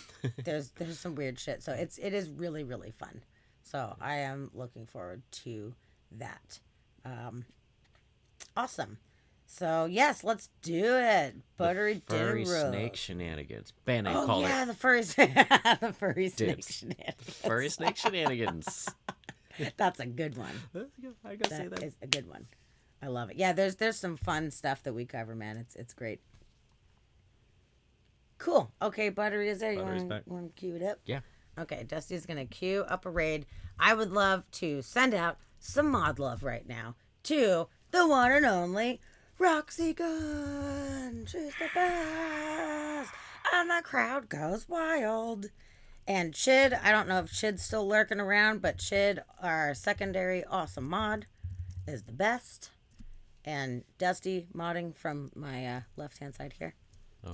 Pretty great, but no, thank you so much. I'm Rox, you're so glad. fast. She's fast. Oh, she's super fast. I She was had- like about to She hit probably had enter. it like ready Probably to go. She had it copied and pasted. She's There's good. no way She's you good. typed That's it what that makes fast. her the best mod of all the mods. Seriously. You won best mod. That's your first raid? We're your first raid? Awesome. Sick. Yeah, we're coming in We're and coming. everybody in the little podcast family. Follow Buttery Dinner Rolls. We're going to watch you play a game. Yep. Don't fuck up. But I am also hungry, so I'm We're also gonna gonna go pop in find for a food. second, and then I'm gonna make some food because Yeah. all this people eating made me starving. Man, all this people I'm eating. ravished. Yeah. But yeah, I'm glad you popped in. Thanks for following us over, and Typed it out like a beast. Oh, You're a monster, Roxy. RJ's being like, "You better not suck. 'Cause we're Don't coming suck." over." 'Cause we'll make fun of you. But and everybody, just when we pop over there, use the new raid emote Use just the new for raid fun. emote. It's the very first raid that he's ever or first they are raid. getting. I don't know if you're a dude or a chick or whatever. I don't know. I'm first sorry raid I you're gendered you, but like, Oh, you got give gendered. them a follow. Them. General genderings. Yeah. But either way, thank you guys so much. Yes, We thank love you all all of for everything, and we will see you on Monday. Sweet dreams.